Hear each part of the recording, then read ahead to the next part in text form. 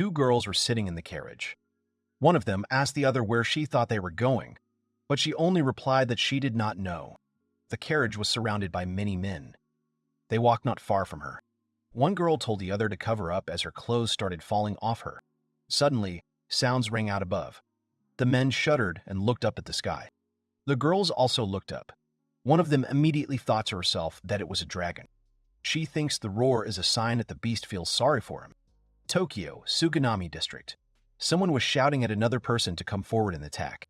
An old man with a katana in his hand was telling a young man that if he managed to kill him, he would give him everything he had. The young guy opposite said that if he would give everything, then it sounds pretty good. Two men stand in front of each other and smile. He also held a katana in his hand. Getting into position, he looked to the side. The old man also turned around, and at that moment he was attacked. But the man was able to dodge in time. But the guy kept attacking. He was telling the other that that obnoxious youth was really going to stab him in the throat. The latter, making a vile face, said that the master had taught him not to spare anyone in a serious battle, even his parents. Of course, all his techniques are designed to kill in one hit. If he is going to kill his opponent, then he has no choice but to exchange sword blows. That's why it's dangerous. The guy asked where in Japan he was going to use such a technique at all. At his cry, the crows sitting in the trees scattered to the sides. A little later, the girl put eggs and bacon on the table, saying that the breakfast of these two was already getting cold. Holding a tray with fruit on it recently, she said that the two of them must have had a lot of fun. Since they lost track of time, the guy was straightening his tie and wailing that it couldn't be fun with this old man, and she had to stop making him laugh. The girl asked what they were doing in that case. When asked by the girl, the guy said that they were busy killing each other. The angry girl said that she had had enough of these jokes. The old man who was watching this winked and said to Asuka, "Is it fun for her to play married couple?" She asked her grandfather to stop, because they don't have such a relationship with Ryoma. But he seemed to get carried away with this question and kept reading that she kept saying it. But isn't she the one who comes here every day and makes them breakfast? Suddenly, he turned to the young man, shouting that he would not tell him that he had a competitor in love affairs. If he wants to protect something, then he shouldn't show a drop of pity for his opponent. Suddenly, the guy picked up on his grandfather's mood and told the old man that he understood everything. At that moment, the old man was trying to hit the plate with a stick, telling him not to be so smug. He put his plate away in time. Because of this, the blow landed on the table, which instantly acquired cracks. He told the old man to underestimate him. It seems that the girl's last thread of patience has snapped. She said she would go to school first. A little later, at school, a girl ran up to Remo and asked him if he was thinking about joining a karate club. He was sweetly refusing the girl, putting his hand forward. They will always welcome him and can also wait, so he should think about it again. Classmates sitting on the sidelines saw that Remo was being recruited again. A classmate reasoned that Ryoma was almost 2 meters tall and his body was pumped up. In addition to the karate club, he could join another club. For example, judo. If it had been, he would have agreed for sure. At that moment, he was thinking of something else entirely. He remembered his grandfather's words that if he was going to kill his opponent, then he had no choice but to exchange sword blows. All his techniques are needed to kill in one hit. Finally left alone, he climbed onto the roof of the school. Today, as usual, it turned out to be Heroism. Asuka keeps doing completely unnecessary things. It's not like he likes to eat alone. It is impossible for him to join the club. If he gets carried away unexpectedly, he might kill someone. Killing a guy who doesn't want to kill you is somehow not particularly pleasant. And I don't want to go to prison either. Suddenly, a kind of magic circle and a large, bright glow appeared around him. The next moment, the guy was already sitting, surrounded by some men. The man standing in the middle looked like a magician. He is sure that today's appeal turned out to be successful. One of the knights confirmed this, saying that he has developed muscles, but they should not judge a book by its cover. The magician said that the knight was also right to some extent. He needs to put a curse on him as soon as possible. The guy finally turned to the others. He didn't understand what was going on. It wasn't like his school. He felt a strong killing intent from the knights. He should try to take advantage of the element of surprise. He recalled his grandfather's words that if he wanted to protect something, then he should not dare to show even a drop of pity for his opponent. The guy finally got to his feet, picked up his bento, and, smiling, turned to the others, asking if they wanted to eat this cute food in the form of animals together. And at that moment, the guy, waving his hand, struck Warren in the face. The knight fell, and the guy continued to carry punches in the same spirit. He grabbed his sword. Swinging, he threw it directly at another soldier, but he managed to dodge. At that moment, when the soldier was not protected, he took off from his place and flew at him. Swinging, just like before, he hit his hand in the face. The third knight himself went to the guy, but in the end, he fell on another, knocking down both himself and a friend. The guy went to the next one, removing everyone from his path one by one. The magician was clearly worried. He began to chant some kind of spell, begging the spirits for help. The guy concentrated on the magician. It was clearly not good. The last soldier shouted at the young man as the magician continued to cast the spell. And finally, having finished it, he raised his staff up, summoning a storm bolt in the form of a directional magic strike. He saw that some person was hooked and thought it was a conscript. Well, when the smoke slowly settled, he realized that he had hit the last knight that could protect him now. It dawned on him that the young man had used his subordinate as a shield, and at that moment, the summoner himself appeared at his side. With one precise punch to the stomach, it hit him right in the right lung. The young man was standing over him. He asked the old man where he was. He started talking, but he didn't explain it so clearly. Only after. He said it was the west of the central continent, the royal palace, the ultimate empire. The guy clearly didn't understand why he was here. That's because the magician summoned him. Did this man, in order to avoid magic, attack the magician's lung so that he could not conjure? But how could he know about it?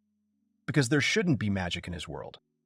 Then the guy decided to ask him the next question. He asked if he could return to his world. The magician felt the pressure. Was it really his intention to kill? Like a warrior, he thought that if he could subdue him, then taking over the entire continent would no longer be just a dream. But what should he do? Should he tell the guy that he can return to his world? But then he'll make him give it back. But if he tells him the truth, he will kill. He, whom other countries call the brain of Ultimi out of horror, cannot die here like this. He should stall for time until the guards notice that something is wrong. The guy felt his pulse. He smiled, asking what the magician was thinking about now that his heartbeat was racing. Is it really about the fact that he has no way to get it back? Based on what he knows, he doesn't have a way to get it back. He realized that the young man opposite had seen him through, but his lung is recovering. If he could somehow distract him, he could kill him. Can they really summon anyone, but they can't send them back? This means they have no intention of returning the conscripts alive. Then why did they call him here? The magician replied that it was because they were from another world and had a high absorption power. In this world, when you kill someone, you can absorb their power. At that moment, the magician decided that this was his chance and began to recite his spell again. The guy hit the exact spot again. He was called to another world. The good news is that clearly no one on Earth would call this self-defense. A little later in the castle walls, the girl was screaming at the top of her voice, asking what it all meant. Something had definitely happened to her grandfather. 2 hours have passed since the beginning of the ceremony. The guards argue that the laws forbid anyone to interfere in the process. One of the knights asked Saria to calm down. She turned around with tear-stained eyes, saying how she could calm down if Grandpa failed at least once. Then there would be trouble. The girl asked Rolf for forgiveness. She seemed so ridiculous to him. The man, closing his eyes, denied it. Only his irreverence is visible here. He knows that her relationship with Gayetsu is sealed with blood, so her excitement is understandable. She said that even top-level wizards make mistakes. At that moment, she began to cast a spell.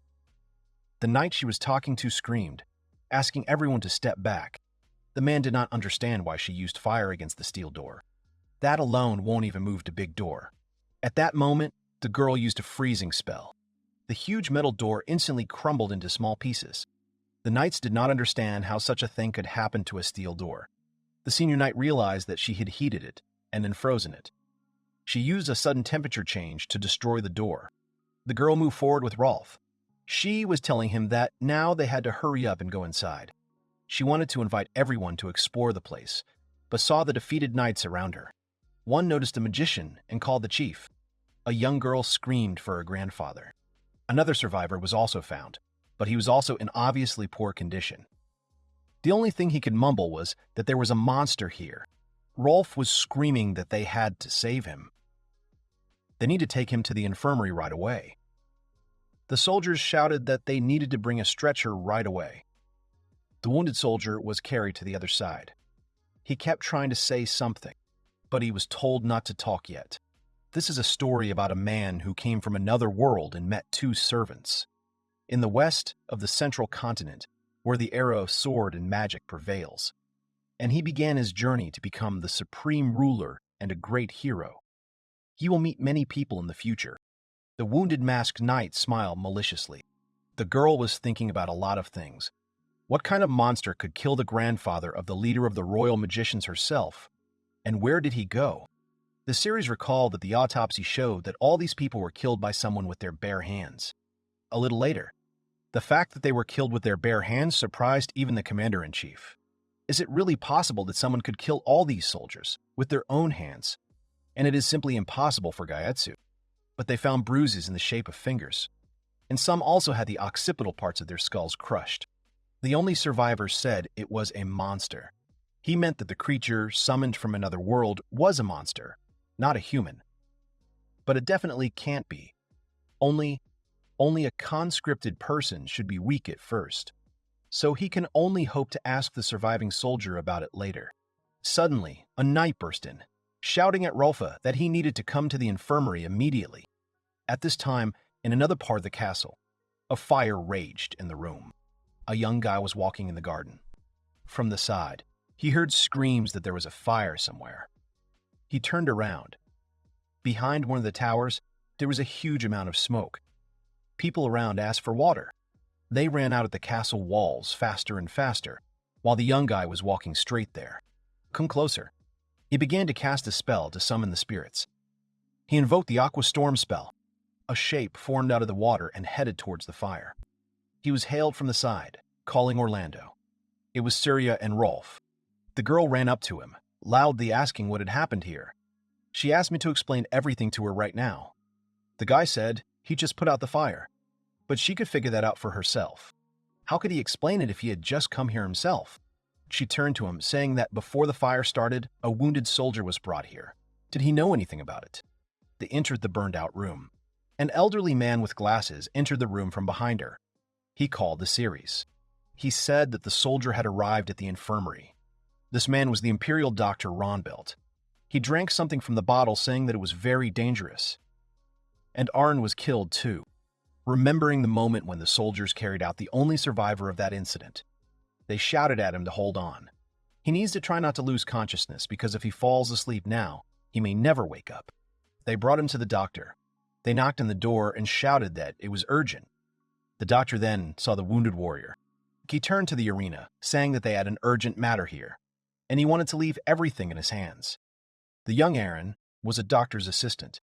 The knight was loaded in front of him, and the doctor left the room. Aaron called his father, asking him to wait, but he slammed the door, leaving everything to his son. One of the knights turned around and said that the doctor was drunk again.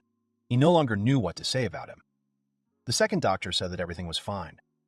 Despite such a young age, Dr. Arn is quite famous. First, they need to take off his armor. At that moment, the throat of one of the soldiers was pierced by a sword, and he fell dead right in front of the others. The girl turned around in horror, and her body also dropped dead. Aaron opened the door and started calling for help, but was immediately grabbed by the neck and pinned to the floor. He begged me to leave him alone, but the main character was apologizing, because before leaving, he would like to ask him one question. Aaron asked what he needed. The guy in front of him was wondering how he could get out of this place. Aaron kept stuttering and asking who he was and why he killed people. The guy squeezed someone else's throat harder with his hands, apologized for that. But couldn't he just answer his question? The guy said that he just needs to keep walking along the path to the right, and as soon as he passes the garden, you will see the gate.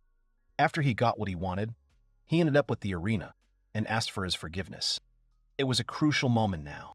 Returning to the present, the doctor said that the guy must have used the fire to escape. If they want to catch him, they better hurry up. Orlando asked the series what was going on. The magician did not really answer anything and ordered him to start conjuring. Then she ordered Rolf to go to the royal guard. Orlando was confused, asked to wait a second. The girl turned to look at him angrily, and the guy decided to leave this question. The doctor who came up from behind said that it was better for him to obey the series.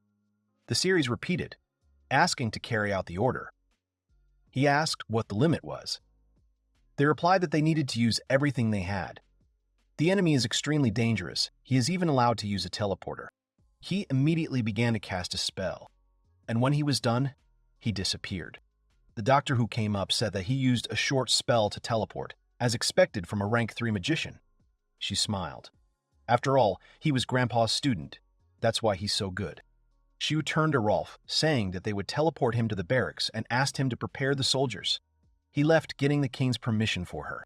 Then the girl turned to the doctor. She needs to get an audience with the king as soon as possible. She asked if he could take care of everything here. He agreed. After reading a spell that was slightly different from the guy's spell, the girl also disappeared. With a bottle of alcohol, the man sat on the wreckage of the building and looked at the sky. A young magician appeared in the corridor out of nowhere. She was standing in front of 2 knights guarding the door. They thrust their spears forward, blocking the way. They asked who she was. The entrance to the throne room is closed. Also, such a frivolous use of teleportation will cost her her life. The magician took off her hood and shouted that it was urgent that they come and tell His Majesty. The knights saw that it was a series. They asked her what was going on. She ordered them to be silent. If they didn't report this to His Majesty immediately, she would use magic. After that, the knights opened the door for her. There was a man sitting on the throne. There was another one standing next to him. The king was looking at the series. She knelt in front of him. The chancellor of the empire, Ultimi Adultnist, shouted what it all meant. She committed such disrespectful acts in front of His Majesty. He wondered why, if the matter was so urgent, the head of the royal magicians had not come here. He was trying to get an answer from a rank 2 wizard of the Forkland series. The king told Tom to calm down. The series was trying hard for this unexpected audience, so something must have happened. He was the first emperor of the Ultimi Empire, Lionel Eisenhart. Therefore, the chancellor apologized for his rudeness. Now the king turned his attention to the magician, allowing her to speak. She asked his permission to hand over the command of the royal guards to her. The chancellor asked what she was talking about, how the magician wanted to command the royal guard. The emperor unexpectedly agreed. He will give permission for the transfer to the royal command if she can convince him. The chancellor asked His Majesty what he was saying. He asked where Gaihetsu was. The girl, clenching her teeth, replied that the head of the empire's magicians had been killed. At this moment, in another part of the castle, the main character was remembering that magician and what his name was. He kept looking at him with that contemptuous look. This clearly annoyed him. Earlier during the draft, the squatting guy was looking at the old man who was lying on the floor. He asked the old man why he had called him here. People from his world don't fight with swords or spears.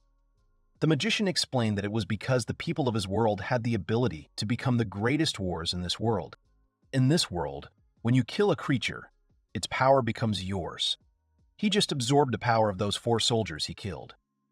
The old man said that if he kills a person, then he would need to kill 1,000 people to get the power of 1. If he kills a dragon, then he will receive the power of 1 after killing 100. Currently, while hiding, he was thinking that 100 dragons was too much. It looks like he's really in another world. Rolf and a girl in armor came out of the castle walls on horseback. A little later, in one of the taverns, the guy ordered some food for himself. Throwing armor outside the city was a good idea. Those pursuing him would never think that he would be sitting inside the city and having lunch. Thanks to the money he took from the dead, he managed to buy new clothes. And what should he do now? From the side, he heard a woman's voice, which said that she had never seen his face before. Is he really a traveler? She put 1 glass on the table. The guy grabbed the mug, asking if it was beer, but he didn't order it. The woman smiled and waved her hand. Because of him, her break is over, so at least he needs to have a drink with her. She asked him if he was drinking. Then she treats him and winks at him. The guy thought to himself that he was only 16. For some reason, this makes him feel uneasy. He really looks older than his age. He thanked me for the treat, bringing the mug to his mouth. The woman smiled, telling him that he was a good person. The guy asked why it was. She thought he was a good person because he was able to say sorry and thank you. She asked if this was his first time in the imperial capital. He replied that his parents had died unexpectedly due to illness. That's why he's thinking of living here. The woman's eyes were round. She apologized for asking. He asked if there was a good job here. He's pretty good with a sword. She thought a little. Blacksmithing won't suit him. He's an adult. He asked about the merchant. She replied that it was possible, but she would have to start as an apprentice. Remembering the sword, she suggested that he become a mercenary or an adventurer. The guy asked her again.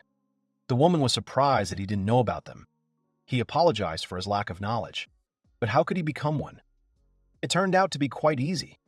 All he needs to do is go to the bank and then register with the guild. Both buildings are nearby, and identification will not be required. After finishing, the guy left the institution. The hostess came out to see him off. She said that if he wanted to chat, he could come in. At night, this place becomes a tavern for guildsmen. Later, he joined the Adventurers Guild. At the entrance, the girl greeted him, asked what he wanted. He replied that he would like to register as an adventurer. The girl asked if he was a beginner and asked to show his bank card. He held it out to her, asking if everything was okay. She was surprised by the fact that he was 16. He said that the bank had asked him the same thing. Does he really look older than his age? The girl began to deny it and beg for forgiveness. The guy was obviously upset. He said everything was fine. He definitely didn't look like someone who was fine. Briefly introducing the course. The guild is a large organization with branches all over the continent. After registration, he will receive a rank and a level.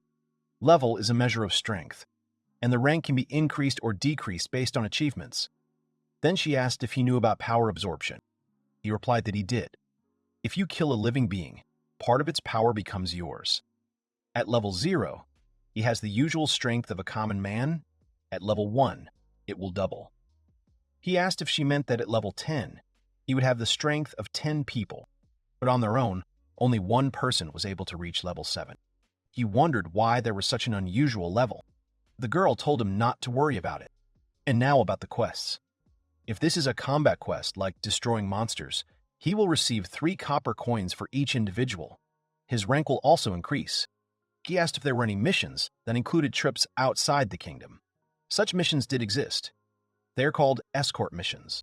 For the F rank, there is only the opportunity to go to the nearest city and take missions there. These may be delivery missions. She took out one of the books and found the locations of Garuika, Merfulin, and Oito in it. The guy was thinking to himself that he was wanted, so he had to leave the Ultima Empire as soon as possible. He could have used this chance to escape. The shortest path to the border is in the south.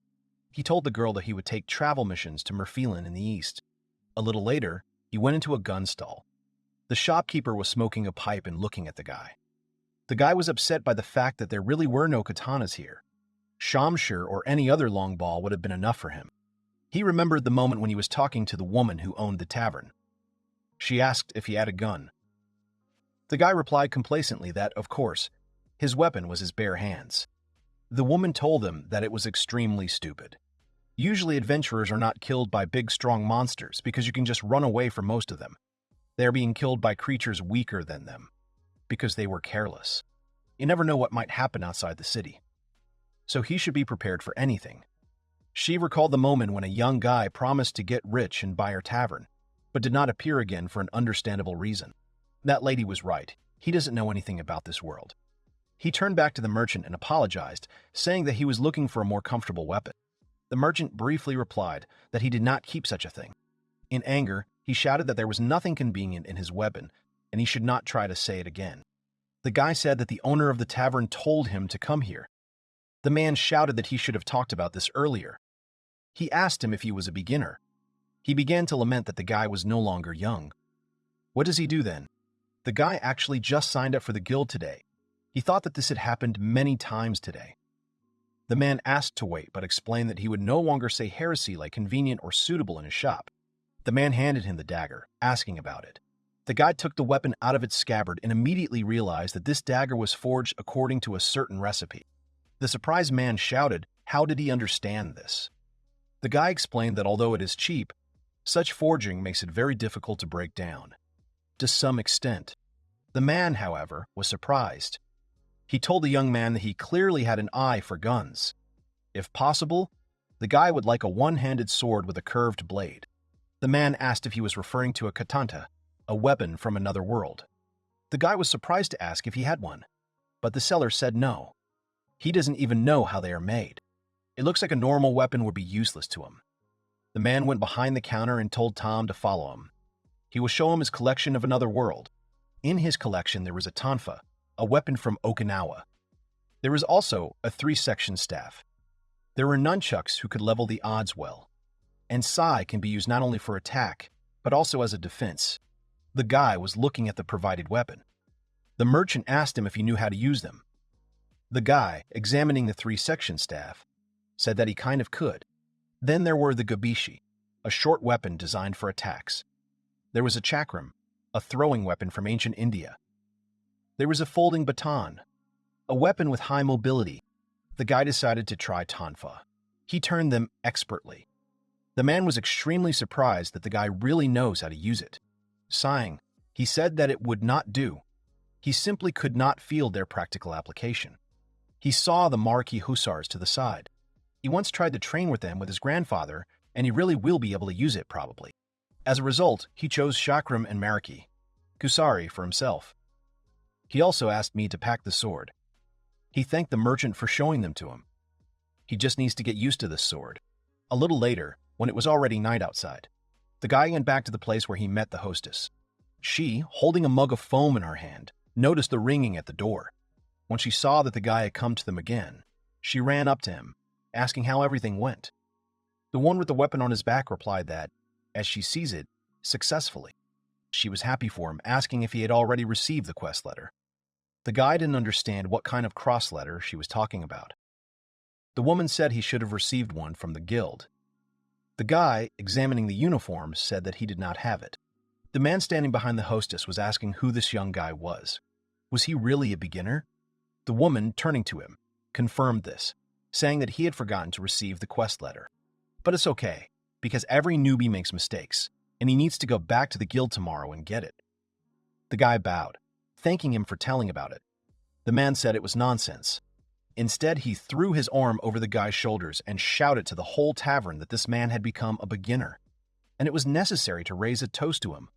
He asked the people to be kinder to the newcomer. When it was quite late outside, the guy was lying on the bed. He reflected that everything had finally calmed down, and he was even able to find a place to sleep.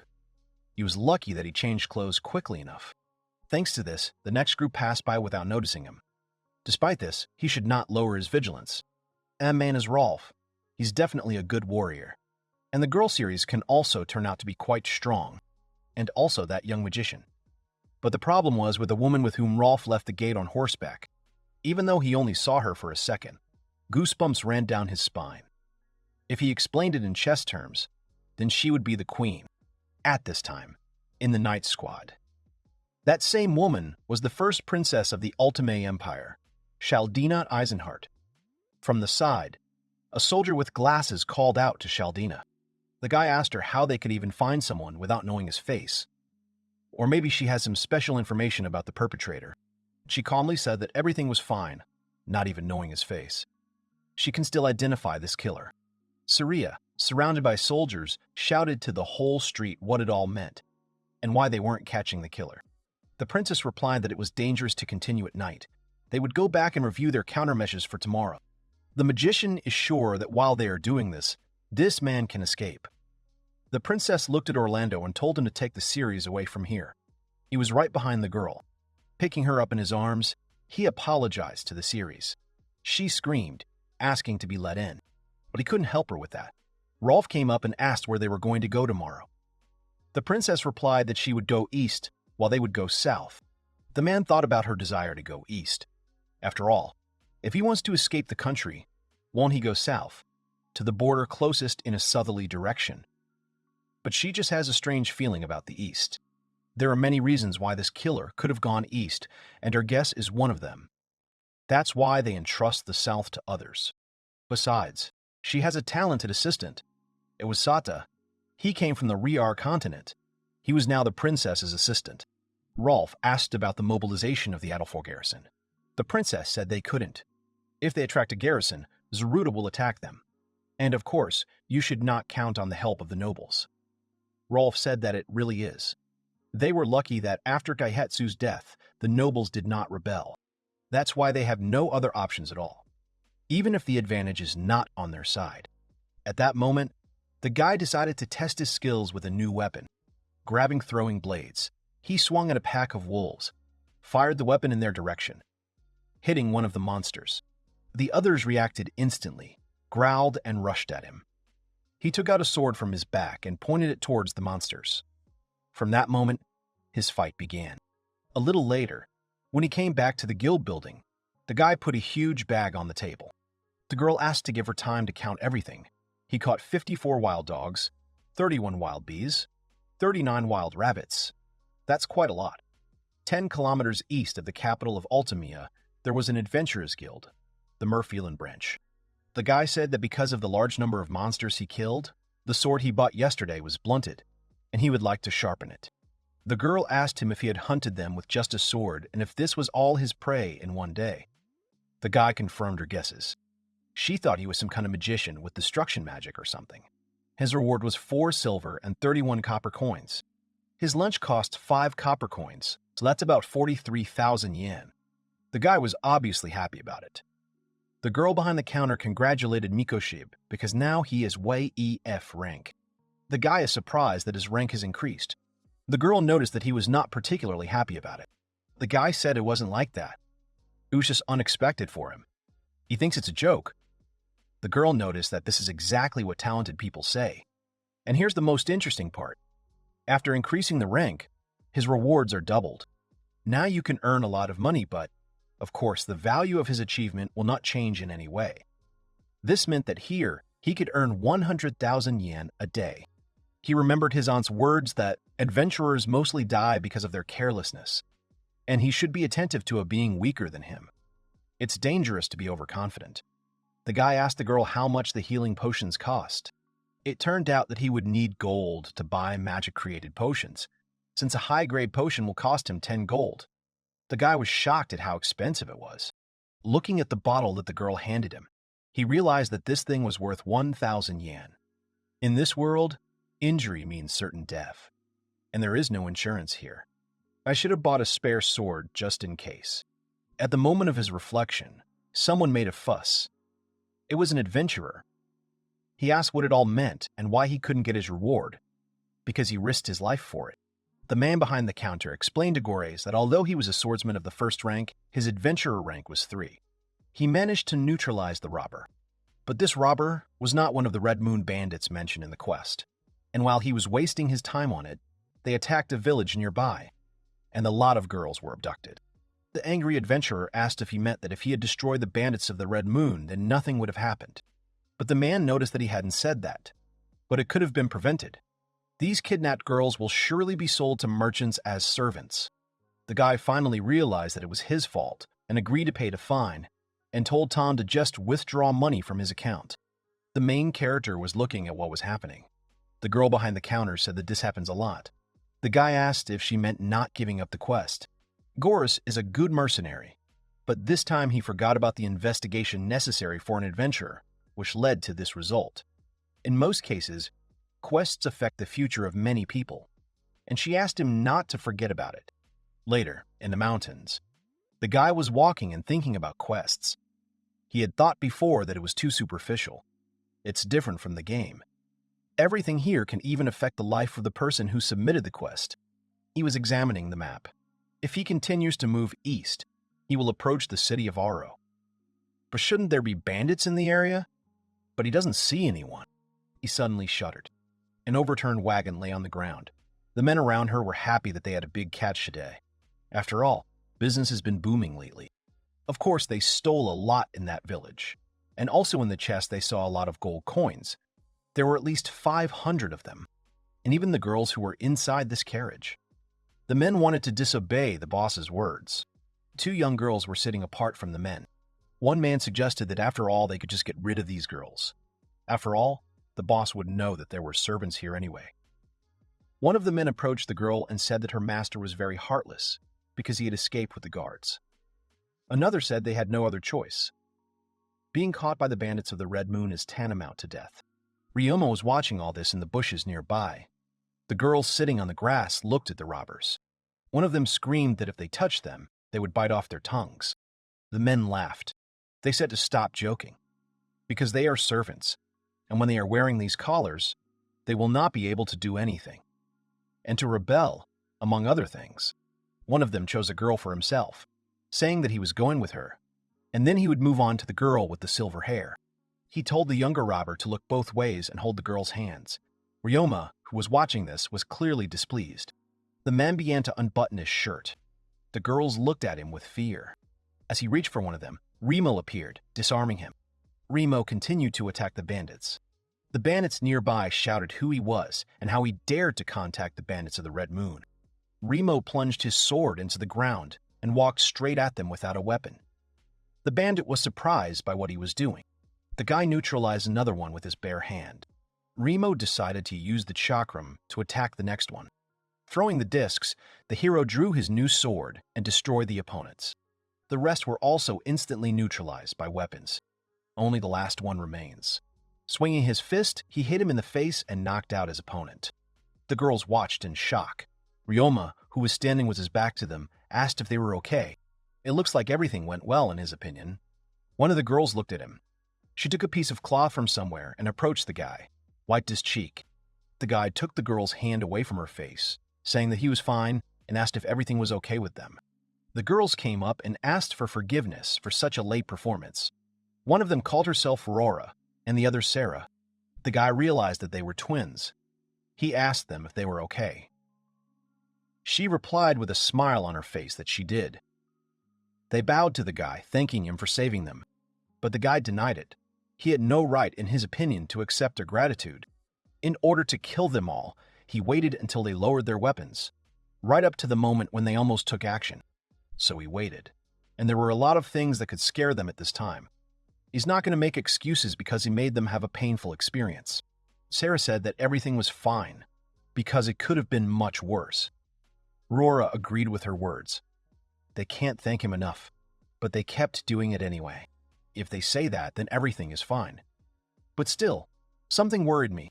The hero looked at the girls and thought how beautiful they were. One of the girls, noticing how he was examining them, asked if everything was all right. The guy said that everything was fine. He was just thinking about things.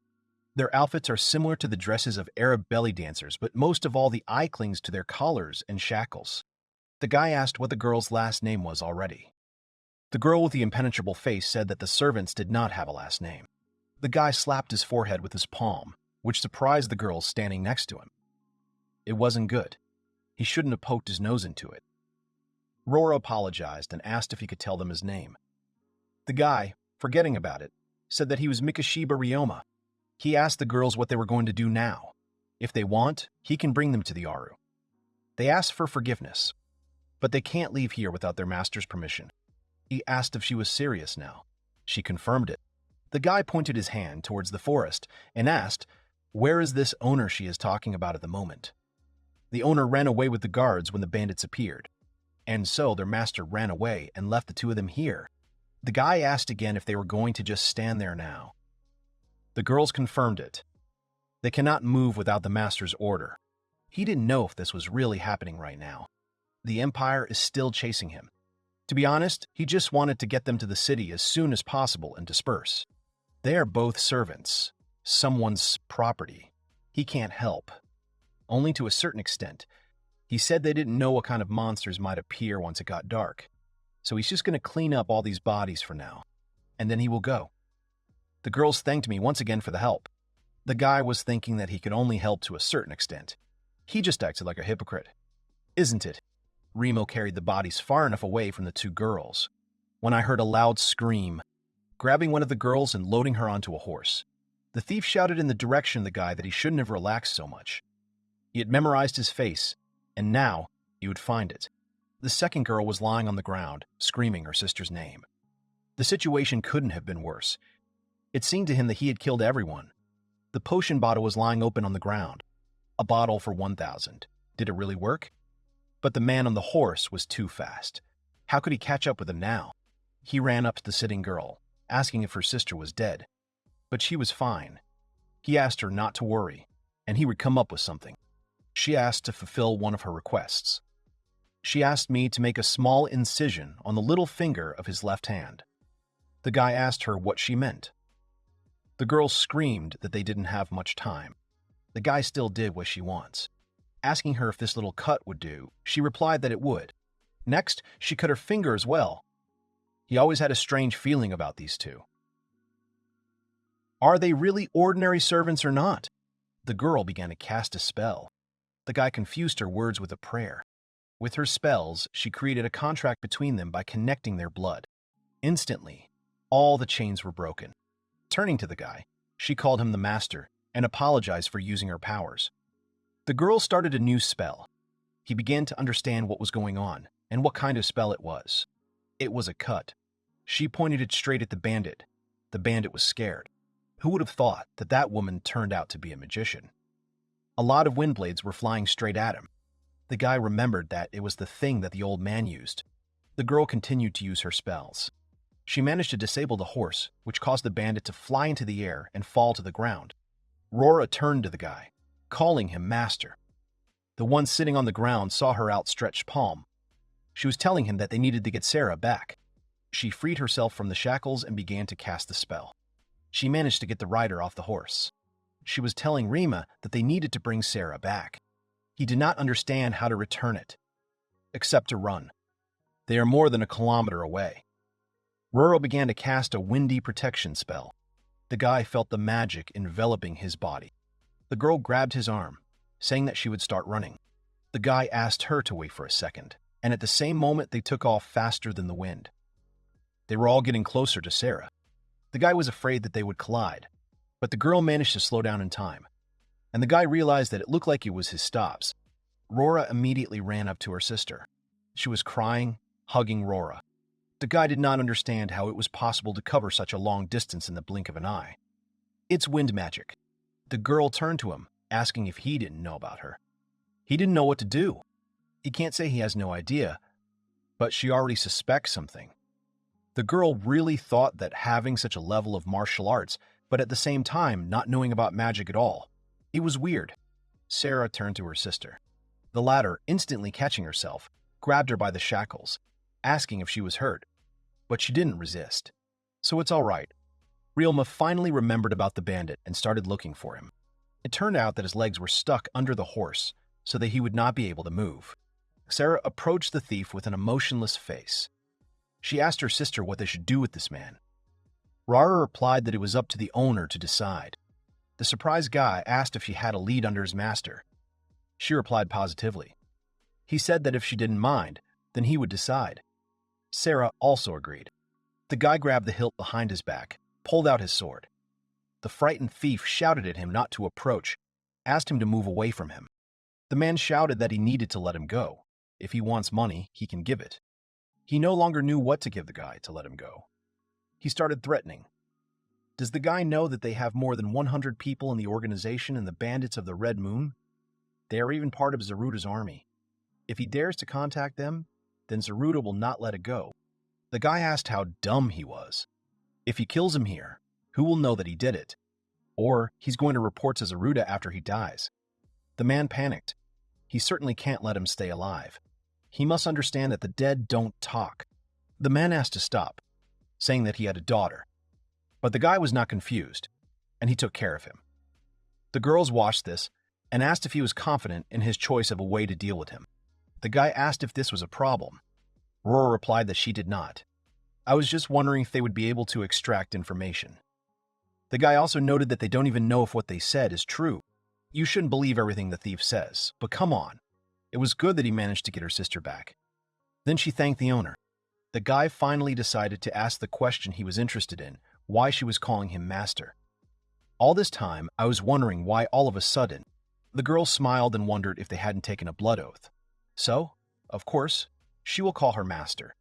He asked if she meant by the blood oath that they had mixed their blood. That's exactly what she meant.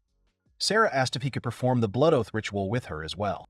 Rora, beaming, told the owner to take an oath with Sarah. He held out his palm and asked for time to rest. He also reminded Rora that she shouldn't be serving her anything. They cried and asked if he hated them. But he explained that it wasn't really about that. They didn't understand what was the matter then. The guy was thinking that he needed to keep a clean mind. That wasn't the point at all. But shouldn't the two of them be waiting for their master right here? It turned out that if they formed a blood oath, they would no longer have to obey his orders. But right now, Sarah is bound by his curse and can't move. It turns out that if he does this, then they can go to the city later. They said yes, if they form a blood oath. They just need to get this blood oath thing over with as soon as possible. But after they reach the city, they will have to explain everything. If they set off now, they would be able to reach Aru by nightfall. The girls agreed with him. But now they better go back to the wagon and get their luggage and everything of value from there. They returned to the overturned carriage, and it turned out that there was someone at the carriage. It was a man. He turned to them. He was very surprised when he saw the girls. He came over asking if they were okay. He asked if the bandits had harmed them and if they were okay. He lied about how much he was worried. Asked the girls if these bandits had done something to them. He spent 5 years cultivating and nurturing them. What should he do if the price of them drops? He started touching one of the girls, and she pushed his hand aside. Sarah moved away from him and shouted at him not to approach. Holding out her sword in his direction, if he came closer, she would pierce him through. The man was shouting about how she dared to be rude to him. He called them ungrateful. How dare they point a sword at their master because they are just things? Ryoma, who was watching this, asked Rora if this fat man was their master. She said that he was the one. He asked if he was an enemy. He's always been one. After hearing this, the guy reached for the sword and handed it to the girl. Drawing attention to this, the man called Remu a giant and told him that he would stop doing useless nonsense. Licking his lips, the man noticed that he had a pretty good body. He asked him if he was trying to play Prince Charming. He would definitely be able to sell him as a working servant. At that moment, one of the Indian rings flew into his face. The man, who had not yet had time to realize what had happened, noticed how two girls with swords ran towards him and pierced them. Blood sprayed in all directions. Finally, the girls defeated their enemy and looked at their bloody hands. The guy took his sword away from one of the girls, saying that he wanted to ask them a lot of questions. But first you need to get to the aura, and then discuss all this. The girls gave their consent. They understood that. A lifeless body lay near the cart. Ryoma thought to himself that he just wanted to save someone. But he seems to be in even more trouble. A little later, they reached the city. The girls washed together in the shower. The guy decided to have a snack while waiting for the girls. They called out to the owner, asking for forgiveness for waiting. He turned to them, saying that he needed to talk while eating. They shouldn't. They stand rooted to the spot and need to sit down. The girls refused, because it was not proper for servants to sit at the same table with the master. The young man looks at the two beautiful girls in surprise. The guy looked questioningly at the girls who were in front of him in only towels after a shower. He said to stop and wait a minute. He found some long shirts, putting them on the girls. Leaning his palm against his forehead, he thought that at least they were wearing something. But now there's one more question. He said to sit down as soon as possible, because now they need to have dinner. Rora said they would eat later. They are not allowed to sit at the same table with the owner. He noticed that the food would have cooled down by this time. But it turned out that servants like them had never eaten warm food before. He would like to ask them something. Do they always obey the words of their master? The girls replied that it was so. But he's the one who owns them now. Then, as the host, he orders them to sit on a chair and eat with him. The guy awkwardly scratched his head, saying that when you eat alone, the taste of food becomes crappy. At that moment, he was remembering his gatherings at the table at home. The servants replied that if that was the order, then they would obey it. On the contrary, the two girls began to eat. The guy noticed that it smelled awkward. The guy said it was because they all exchanged a blood oath. He wants to confirm. He asked if he had become their master. Their relationship became like that of master and servants, and was formed with the help of a blood oath. And because of this, they became his battle servants. Besides the working servants and the servant girls, there are also combat servants. Such servants are used for battles, but under normal circumstances their power is sealed, so they can't rebel against their master. That's why they can't fight without the master's permission. He asked, in that case, How the two of them were able to take a blood oath of their own free will. Weren't they the servants of that merchant back then? If servants can freely change their masters, what is the point of sealing their powers at all? Rora asked the owner to keep what she was about to tell him a secret. In fact, their last name is Malfist. Their family served as senior knights in the kingdom of Quift, located on the west coast of the central continent. The guy realized that if the family was knights, then they were both noblewomen. 5 years ago, during the war with the kingdom of Shidora, the Chancellor's betrayal led to the fall of the kingdom, and they had to escape by ship. But they were deceived by their guard, whom they trusted for so many years, after which they were sold to the traitor Azos. The guy realized that they had been through fire and water. The girls were clearly angry. They trusted these guards, but then they didn't even realize how weak people were in the face of temptation. The guy noticed that if they hadn't sold them, they would have had to kill them. But on the other hand, Azosu is the merchant they encounter near the wagon. All their knowledge about battle servants was gained from him. But their father taught them how to take a blood oath. He said that one day she would definitely help them. The guy thought that their father had somehow predicted this outcome of events. This is strange.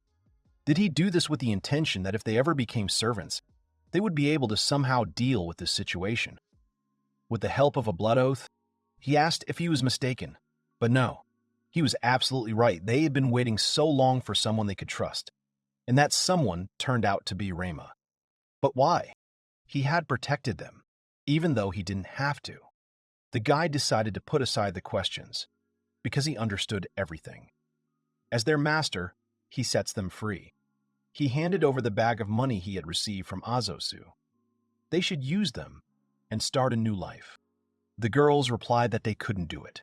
After all, he protected not only them, but also the purity and life of the Malfist family. They want to repay him, even if it costs them their lives. But the guy also had his own circumstances. Rara asked the owner if she could find out something. She was curious about what was bothering the owner. Is this due to the fact that the owner is a person who came from another world? The guy froze at this question, not even knowing what to answer. The girls noticed, whether it was magic or a blood oath, he knew absolutely nothing about it.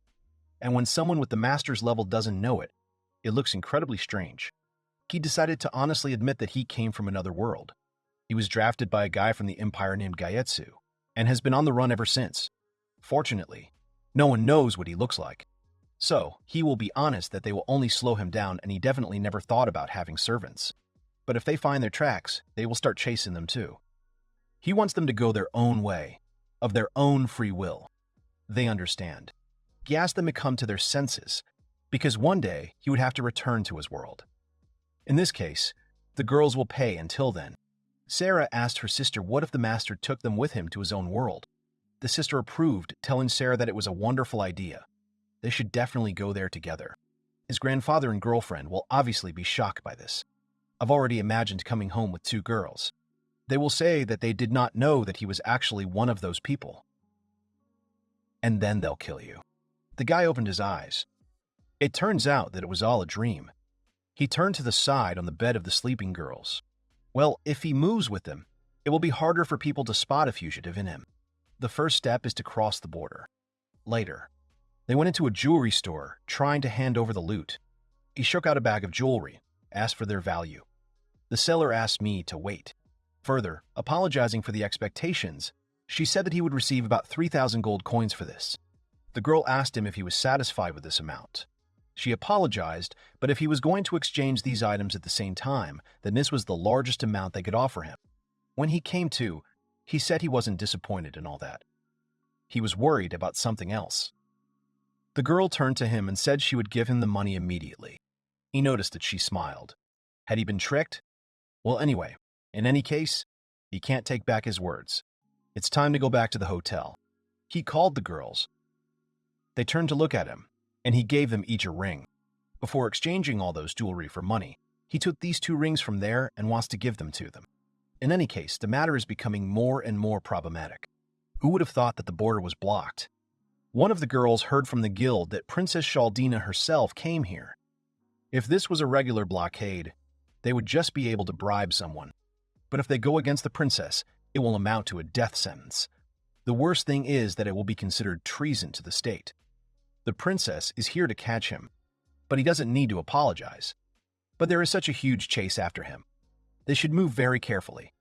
But staying in one place for a long time is clearly dangerous. If you look at it geographically, the eastern border is blocked, so they can't get through there.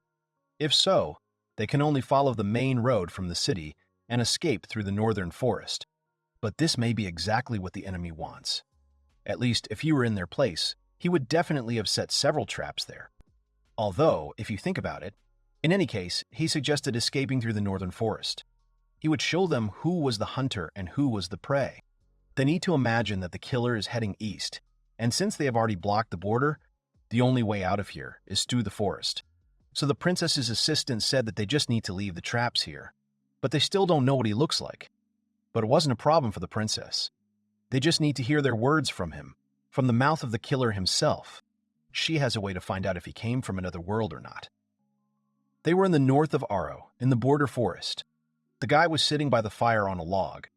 The branch next to him was broken. He turned at the sound. A man came out to him saying that he didn't need to be so wary. It was the princess's assistant. He said not to worry because he's not a thug. He apologized for scaring the guy.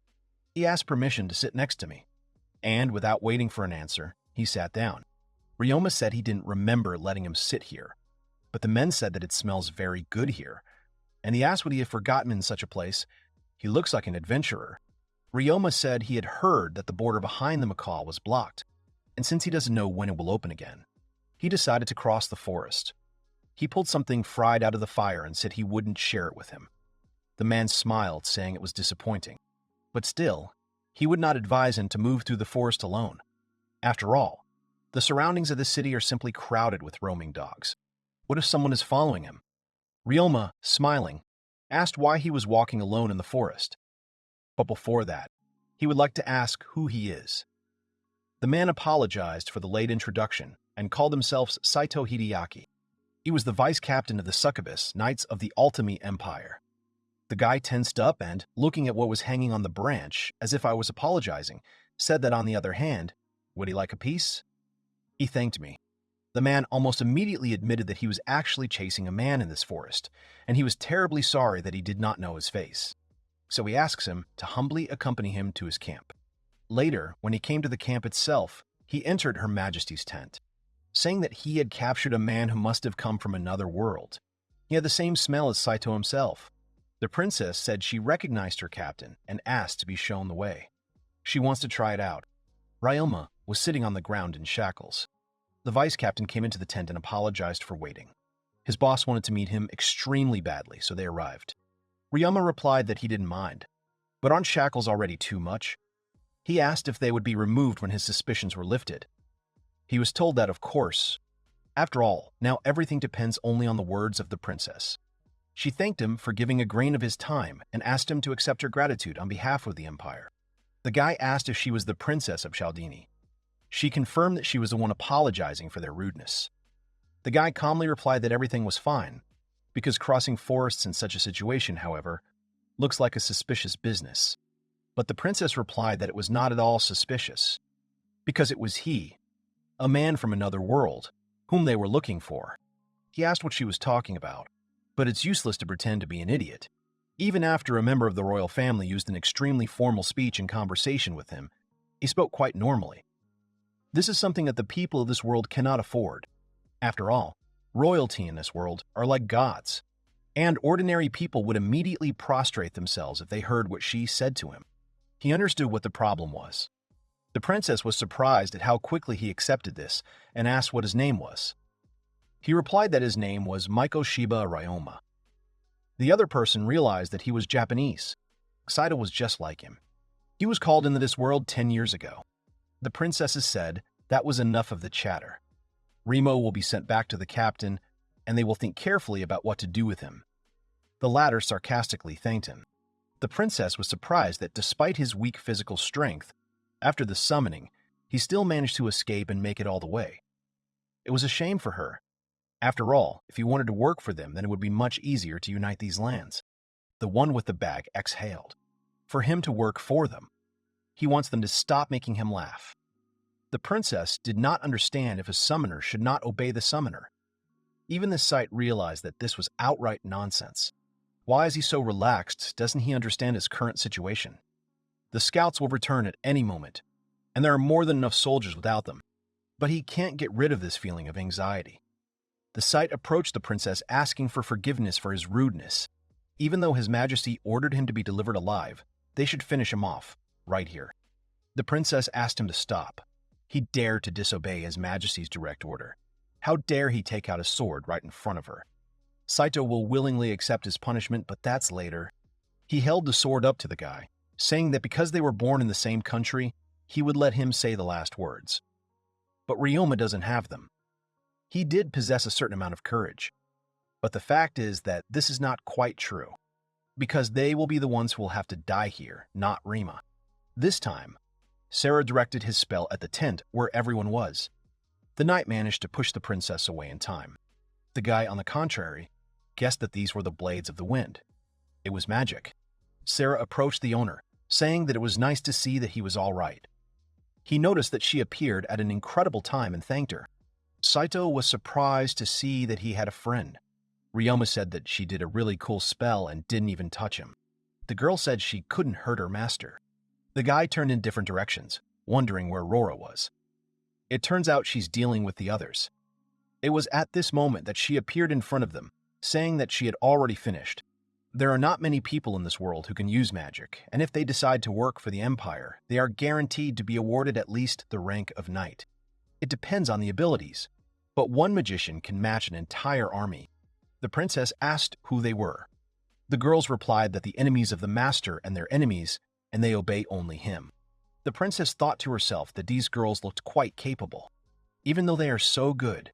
But why should they follow Remy? The princess called Saito.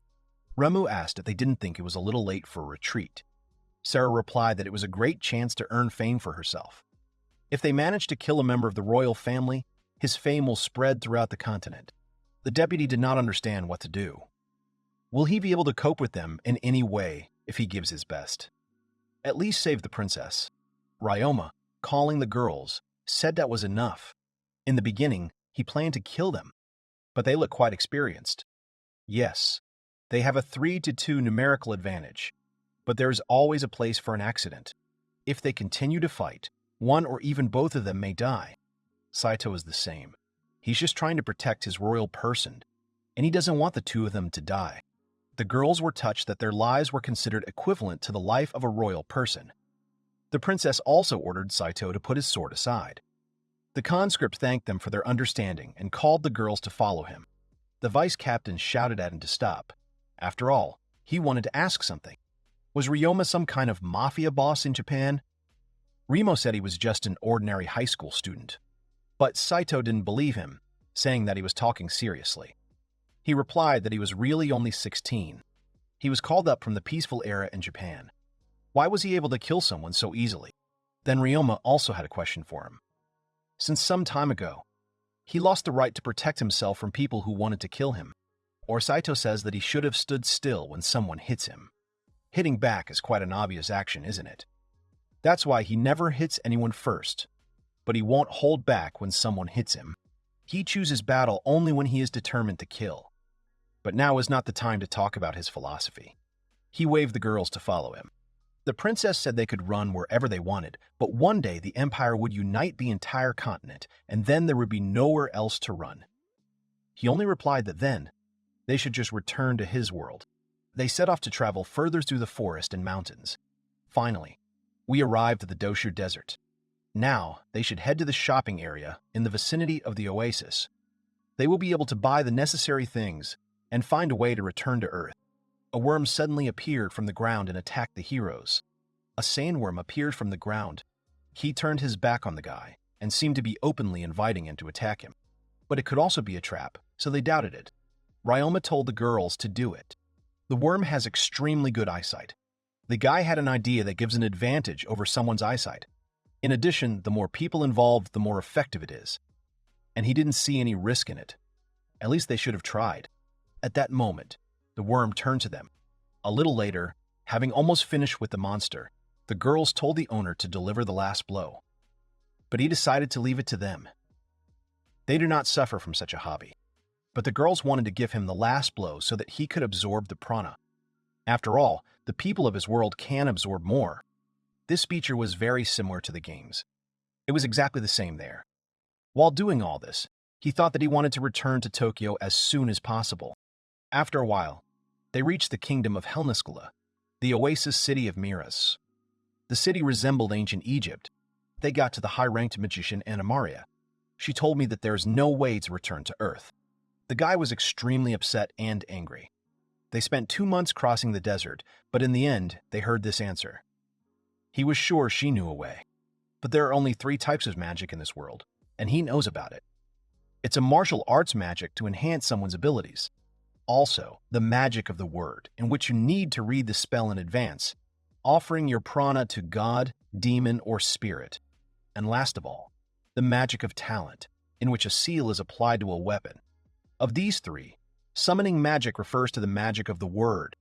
The summoner must offer his prana to God. Summoning a person from another world is not that difficult. But in order to bring him back, prana must be offered to the god of his world.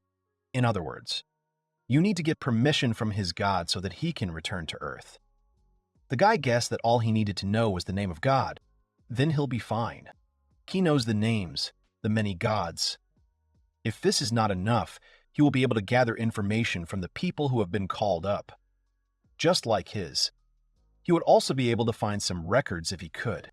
The woman handed them a book that contains records of people like him who wanted to return to their home world.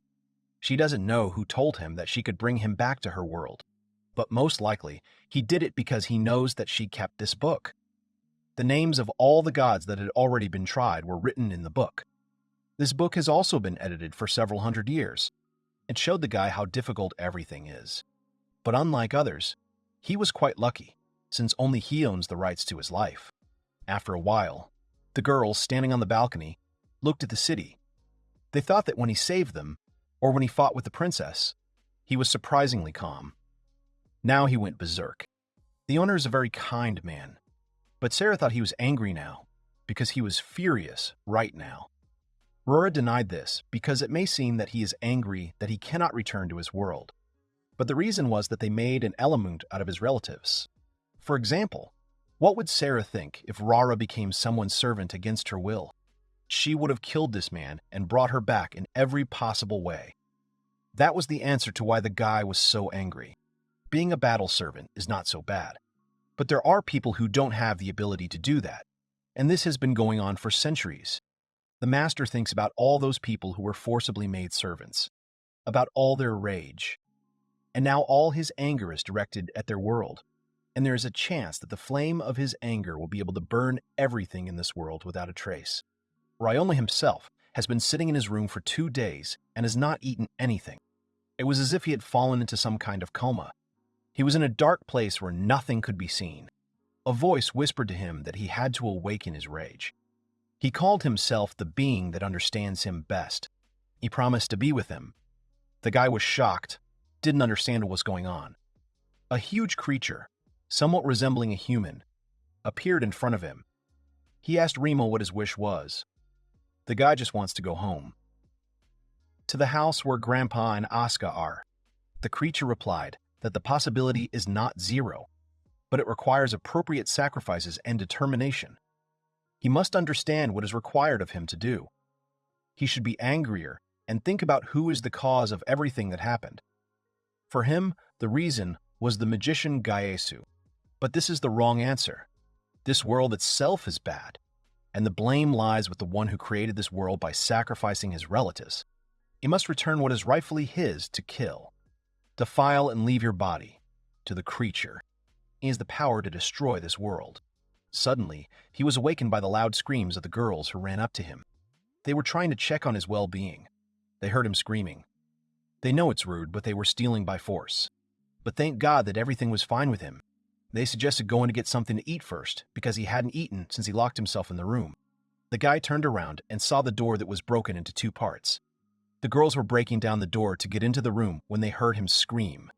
The guy, a little embarrassed, said if they knew that they could just ask the owner for the key. He went downstairs to get some food. going into the room where the woman was cooking.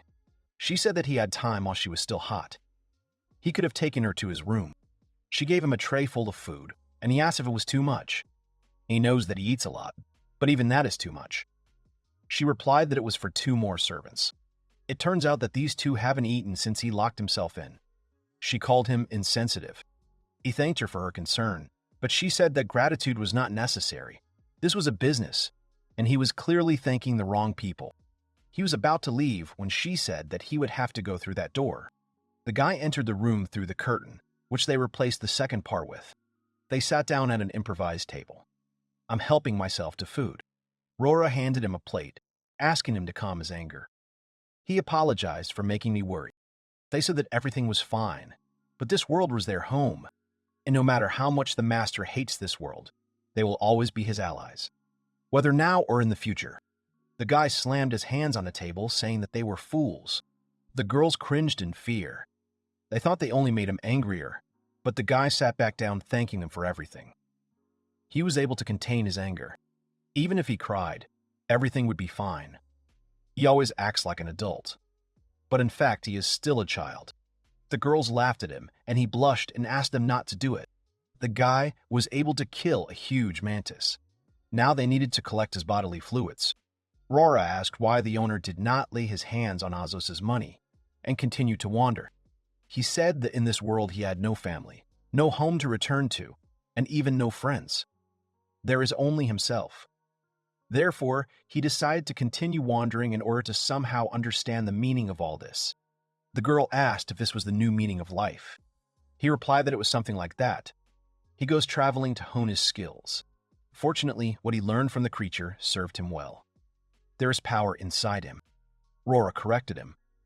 Saying that he has no friends and family in this world is wrong. After all, he has them with Sarah. Indeed, he had completely forgotten about it, that he had such good allies. A small port city by the ocean. The heroes walked around, looking at everything around them.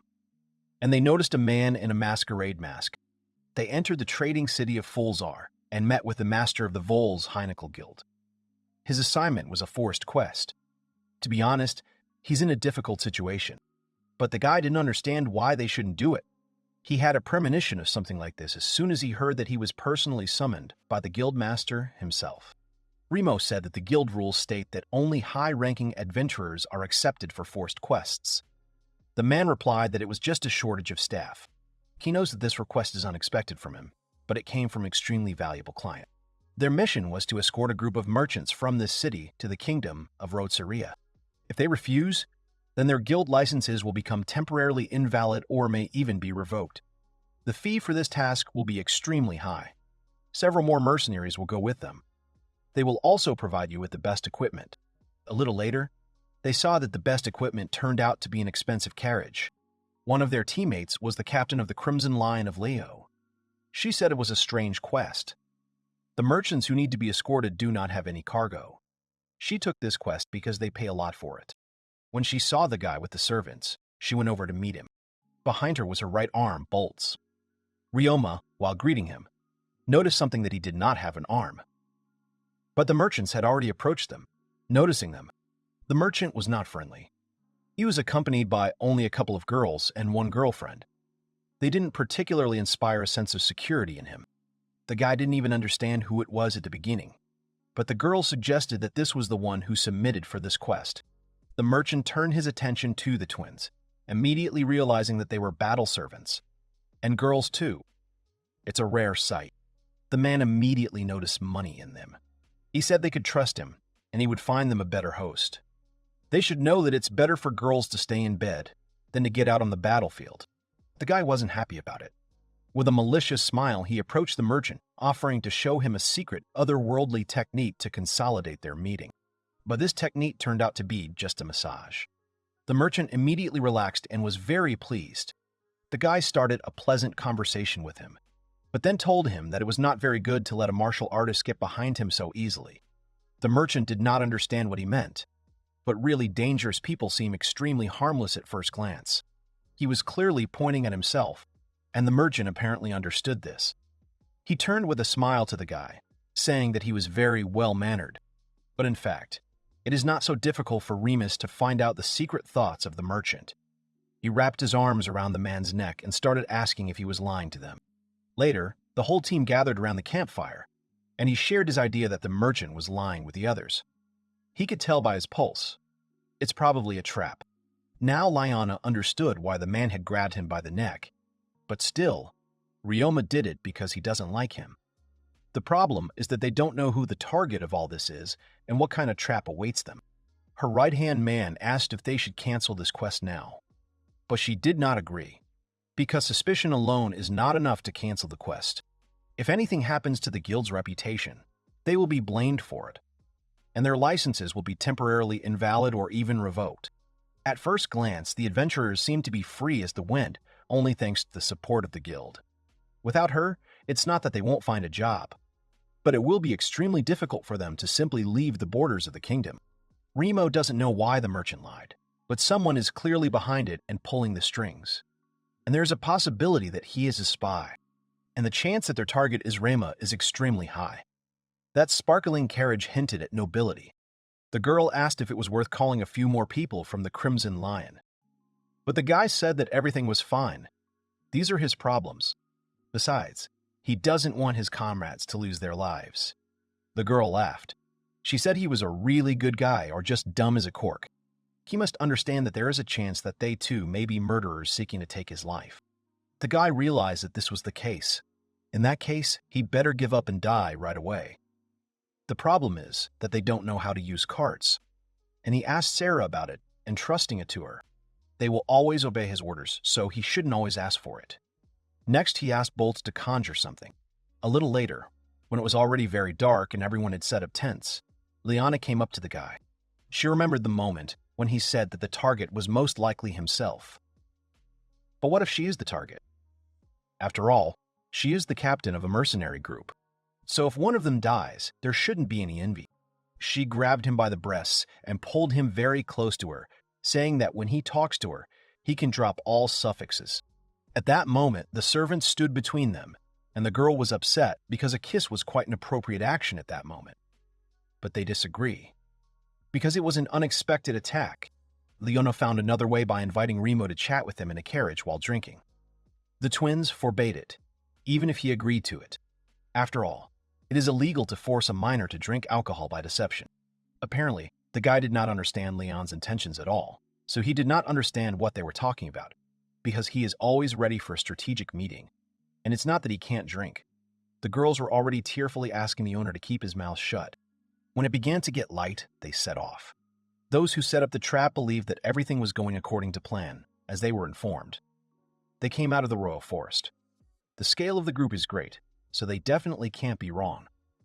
The first order was for the archers to start shooting, and the others to grab them when they split up. There is no need to kill. They must at all costs prevent the witch from crossing the border. At that moment, they launched an attack. The servants instantly shouted to the master and asked him not to get hit by arrows. Their plan is to accelerate and drive through them. Others also noticed that they were being chased by a cavalry unit. All the arrows were aimed at the carriage. After all, it was Ryoma who was the target. Was it really a gift from Ultimi? They let the merchants ride ahead. The guy shouted to Sarah that he had unhooked the cart and needed to try to stay straight. They need to take this chance and create distance. Unexpectedly, she shouted to everyone to look ahead. It turns out that the merchants also aimed their swords at them. They were surrounded on all sides. He had expected something like this, but in an instant everything changed. The merchants and the attackers began to fight with each other. On Lesnaya Dorogo, the battle between a group of merchants and the attacking enemies continued. Ryoma wondered what was going on and why they were fighting among themselves. Last night, a group of adventurers were sitting around a campfire when Ryoma said that they would be attacked tomorrow. But they would be at an advantage because they know that a trap has been set for them. Leona was surprised and asked how it would be useful for them. Ryoma looked at Leona and said that he was paraphrasing, that they already knew that they had been set up a trap. Leona's assistant thought about it and said that whoever attacked first would get control. Ryoma agreed with the man. After thinking for a while, Ryoma decided to ask what would happen if they could identify the place where the attack would be. The mercenaries thought about it, and Ryoma said that they were still a group of mercenaries accompanying merchants to the Rodzeria, and they were not wanted for crimes, and whether he or Lionel were the target, the enemy would commit a crime when attacking them. Ryoma remembered the merchant and said that the most effective way to trap a small detachment is an ambush. Thus, they make the most of their geographical advantage. Leona's assistant asked if they could use this geographical advantage, and what would happen if the enemies chose a random location somewhere else. Ryoma assured the man that she did not think that they had come up with something else with a small group. Ryoma said that a strategist who cannot choose the best option will be condemned by others, and this will primarily affect morale. If someone has made a plan based on their mood, then others will not remain silent. The assistant turned to Lionel and asked if her ears didn't hurt, but the girl said she couldn't hear him. Ryoma pointed to the map, and Leona asked what would happen if they were attacked at night. Ryoma replied that this would not happen, because that way they could kill their own and it would be difficult for them to recognize the target. Ryoma smiled and said that besides, only a fool would shout his name before attacking. When he finished speaking, he laughed. At the same time, in another place, the girl asked if Saito had caught a cold, but the guy said he was just talking to himself. The merchant pocket has arrived in the valley. Ryoma checked that would be attacked in the valley next to the Rhodium. It would be bad if the enemy had magicians, and he did not think that they had anything against magicians. Ryoma and the servant were riding a horse. The guy shouted for the girl to just ride forward, and remembered that he assumed that stones and fire arrows would be thrown at them. The guy imagined the evil face of the bandit, and remembered to be careful when interacting with merchants. Leona said that if they weren't careful, they would be caught in a pincer. Ryoma said it would be good for them, and the girl asked why. The guy said that the tongs are good against an enemy who is as strong as you, but they must be stronger than these merchants. Ryoma rode his horse through the valley thinking that not only the enemies were here with a surprise. The guy remembered the plan that if they fell into the pincers, they would still need to fight their way through the ranks of merchants. The guy broke through the ranks of merchants, overcoming them. He turned around and began to stop the horse. Ryota realized that this was their plan. Ryoma turned around and looked at the merchants. He did not understand what was happening. The merchants rode on, and Ryoma thought that the merchants were not enemies. Leona appeared next to him and asked if he was okay. Ryoma replied that he was fine and asked how she was doing.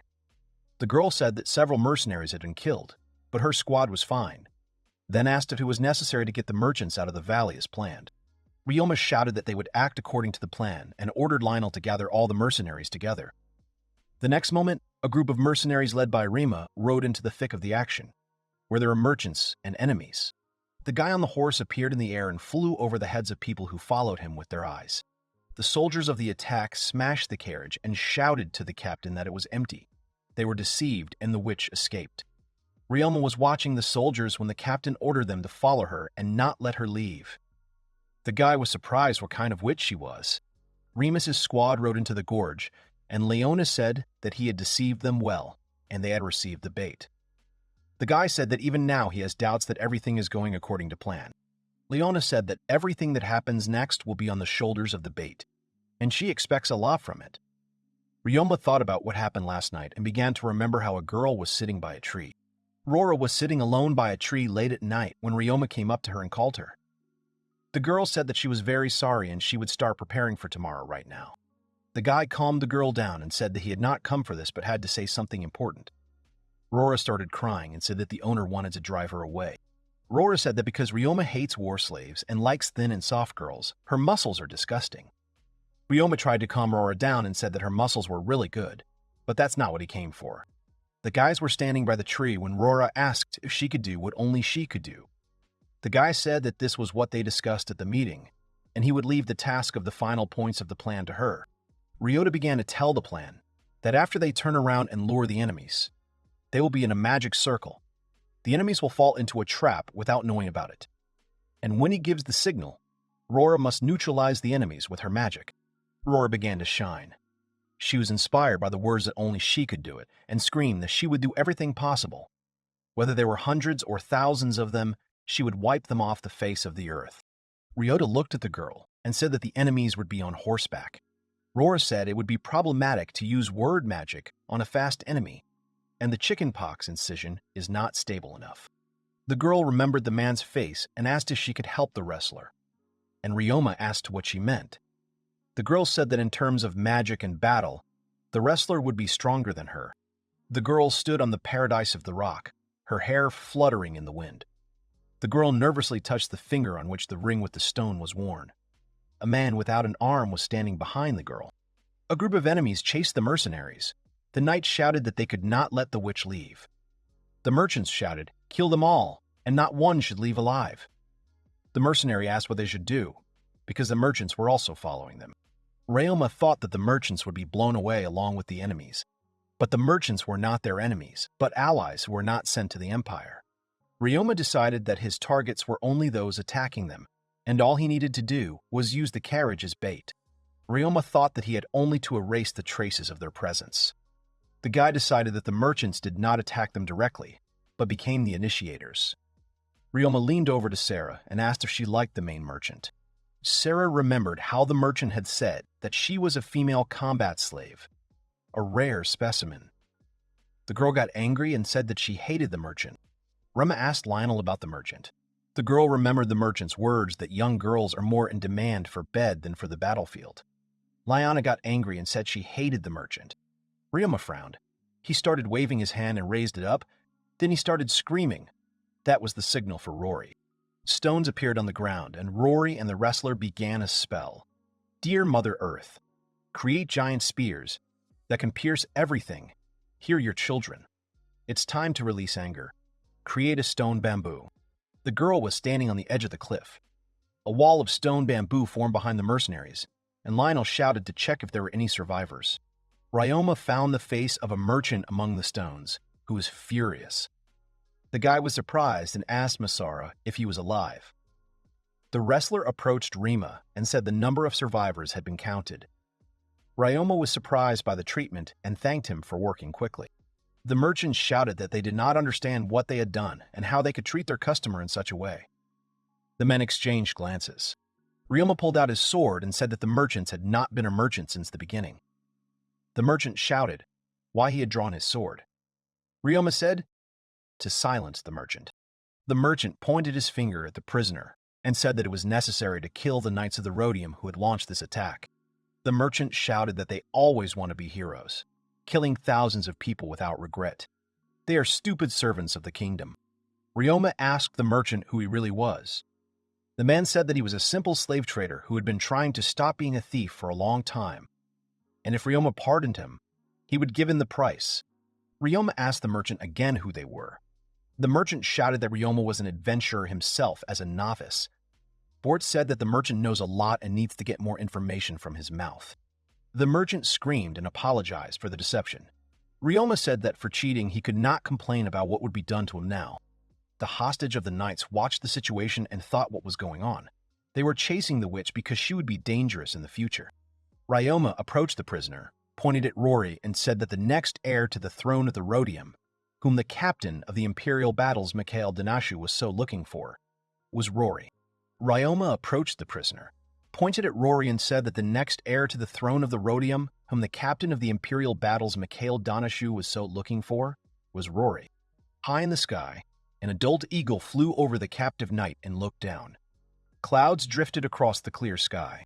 The prisoner was shocked and asked the girl her name. The girl stood in front of him with her hands joined together. After a while, she introduced herself. Ryoma started talking to the man. Then he thought that it was dangerous to mention the girl's last name, as she might be recognized. Ryoma stood next to the girl and said that the girl's full name was Rory Mikoshiba. The girl stood nearby and was silent. The girl's face turned red after Ryoma said that he was her brother. The man asked in surprise that maybe Ryoma was her younger brother. Ryoma laughed and said that he was not her father either. The prisoner said that he had lost and asked to be executed quickly. Ryoma said he wouldn't kill him because he had no reason to do that right now. The man asked that he would kill him anyway when needed. Lyona said that they would decide later and that they were the ones who tried to kill him.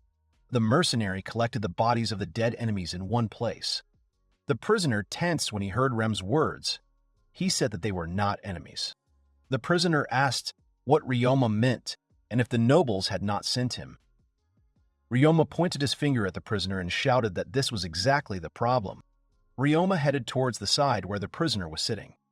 Ryoma stood behind the man and said that the man should only answer the questions posed. Ryoma put a collar around the prisoner's neck when the man screamed and asked what he was doing. The guy said that he would not harm him and asked him to stand still, after which he called Sarah.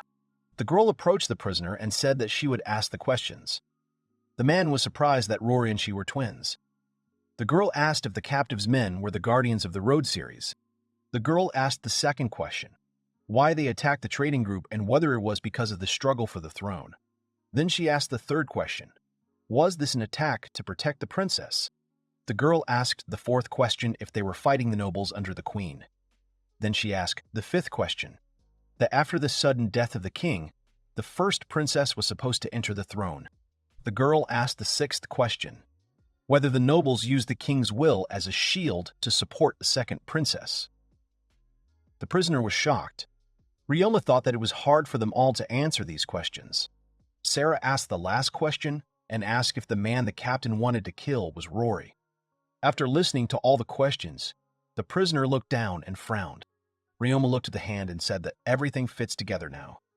The girls who were standing nearby frowned and began to look at each other. Ryoma said that now the problem is what will happen next. Lyona said they were used as bait that was swallowed.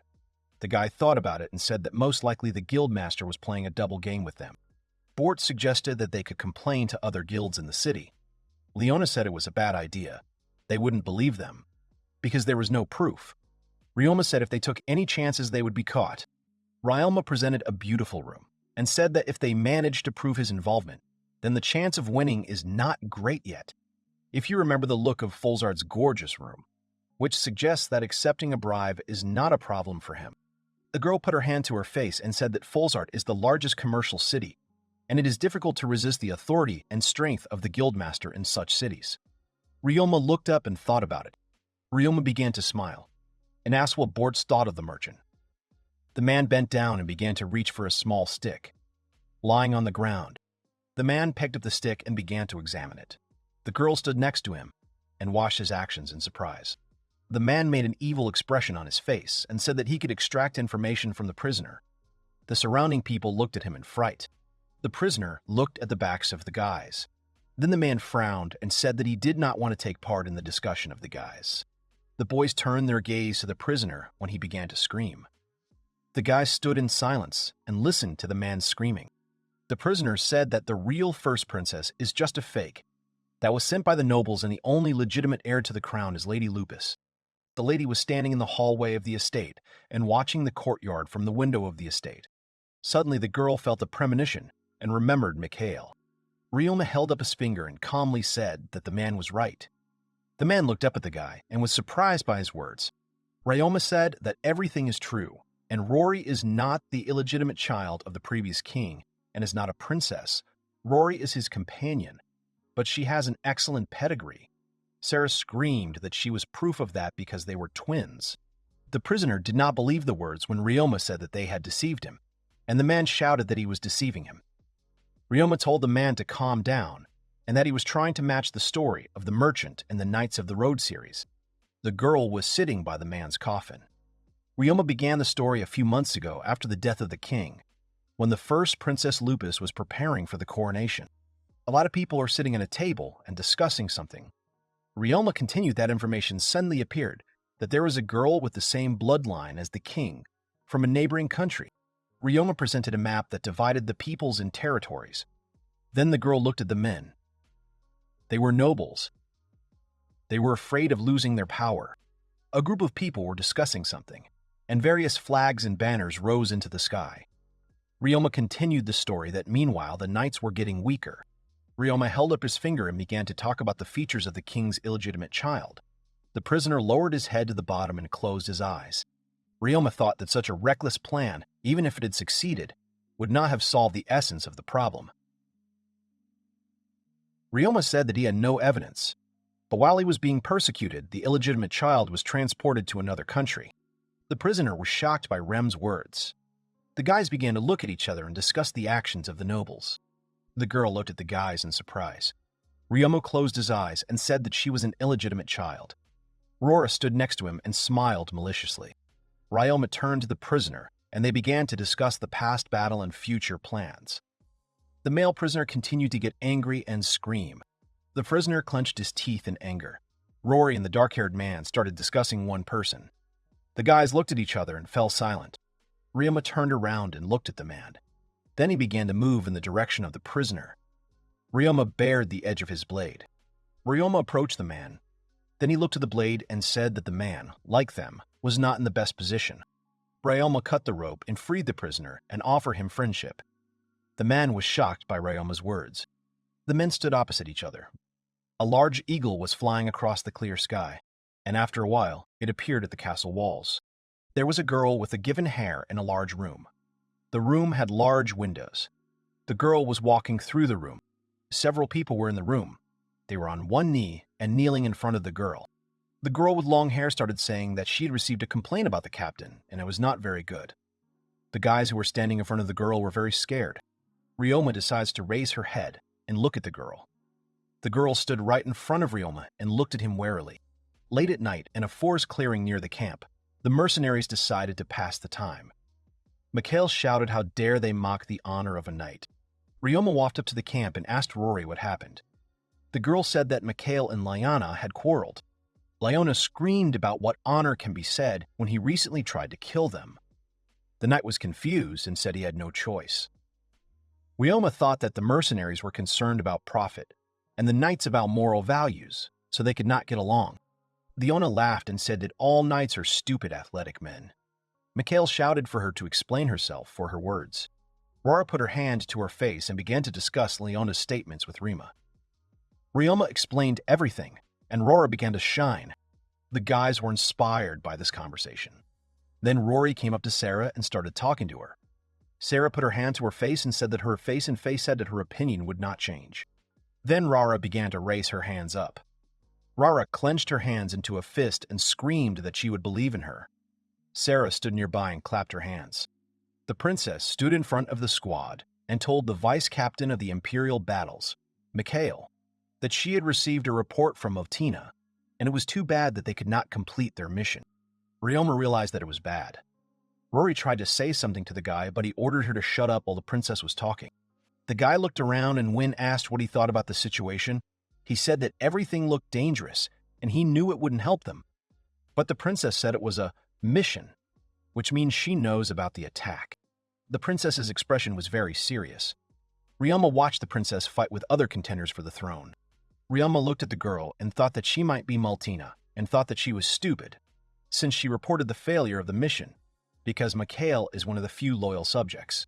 The princess told Mikhail that his failure had claimed the lives of many knights who had given their lives for the good of the kingdom, but despite this, their captain was sitting here alive and well. The girl said that as the princess of the kingdom, she had no choice but to execute the captain, but it was a cunning trap of the nobles, and therefore the execution was postponed. Mikhail squeezed his eyes shut. Ryoma looked ahead and thought that this was what they were thinking about in the castle. There was a blonde girl behind Ryoma. Negotiations began in the crowd of subjects, and Ryoma noticed how one of the men was unhappy. The princess said she would give a chance to redeem herself and asked if there was anything to say to the captain. Mikhail shouted that he would no longer disappoint Her Highness. Sarah and Rory started a conversation when one girl said that it all sounds like you should be executed, but you're safe now. Ryoma thought that Lupus did not say about the attack, no information about the operation, but only said about the trap of the nobles, who killed the knights and looked at the situation from a different angle, found a benefit for herself. Now I know what she is capable of. The princess turned abruptly and said that they needed to continue the conversation, but on a different topic. Ryoma thought that now he knows what the princess is capable of. The princess continued and ordered Rory to get up and asked if it was true that she was not the daughter of King Fulce II of Rhodesia. The princess looked at Rory warily and couldn't take her eyes off her. Rory stood in front of the princess and looked at the floor. Rory said that everything is as Her Majesty said, and her name is Rora Malfist. Ryoma stood next to Rory and looked at her in surprise. Then Rory went on to say that her sister was standing next to her. The girl looked at Rory in surprise. The princess was surprised by Rory's words. The princess was puzzled and said that she had heard about this family before, somewhere in the central continent. The princess's assistant said that the illegitimate child does not have a sister. The princess turned her wary gaze back to the girls, who were standing and nervously staring in front of them. Then the princess smiled and closed her eyes. The princess put her hands together, and after a while, she said that now everything became clear to her. Then the princess opened her eyes and said with a smile that she wanted to show something to the guys. Ryoma looked at the princess, then at his friends. It became dark outside, and bright stars began to appear in the dark sky.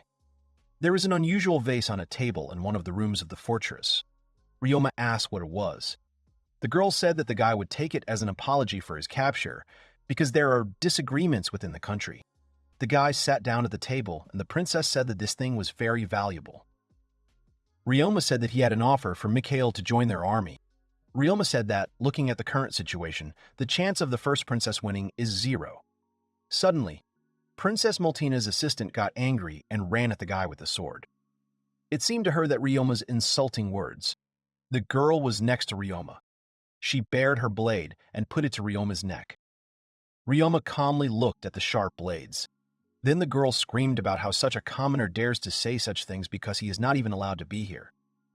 The princess told Maltina to put the sword away. Maltina was indignant, but after a few seconds she put the sword away when the princess said that everything was fine, and she still owed Ryoma, after which she apologized to the guy and continued the conversation. Ryoma said that they would be a good addition to their strength if they joined the knights. The princess laughed and asked why Ryoma felt that way. The guy pointed the finger at himself and calmly declared that he would be able to bring victory. The princess and her assistant looked at the guy in surprise. The princess laughed and said that the guy had a lot of confidence, then asked if she could believe that he would justify these words. Ryoma said that he would fully prove the charm of their deal. The guy said it was all settled now. Sarah picked up the precious vase. As suddenly Ryoma was surprised that the girl had heard everything. The girl reached for the vase and said that everything was decided. The guys looked at the girl in surprise. Rora started calling for Sarah. The girl held a vase in her hands and said that they needed finances to help the princess win. The guys looked at each other and began to smile. The princess said that Remus has a faithful slave. It was finally night outside. Sarah and Ryoma returned to the mercenary room. Liana called out how it had gone and added that she was waiting for them for a long time, because if they hadn't returned, she would have had to deal with fine, royal drinks. The girl was examining the glass. Bort said that Liana believed in Remus and was waiting in the room. The girl screamed at the guy not to say too much. Ryoma thanked Liana. Leona screamed that she did not need gratitude. She decided so herself and stopped calling her by her status, because she had already talked about it and they had already become comrades. Ryoma agreed and said he wanted to ask something. The girl started pointing at Rima and saying that she asked not to call her that because they are comrades and she has another question. This surprised Ryoma. Ryoma said that he wanted to hire mercenaries, and besides the Crimson Lion, he needed another 100 people.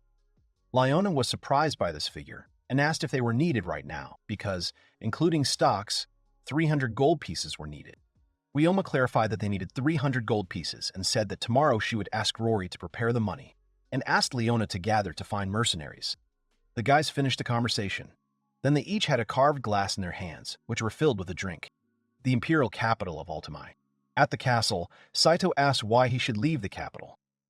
The man replied that he was leaving tomorrow because it was time to decide the fate of the road series. 2 feudal lords met in a commercial city. Count Bertstein shouted that he looked pretty good despite his age. Count Zelf replied that he had not received such a guest for a very long time. Maltina appeared next to the men. The men were sitting at the festive table when the count alone said that Maltina had arrived faster than he expected. Another count said that she came before the evening bell and he won the bet. Now the bottle of drink is his. The dark-haired girl stood and said that she wanted to help the guys, so she ran away from the palace. A glass with a drink appeared in the girl's hand. The girl said that after she received a message that she was expected at Count Bertstein's castle, she ran out of the palace to get here. Sarah and Rory were laughing behind the girl's back when she screamed what they were doing. The dark-haired man sarcastically said that in the war for the throne, they decided to support the princess. A blonde man was sitting next to her. Maltina looked at the men, a glass of drink in her hands. After a couple of seconds, a scream was heard all over the house. Maltina shouted that 2 major aristocrats had decided to remain neutral, finding themselves joining the knightly and noble faction. 2 who had rejected offers so many times finally decided to join. Ryoma stood in a fighting position and reached for the sword that hung on his back. Behind him were his friends and the faces of influential people. Count Bergsten said that maybe he was too hasty in his decision, and Count Zelf added that straight, and Meltons are nothing but straight, and the guy makes him sober up. Meltina asked Remus if he hadn't convinced the counts that showing gratitude and respect for the rightful heir was the right thing to do. Ryoma stated that he did not, because the two counts agreed to the request of the noble faction to remain neutral in order to obtain lands and positions of ministers. Meltina asked where they got this information from because she hadn't heard anything like that. Ryoma said he had connections with the noble faction, and he asked them to serve under the command of Princess Lupus. Ryoma thought that the honor guard does not need to fight on the front line. The feudal lords will join the royal guard. There is also no better offer for the feudal lords. Ryoma said that he knows Meltina's talent and her strong devotion to the royal family. Standing on the front line is the most noble act for her. But that's because she is a knight, but for others, everything is different. Ryoma put quiet fields and said that after the war, they did not receive any awards. People could not accept this. In fact, people on the battlefield are their people. Ryoma introduced the Civil War, and he began to talk further about his intentions. The blond man put his hand to his face and listened to Ryoma. Ryoma looked at the Count and said that the two of them would not be linked by any military authorities. The Count said that this deal was attractive, and he almost went down the path and was close to becoming a fool in politics for the next decades. The Count said that to take the position of minister simply by opening his mouth and remaining neutral was too good an offer and, frankly, Meltina asked why it was impossible to contact General Godram. Suddenly Sarah screamed that they now have this expensive vase and this is their best deal. Late in the evening at the manor, Ryoma met a girl in the hallway. The girl said that she was Meltina and his slaves, and the Count's maids forced her to change into this one. Meltina said she didn't understand how he trained his slaves. Ryoma apologized that his family had inconvenienced her. The girl said that everything was fine and what had just happened was important. The girl asked if it could be that Ryoma is using a neutral faction to create a third direction of power. The faction of nobles, the faction of knights, and the faction of the princess. Meltina said that this happened in a far country, which is now divided into three.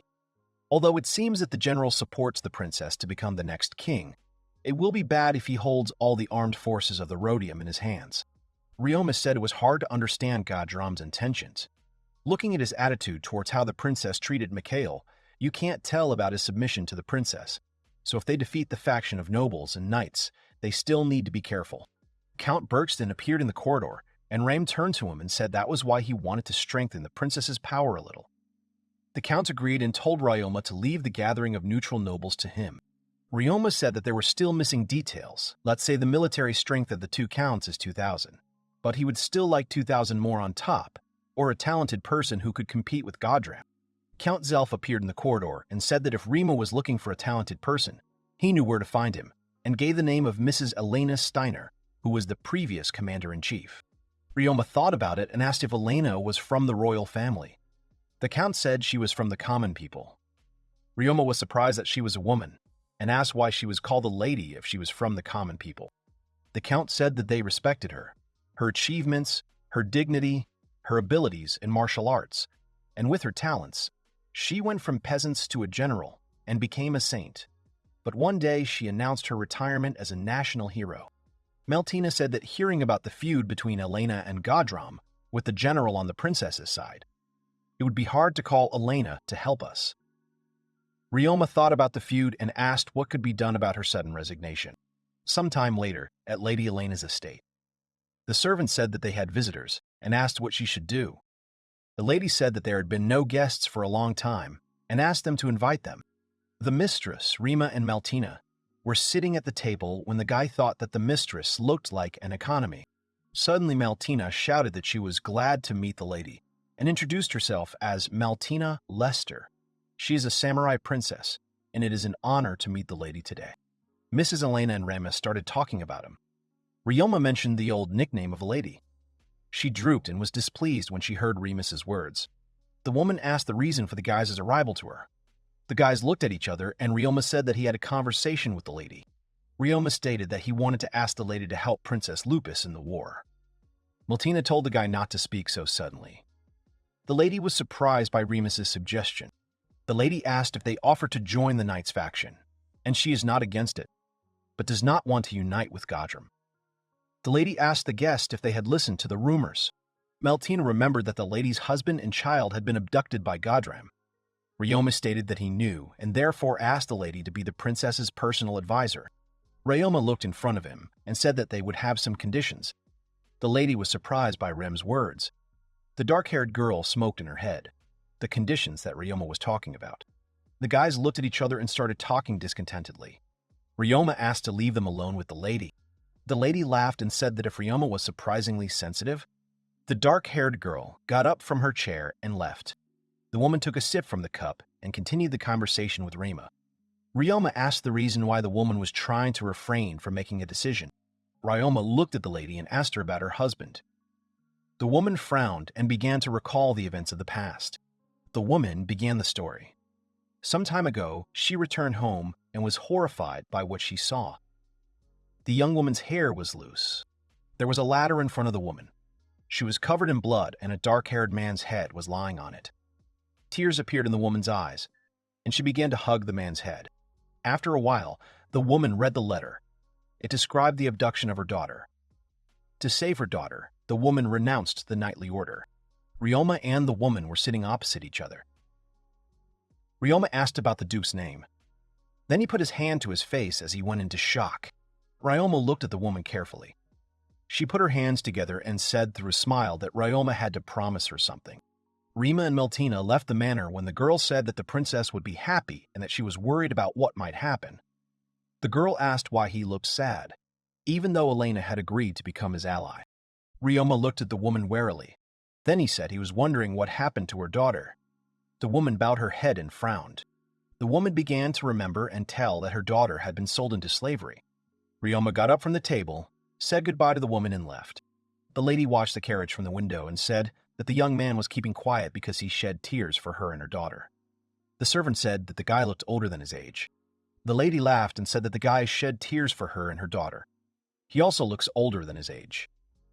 A maid stood behind the woman. The woman smiled and said that Ryoma is filled with youth and talent, shines with strength and intelligence. He is the light that she needs so much after a long stay in the darkness of despair. He is a light that shines despite his age. In the throne room, the warrior said whether the emperor would allow 30,000 people to be taken to defeat China. The emperor asked what the warrior's plan was, if his enemies were far away and the number of soldiers was small. Ryoma was reading a book on the lap of a blonde girl. She straightened her hair and said it was time. Ryoma stood up and said he was sorry for using her as a pillow. The girl looked at him and said that he had nothing to apologize for. The slave was standing at the well and taking water when she remembered Rima and thought that the guy was apologizing to her, even though she was a slave, whom he could treat as he wished. Lionel crept up to the girl and scared her, after which she said that the girl's defense was full of holes. The girl screamed in fright. The girl said that it was not nice to do that. Leona laughed and said she couldn't pass by while she was so distracted and asked where Rima was. The one laughed and said that she understood everything. She then praised the girl for finding so many fighters to work with. Leona adjusted her HUD. Then the girl started laughing and discussing that they supported the princess and did not intend to back down. Leona asked the girl where her sister was, and the girl said that Rima had instructed her to find Russian books in the castle, and Sarah should be somewhere in the corridors. Leona asked if it was okay to leave her alone and not turn into a merchant with a vase. The girl shouted that she was not and was now taking on water. Leona said Rory is a combat magician and should do what the people in the castle say, not draw water. The girl said that she was Mr. M's slave and should be able to carry out any orders to the best of her ability. Leona started talking about Remus. The blonde girl blushed and began to feel very embarrassed. Leona stepped aside and laughed. Leona asked if this was Rem's indication and what it was like for him. The girl hesitated and began to say something incomprehensible. Suddenly, Rory burst into tears and said that it was all wrong, and because of his kindness it was hard for her, and she had a feeling that Ryoma did not trust them. Leona was scared and apologized, saying she had gone too far and asked what Rory was talking about. Rory said that even if she asked Remus to treat her badly. Angry Sarah appeared next to her and screamed that Leona had made her sister cry. Leona, frightened, asked the girl to wait and that she misunderstood everything. The sister asked what happened, but Sarah screamed that there was a problem and Remus could be killed right now. Ryoma engaged in a duel with one of the mercenaries. The mercenary shouted that now he would not have to fight with Ryoma when he was half asleep. The sisters were running through the streets of the city when Sarah screamed that Remus was having a duel with a Class A mercenary who possesses magical art. The girls turned back and began to deny everything, screaming. There were tears in the eyes of one of the girls. She was drooping and worried about Rima. The mercenary shouted that the rumors that Ryoma couldn't use magic turned out to be true and swung at the guy again. The mercenary became enraged and jumped to attack when he shouted that an F-rank adventurer would be unable to do anything against him. The mercenary landed on the ground, and cracks appeared all over the ground from the impact. Ryoma landed nearby and continued to tease the fighter. Ryoma said that the mercenary's magic art is impressive. The man laughed and told Ryoma not to be distracted. But Ryoma said that the mercenary is just frustrating the forces and relies a lot on his magic art. The mercenary ran at Remus when the guy laughed and said if the mercenary would cry from this. Ryoma dodged several blows from his opponent and knocked him to the ground. The fighter was very surprised. Ryoma repelled the fighter's attack and applied a grapple. A second later, the firing pin flew to the ground. There was an explosion. The rest of the mercenaries were shocked by what happened. But Ryoma said that these were skills and well-known techniques in Rias. The sisters ran to the training ground and called Remus, but the wrestler appeared and said he would not miss them. The man looked at the crowd of mercenaries and said that this was a duel between warriors and he would not let anyone through, even if they were sisters. The girls were scared when Lionel came running and shouted to the wrestler that she could not detain them. The girls yelled at her because she knew about the rule. The mercenary was angry, got up from the ground and said that heavenly techniques, then he knows one technique. Ryoma shouted that he should show one then. Ryoma held out his hand in front of him and took a fighting pose. Then he invited the man to continue the battle. The man's hand began to burn. The mercenary got to his feet, and his body was suffused with magical flames, and asked if this was not a heavenly technique, which is very useful and is called karate. The mercenary shouted that he was using Rem's specialty. Girls appeared in the crowd of mercenaries when Ryoma got angry and told the mercenaries not to put their skills on a par with his and his grandfather's skills. The mercenary got angry. After a moment he was next to Ryoma. The man began to attack the guy. But Ryoma managed to shorten himself. Then Ryoma got close to the man. He attacked the man and grabbed him by the neck and immobilized his arm. A moment later, Ryoma completes her attack and the man is on the ground. The man clenched his teeth hard from the blow. The men exchanged glances. The crowd of mercenaries shouted that this was Ryoma Mikoshiba's victory. Ryoma raised his hands in honor of the victory. The guy said that his opponent could have died like that. The wrestler laughed and said that he would take care of everything. The sisters ran up to the guy and shouted what was going on. Ryoma said that he did not warn about this. He decided to get rid of the enemy in a duel, and asked Leona to help him when he found out that the killer disguised himself as a mercenary in a training camp. Rory got upset and screamed that they could get rid of the killer if they found out about him. Ryoma said that he kept it a secret because he expected such words from her. Leona pointed at the mercenaries and said that this was the fastest way to unite the mercenaries around Remus so that he could lead them, and now they are all discussing him. Ryoma went into the crowd of mercenaries to rejoice together. Leona looked at Rory and told her to start trusting Rima more. The girl's face turned very red from embarrassment. The girl stroked Rory's hair and told her to worry secretly, and she would keep the secret. Ryoma stood in the crowd of men and accepted congratulations. Leona said she would reveal another secret and if Ryoma is happy now, but he has already made a decision. If he dies, he wants the girls to live a normal life. Leona said she had asked about it many times, but Ryoma said if they interrupted him, it would be a big factor in his duel. Ryoma called a girl from the crowd of mercenaries and shouted at her not to say anything superfluous. Leona said that both girls are dear to the guy. Rory laughed and told Leona not to lie because she was a slave and she didn't need to be loved. Leona looked at her comrades and how the mercenaries rejoiced at the duel, after which Ryoma told Rory that the war was just beginning. Ryoma smiled and looked at the girl. Roro looked down at the bottom. Nearby, in the room, someone was watching the guys. Ryoma and the blonde girl walked side by side. Ryoma was scratching his neck in embarrassment, and the girl walked beside him and smiled broadly.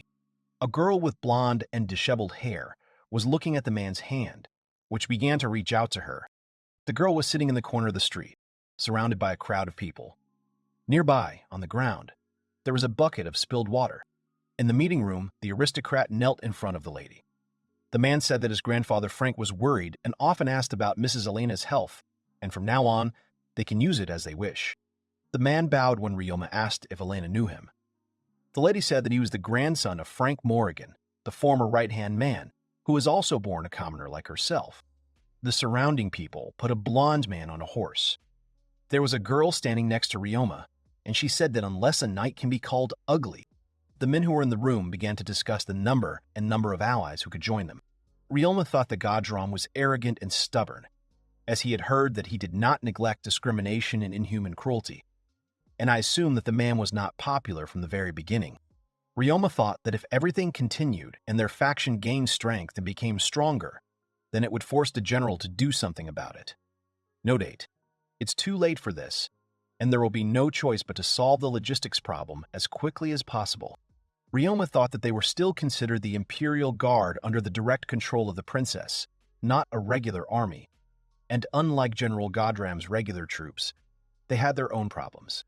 Meltina ran into Mrs. Elena's office and screamed that they had problems. The men looked at the girl in surprise. The dark-haired girl was all red. She started shouting that one of the nobles had betrayed them and defected to the enemy. The men looked in surprise in the direction where the dark-haired girl was standing. She was shouting that enemies had broken into the territory. The man thoughtfully put his hand to his chin and began to discuss rumors about the nobles with others. Ryoma and Elena became more wary. The count clenched his hand into a fist and slammed it on the table. Then he began to scream and resent the betrayal. The girls looked at the man in surprise. Ryoma found himself on the street. He recalled a conversation with a dark-haired girl. Ryoma began to think about a possible betrayal. Ryoma remembered the warlords and thought that the nobles in the army had too bad interaction, how they were going to win the war. Ryoma put his hand to his chin and thought about fighting. Elena appeared behind him, smiling. Remus was worried about the woman's calmness. Ryoma stood at the railing, looked into the distance. He said they might have problems if they died. Elena agreed with Ryoma. The lady said if the war was attrition, then their logistical problems would be solved by raiding the supply line of Godram's army. Ryoma agreed and said that the war of attrition would not hit them, but he was very worried about it. The mistress said that if she died of natural causes tomorrow. The guy asked the woman not to joke like that and said that the worst thing that bothers him in this war is if the mistress suddenly leaves him. The mistress said that Ryoma knows that she hates men who give false hope. Ryoma asked if they contained victory in this war, if he could ask for one favor.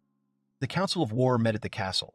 Meltina jumped up from the table and shouted that Ryoma was crazy if he decided to send mercenaries to attack. The enemy has more than 60,000 soldiers at his disposal, and this without adding Godram's troops. The people gathered at the table were violently immersed in discussions. Ryoma was unhappy with the dark-haired girl's offer. Count Bergston said that it was a strong blow to them when Godram joined Gerhard's forces. But it is difficult for these two armies to become one, so now is a good opportunity to build a fort on the front line. The Count said that at the place where the armies have to cross the river, they will be able to build a fort on the river. And if they can take advantage of terraforming, they will be able to build an impregnable fort. The Count shouted that Remus had an ingenious strategy. Ryoma wondered what he expected from the Count, that he was just an ordinary muscular guy like the others. But this was not the case. Ms. Elena said that the plan was intriguing and asked how Ryoma was going to build fortifications on the water. Even if the enemy forces did not know about the plan, they would definitely notice the construction. Ryoma got up from the table and said that he had a separate plan for this and asked if the princess would approve it. The princess was confused and said that she did not understand anything about military affairs and would leave the decision-making to Mrs. Elena. The lady realized that Ryoma knew in advance that the princess would leave the decision-making to her, even when he had just brought her. Elena got up from her chair and looked at the princess. Then she said that her plan was very good. The princess smiled back at the woman. The woman closed her eyes and said that she had accepted this plan only because of her trust in Ryoma. Ryoma was surprised by the redneck's praise. The lady said that the strategy was good for them. If the plan failed, then they would only lose Ryom's mercenaries and ask Ryom to try not to die. Late in the evening at the princess's castle, Leona asked if Ryoma was ready to take a risky step and send mercenaries to the front line. The wrestler asked how the guy was going to defend himself from enemy attacks. The only thing they heard was Rem's plan. The guys gathered in the room and began to carefully study the papers and also discuss the recruitment of new mercenaries. The girl introduced the bandits and asked if they needed to steam with them. Ryoma said that it was necessary to leave them for now, and based on the situation they could become trump cards. Ryoma said they might give them some false information. The wrestler asked if everything would be all right and if they would try to kill him while he was sleeping. Ryoma laughed and tried to justify himself. Leona shouted that the only thing to do was to sleep with him every night, and then they would do two things at the same time. The girls were unhappy. Leona said it was just a joke. The girls continued to swear loudly. Ryoma stood nearby and watched the girls with a smile. Then he looked out the window with concentration. Fluffy clouds floated across the bright sky. The castle was located on a hill, and the city was located below it. The horses were breathing heavily, and Ryoma was sitting astride one of them. Ryoma stopped and looked at the many soldiers who stood in front of him. After a while, an army of mercenaries led by Ryoma arrived outside the walls of the capital city of Xerius. Nearby, Leona was sitting on a horse. Count Bergsten took up positions next to his troops. The soldiers kept a close eye on their leaders. Ryoma held up his hand and bided his time. Ryoma was sitting on a horse with a blonde girl. He raised his hand and shouted that it was time for them to move out. A few days later, Ryoma and his companions stood at the cliff and looked at the winding mountain river. The mercenary army is located on the southern bank of the Phoebe River. People established a military camp and were preparing to build a fort. Count Bergsten shouted to Remus that he was going to explore the area with a small detachment. Ryoma said that this was only reconnaissance of the area, and if they met the enemy, they should immediately retreat. The men started talking and smiling at each other. The count jumped on his horse and rode off. Ryoma stared at him intently. Then several more horsemen appeared in front of him, one of whom nodded to Ryoma as a greeting. Ryoma approached the mercenary squad and shouted for them to continue preparations as they had planned before. Ryoma and the rest of his friends were swimming across the river. People were holding on to the horses. On the other side of the river, there was a forest and high mountains. Warts took out the notes on the plan and shouted for the first squad to get ready. The man told the wine not to worry, and if he did everything as in practice, then there would be no problems. Magic has begun the spell. Hear me, Spirit Lord of the Earth. We are the ones who have received your blessing. Hear our call and change your shape into an earthen slide. The ground rose and a pit formed. The wrestler said that this was enough and sent the first squad to prepare their magic for a break, then called the second squad to their starting position. Ryoma looked at the pit and said that the work was excellent and we need to continue in the same spirit. Bortz asked that Ryoma was still surprised by the work. Ryoma said that there is nothing special. This magic is not used in offensive magic against a moving enemy. That this spell is easy to reset with magic items. The wrestler was delighted when Ryoma said that magic was more effective to use in this way. But the guy did not understand what amused the man. Bortz thought that the young master did not yet realize how valuable he was. Ryoma looked to the side and asked the wrestler if the mercenary related to what they had discussed earlier. Ryoma watched as the girl and the other mercenaries were preparing the camp and thought that she might be from the Ultimai Empire. Or maybe these guys were going somewhere in the near future. Ryoma looked to the side. There were mercenaries and they were lifting a log. Ryoma thought that these mercenaries must be from the Ultimai Empire. A detachment of scouts settled on the cliff, and one soldier said that there was no hint of movement. But the number was about 5,000 people and included 2,000 horsemen. The count looked at the animal troops and said that there were too many of them, and most likely they also had scouts who had already figured out their plan to cross the river. The soldier told the count that in such a case they urgently need to inform Mr. Mikoshiba about everything. The count said that this was the right decision and ordered everyone to retreat. Suddenly, the soldier shouted for the captain to wait and said that the enemy general might rather be who he was thinking of. Mikhail asked what the soldier was trying to say. The man pushed the soldier aside and took the binoculars from him. The captain was shocked when he aged through binoculars and saw an enemy general whom he recognized as Kyle Arunia. The soldiers got angry when they realized that this was the same traitor Kyle and asked what they should do now. Mikhail took out his sword and said that now everything is obvious, what needs to be done, and ordered the soldiers to retreat and report everything to Mr. Remus. Mikhail rushed to the traitor on a horse and shouted for the soldiers to return to the camp and tell everything to Remus. The warriors tried to say that they would not leave the captain alone, but the man shouted that Kyle had no forgiveness for his sin. Fluffy clouds floated across the bright sky, and a bird with long wings circled high in the sky. Ryoma was looking into the distance. He was very wary. Ryoma and the girl were standing by a high fence. It was in the process of being built. The girl was worried about Ryoma's condition. He replied that he was fine. A wrestler appeared to the side and shouted that he had news for the young master. Ryoma shouted what happened and ran up to the wrestler. Bortz was holding a wounded soldier when Ryoma realized that it was one of the scouts who had left with Mikhail. Ryoma caught the scout in his arms. There were arrows in his back. Ryoma shouted for the soldier to get ready and tell them what happened to them if they went to investigate. The soldier fell to the ground and said that they had gone to investigate, but Mikhail and the other soldiers were most likely all destroyed. The wrestler asked that since they faced the enemy, Mikhail was killed in the fight. The soldier said that Mikhail went to the hordes of the enemy when he saw Kyle. The mercenary army began to whisper that the traitor Kyle had appeared. Ryoma thought about who it was and was horrified. 3034. The man gathered his strength and said that the number of followers of the enemy was unknown. After hearing the words, Ryoma frowned. Ryoma turned around and started calling Leone. The girl looked at Ryoma in fright. He said they needed reinforcements. A dark-haired man and a girl stood next to Ryoma and a wounded soldier.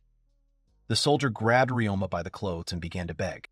Ryoma asked if it was someone who was related to the knight, and the wrestler demanded what size the enemy's army was.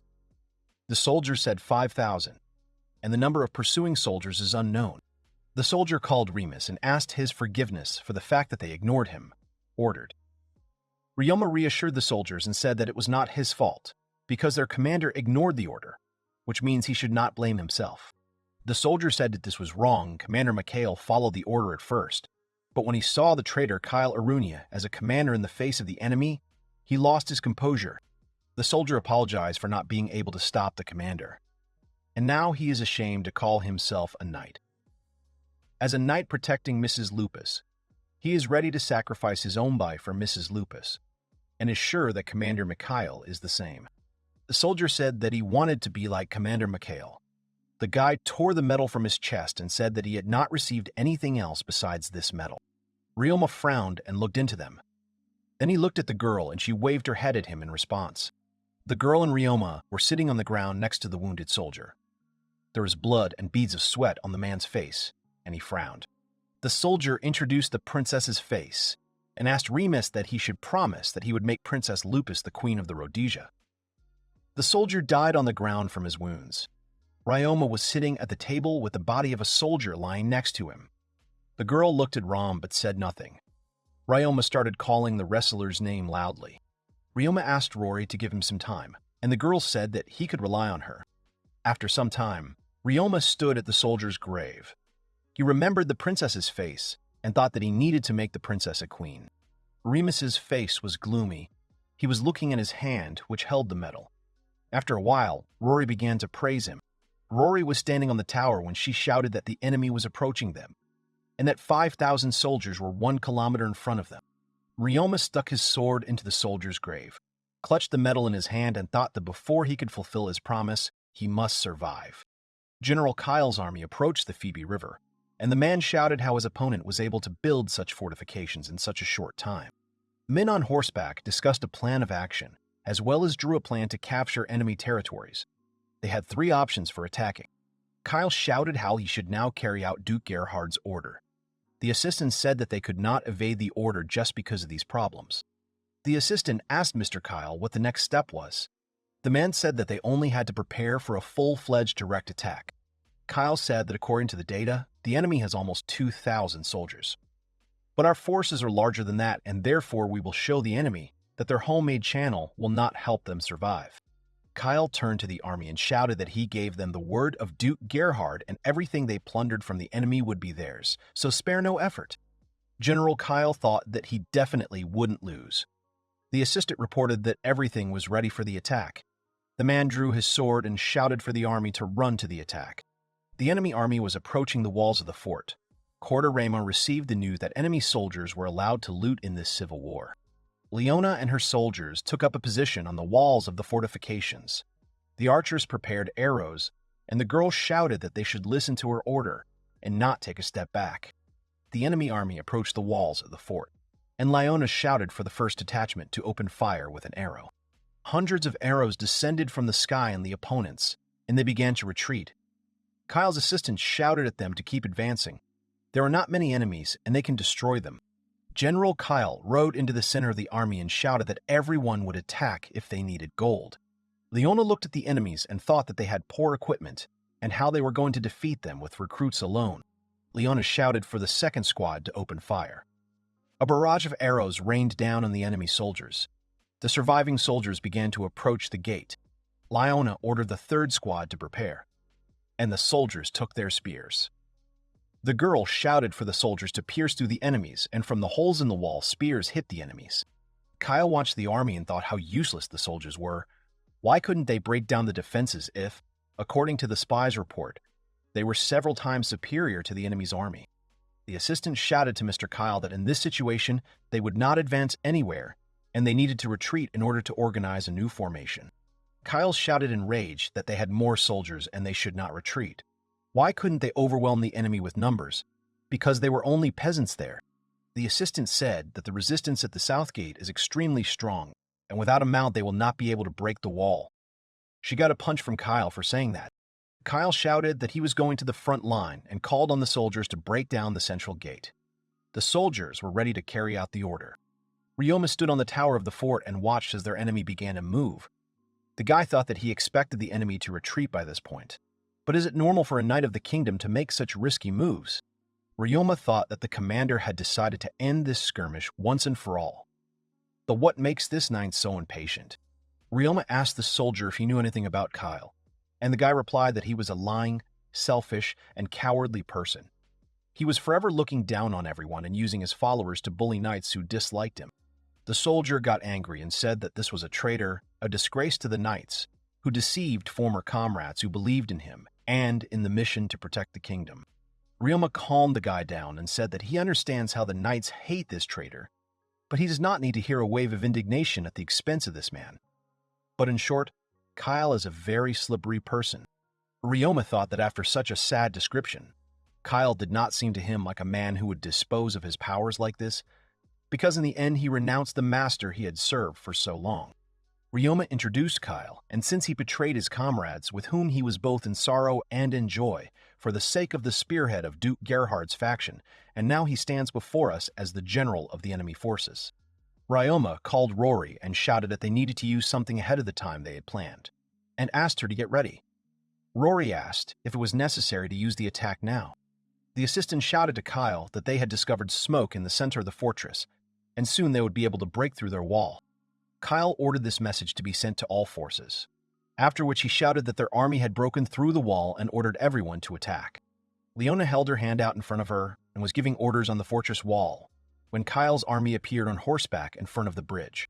Enemy soldiers were getting close to the walls of the fortress, and enemy archers were hitting the mercenaries on the walls. Ryoma shouted for the soldiers to hold on a little longer. Kyle galloped to the gate and shouted why the army was not in the fortress yet. The soldiers were trying to climb the fortress wall. Kyle looked at Remus and wondered if their commander was the same hiding adventurer. He looked so cocky standing at the forefront of the attack. Ryoma shouted to send a signal to Lionel and the wrestler. The soldier raised his bow and fired a fiery arrow. A fiery environment rose above the camp, and the mercenaries saw the order. Boro shouted to the Crimson Lion mercenaries to see their true power, which controlled them all the time.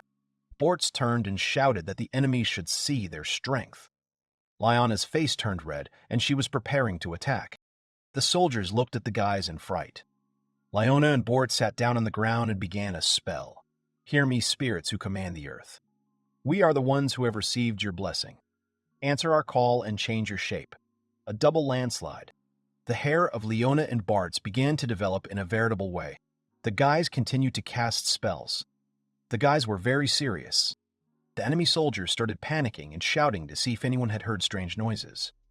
One of the soldiers ran away. Kyle looked in front of him and saw that the entire area around him, along with the people, was engulfed in flames. People were screaming everywhere. Suddenly, the moat around the fortress filled with water, and the soldiers were trapped under it. Kyle watched the elements from the bridge. Ryoma watched as the water beat against the walls of the fortress. After a while, Ryoma frowned down at the bottom. In front of them, Large clumps of smoke could be seen rising into the sky. Ryoma descended to the ground and began to pass through the wooden gate. Ryoma looked down and saw that the bodies of people were floating in the ravine. Rory said that, as Ryoma had said, the number of those who could not swim turned out to be large. Ryoma said that swimming is not something you can learn on your own, especially in a world where having a decent life is problematic. The guy said that if you are not a boatman or a fisherman, then there is no chance to learn to swim. Rory said that most of the knights are in armor. The allies began to repair the barricades at the fortress, and Ryoma said that they had won a few days. Ryoma asked Rory to tell everyone to rest except for the reconnaissance squad, and also to bury the dead bodies of the enemies. Rory asked if they should, whether they bury them properly. Ryoma said no, it's just that the dead bodies will infect their warriors. The soldiers from the fortress began to clear the territories around. They collected the bodies of the dead and stored them. A girl with black hair was standing next to him. The mercenary was listening to other soldiers talking about how they really should bury everyone when one soldier said that their brothers had forbidden them to rob. The mercenary shouted at them to stop discussing it and said that it was their job and greed would not lead anywhere. The girl said that if they won the war, the reward would only increase, so there was no point in stealing and being punished now. The soldiers laughed at the punishment, but the girl said that they had seen everything for themselves. The girl said that Ryoma is an expert in martial arts and can easily defeat an opponent twice his size. The soldiers shouted that it was a joke and asked the girl to forget about what they had just said, after which they left shouting that it was time to work. The mercenary stood silently and remained silent. A blonde girl appeared behind her. The girl looked at the mercenary in surprise. Kyle arrived at the Duke's office. The man said that he was amazed that he dared to show himself to him, and thought that he should at least thank him for his courage. The Duke looked at the man and started to get up from the table. Kay said his horse could swim, and when they were overtaken by a wave, he could barely cling to his life. The Duke got up and walked to the side where Kyle was standing. The man pointed a gun at him. Kyle shouted that he wouldn't dare to do something like that and thought that the Duke had decided to punish him right now. The Duke waved his sword and said that he had no intention of killing him now, but that did not mean that he would forgive him and postpone punishment for now, and Kyle would have to pay for the loss of the soldiers he had thoughtlessly sent to attack. Kaida left, and the Duke got angry that he was useless. The aide asked the Duke if it was wise to let the military go like that. The Duke went to the window and started talking to the assistant. The assistant recalled the arrival of the forces of General Godram, who recently joined us. The Duke said that one should not give Tom an excuse to swallow them completely. The Duke looked at the map and said that the only thing that separates the forces of the faction of nobles and knights is this river that fell into the hands of the enemy. The man conceived that not only the ability to build a fortress, but also the decision of a water attack is able to deprive him of most of the soldiers, makes him not underestimate the commander of their enemies, but only where this commander came from. The man said that the other side of the earth is a new earth and decided that he would instruct special people to deal with it. Meanwhile, Ryoma joined his hands together and wished everyone a pleasant appetite. There were other soldiers in the tent besides Ryoma. The girl set the dining table, and Ryoma said that otherwise they would have problems, because they need to prepare for a meeting with their main forces, but they need to prepare the same thing, while it is possible. The wrestler said that this would be the best opportunity to experience the same thing, and Ryoma ordered that they gather at least 10 people for this. Liana took over the task. Ryoma said he was counting on her, and there was only one thing left to do. Sarah ran up to the mercenary and shouted that she would help her with the job. The girl was afraid that she did not feel the slave. The mercenary asked that if she remembered correctly. Then Sarah was the one who sold pots. The girl introduced herself as Sarah, a combat slave. Sarah said that the mercenary was the one who subdued the old man yesterday, and she admired her. And there aren't many girls of the same age here. That's why she was waiting for the moment to talk to her. The mercenary examined the girl and thought that this was some kind of trap, and said that she did not mind talking, and asked, since Sarah was a slave of Remus, whether it was normal for her not to spend time so uselessly, or the master was tired of her. Sarah got upset and walked away, saying that they were so different it was because of the difference in conditions, or she was too withdrawn into herself. The mercenary shouted that it was a joke. The girl said that she was going to take a break as soon as she finished, and if Sarah could help her, then she could talk to her. Sarah shouted that she agreed and she hoped her. Sarah wondered what the slave meant by a hook. Sarah said that Sakuya was an unusual name and offered to open a gift bottle with a drink together. Sakuya said she had a job and couldn't drink. Sometime later, the girls opened the bottle and were having fun. Sakuya shouted that it was best to drink when you weren't working, handed the bottle to Sarah, and shouted for her to drink too. Sarah thought she wanted to get Sakuya a little drunk to find out something. Sakuya was thinking that she was pretending to be drunk so that Sarah would tell her all the secrets. At the same time, in the main camp, Ryoma asked if everything would be all right. Sakuya pointed to the raft with people and asked who it was. Sarah said that most likely they were from the district, who had arrived on business and were going to return. Sakuya wondered when the merchants had arrived here. There were several people on the ship. One of them was a girl. A handkerchief was tied on her head, with which she covered her face. Sarah asked what was wrong with the merchants, when suddenly several crows appeared nearby, and the girl shouted, "What was wrong with these birds?" 4:27. Sakuya thought that the long and lingering cries of the crows meant that something would happen at night. Sakuya said that there would be enough breaks, and she needed to get back to work because it was getting dark. Late at night in the camp, Sakuya took out a paper in her teeth. Then the girl opened a small bottle and began to pour the liquid from it onto the tip of the blade. Then she took a rag and wiped it with poison from the bottle of her cry. The girl ended up at one of the tents. The moon was shining in the sky, but it was shrouded in clouds. The girl entered the tent and quietly approached the bed, after which she swung the wedge and plunged it into the body under the blanket. The girl struck with a sword. The sword clanked, and the girl threw the blanket aside and was surprised that it was empty. The girl pushed the sheets aside with her hand, and there was no one there. Then she felt a presence behind her. Ryoma approached the killer from behind and struck a sharp blow, which knocked the girl away. Ryoma struck with a finger of one hand. The girl, in turn, reached for her sword again. But Ryoma struck the girl's body with his finger again, and she began to fall. Ryoma threw the girl on the floor, and the sister said that this was the end of the game for her. Sakuya thought about the shadow cloning technique and realized that the girls were twins. Ryoma hit the girl, and she lost consciousness. But before these, she saw the faces of two blonde girls who were looking at her. Ryoma said good morning, Sakuya, and that he was glad to see her on such a beautiful night. The girl was sitting on the floor and was tied up with a rope. Ryoma said that now they can finally talk. The girl frowned and tried to free herself, but her body was tightly bound with a rope. Sakuya asked if the guy was confusing the concept of talking and torture, and said that even though she was tied up, she was still a shinobi and was prepared for the worst. Ryoma was surprised and asked if she was really a shinobi. Ryoma looked at the girl carefully and wanted to continue talking. How the sisters looked at each other behind his back and interrupted his conversation. After a moment, Sakuya shouted that the guy had designs on her body and he was a libertine because he already had 2 slaves. Ryoma said that the main reason why he caught her was his personal interest in her person. The girl said that she understood that he needed her body, and Ryoma screamed that it was not so. Ryoma took the girl's blade and began to examine it. After a while, he said that's why the mercenary uses this weapon. This surprised the girl. Ryoma looked at the girl and said that it could be that the girl was actually from Japan. The girl glared at Ryoma. Then the girl looked down at the bottom and repeated Ryoma's words about Japan. The girl was sitting on the ground tied up, with Ryoma and several other girls standing around her. Everyone was surprised, and Sakuya asked what all this meant and what Ryoma was talking about. Ryoma held a blade in his hands and looked at the girl in surprise. Black hair and eyes, tanned skin, but similar to mine.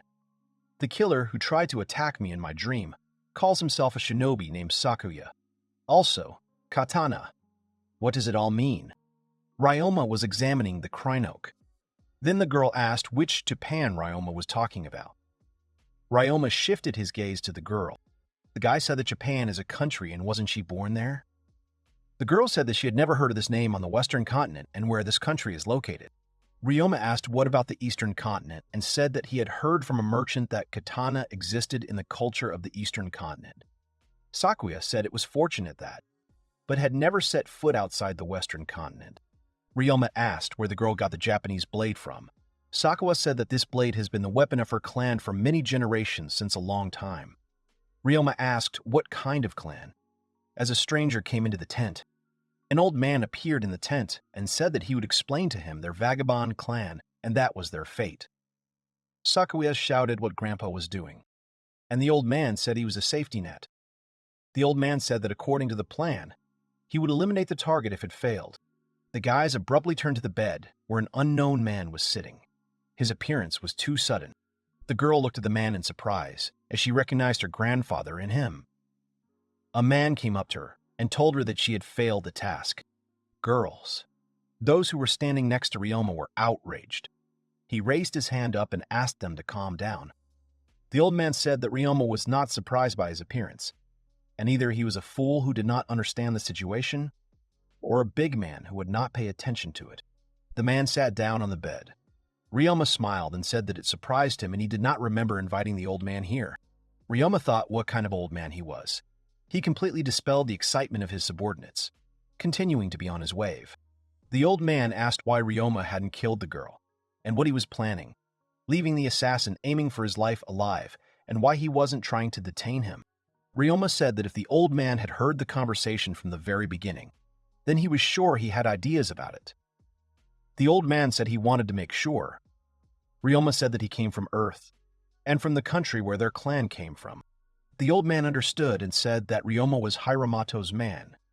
Ryoma said that the country is now called Japan. The old man said that he had heard that the people with Hiramato had stopped fighting and were acting like cowards after seeing an opponent like Ryoma. The old man approached the girl and shouted how long she was going to lie on the floor and ordered the girl to take off her clothes. The girl was surprised by her grandfather's words. She tried to contradict him, but in the next instant, a blade flew towards her. The Duke was taking a bath at his estate and asked the servant if he had finished reorganizing their army. The servant said that he had encountered problems that were not originally planned. The Duke got angry and shouted what he was doing then. It had been 3 days since he gave the order to do it. Even if they suffered losses, they should still have 60,000 soldiers left. The Duke said that he did not care that the nobility would put pressure on them and ordered them to tell everyone to prepare and enter Heraklion tomorrow. The servant said that they were unlucky to call the nearest farmers. The servant got up from the water and started shouting about the huge number of warriors. The servant was scared and bowed down in front of the enraged Duke. The Duke ordered the servant to simply suppress these rumors. The Duke wondered if bad things were happening to him one after another, and it was possible that the devil himself or something similar was fighting on Remus's side. The old man swung his sword and cut the girl's clothes. Ryoma was surprised by the technique. The clothes from the girl's body began to fall to the ground.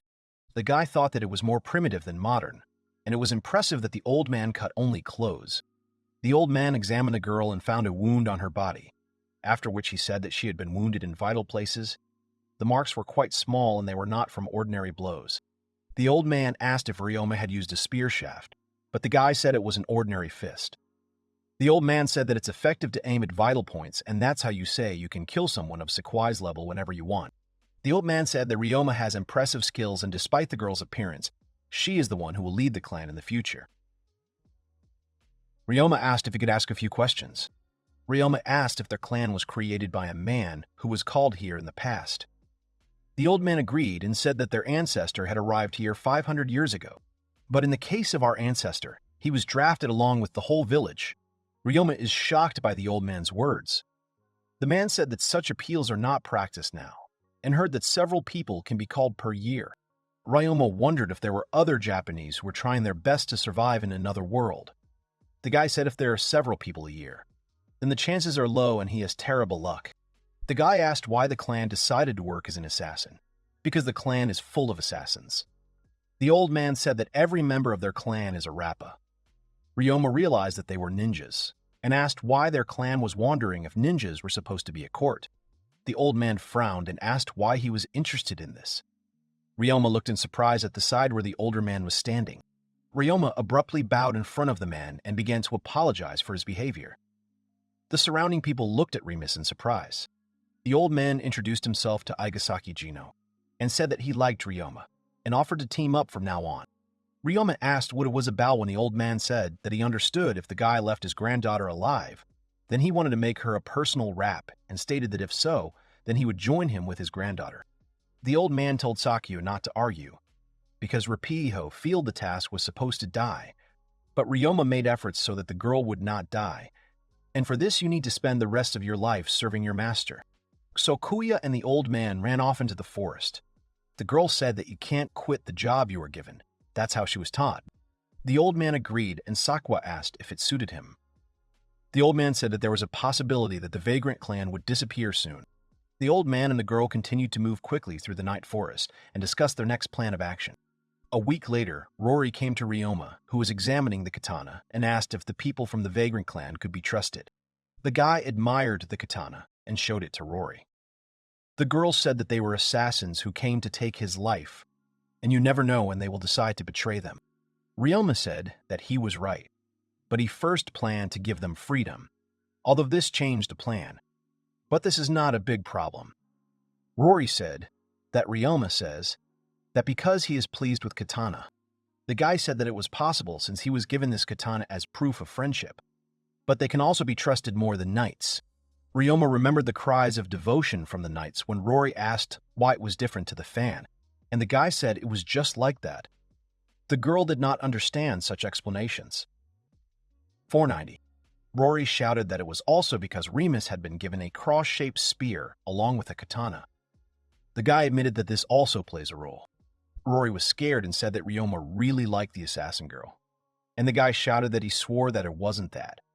But he needed people who understood espionage. Rory said she understood his position and they would follow him, but told the guy not to let his guard down. Ryoma remembered his girlfriend and laughed. Then he thought that the situation with Rory was similar to this memory. Leona came into the room and shouted that the Knights of the Rhodesia had finally arrived. The guys were very wary after her words. Boats with soldiers arrived at the walls of the fortress. Mrs. Elena apologized for keeping them waiting and asked if the time had passed to fulfill their promise. Rima came out of the tent to Elena, outside. Elena was smiling broadly and looking at the guy. There were a lot of soldiers around them. They were serious. Duke Gerhard is surprised. He is not sure that he heard Mr. Kojum's words correctly. The Duke, stunned, asked if he had heard everything correctly. He muttered uncertainly that he had a strange feeling that Mr. Kojum wanted him to hand over all the powers to him. Kojum didn't say anything in response and just grinned impudently. Kojum rests his chin on his hands. He says that if a man prefers the short version, then he understood everything correctly. Because it has already been shown that people will lose simple battles if they leave everything in Gerhard's hands.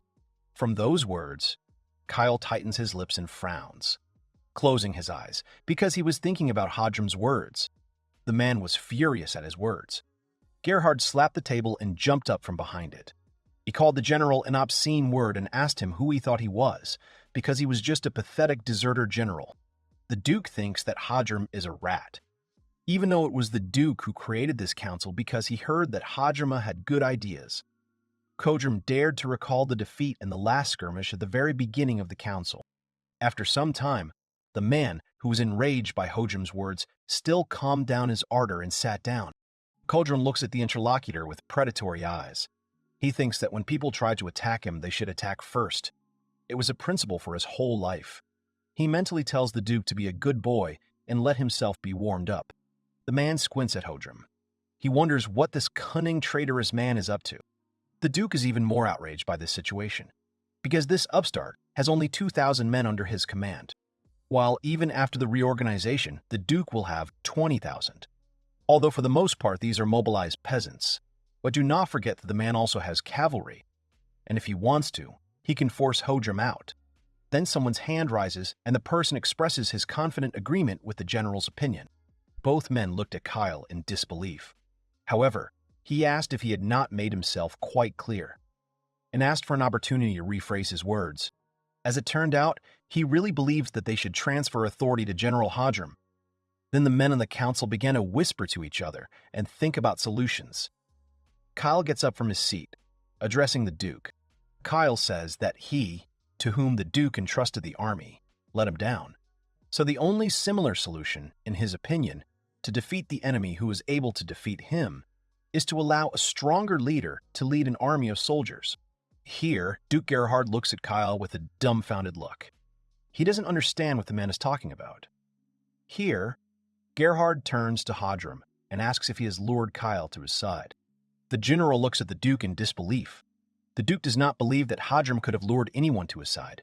However, Kyle asks the Duke if it's really that surprising that he's on the general's side. Kyle admitted that he suffered a crushing defeat in the last fight. He is ready to take full responsibility. However, this does not mean that he will silently stand aside when he is so humiliated as a knight. The Duke does not believe what he has heard. He pays attention to the word humiliated, which Kyle uttered in his direction. Kyle frowns and wonders why the Duke still hasn't figured it out. Frowning, Kyle asks that the Duke still doesn't understand anything. He believes that the Duke is not suitable as a leader for their army. Kyle throws up his hands and says that the Duke is not a knight at all. He doesn't have a single hint of interest in military science. All the Duke does, in Kyle's opinion, is sit in a chair and dishonor the knights with his sword. Kyle said the Duke does this by playing with people's lives. Every day these people risk their lives for him, and in the end, it didn't bring any result. Kyle thinks that Gerhard does not understand that his actions at such a moment are the greatest dishonor towards them. Kyle approaches the general, expressing communion with his side. Gerhard is stunned to ask what kind of dishonor he is talking about. He shouts to them that he is the one who provides them with work. All the horses, people, and everything they have now. The Duke has allowed them to have it. Kyle waves his hand and calmly says that the Duke is absolutely right. It is because of this that he is trying to find the best way to defeat them. Gerhard listens to him, with his arms crossed over his chest. Then one of the men, who was tired of their noisy arguments, asked him to stop wasting his time on this. He invites everyone to express their opinion directly. Kyle agrees and argues that if he has to serve someone like the Duke, who does not understand the basics of warfare, then he would prefer to end his life. He thinks it's a pretty simple outcome. The Duke felt betrayed. The general began to burst into loud laughter right across the room during the council. He recognizes it as a great honor to know that Kyle appreciates him so much. The men began to look at each other after such statements. One of the men also recognized the way Kyle suggested to keep the victory. The Duke did not expect that the man also supported the opponent's side. The general asks the Duke not to worry because they both want the same thing. If the Duke allows the general to command the army, then he swears that he will get the maximum out of the army. He suggests to the Duke that he and the army will be able to defeat the Lupus faction. Immediately, there were cheers from all sides in the direction of Hodrum. All the men thought his speech was pretty well spoken and sounded promising. Everyone called on Hodrum to bring victory back to their camp. At this time, the Duke was overwhelmed by literally every phrase that came out of the mouths of the men in the council.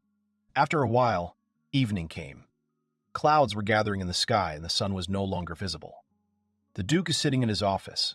He leaned his head on his hands. The pressure exerted on him during the council completely crushed him.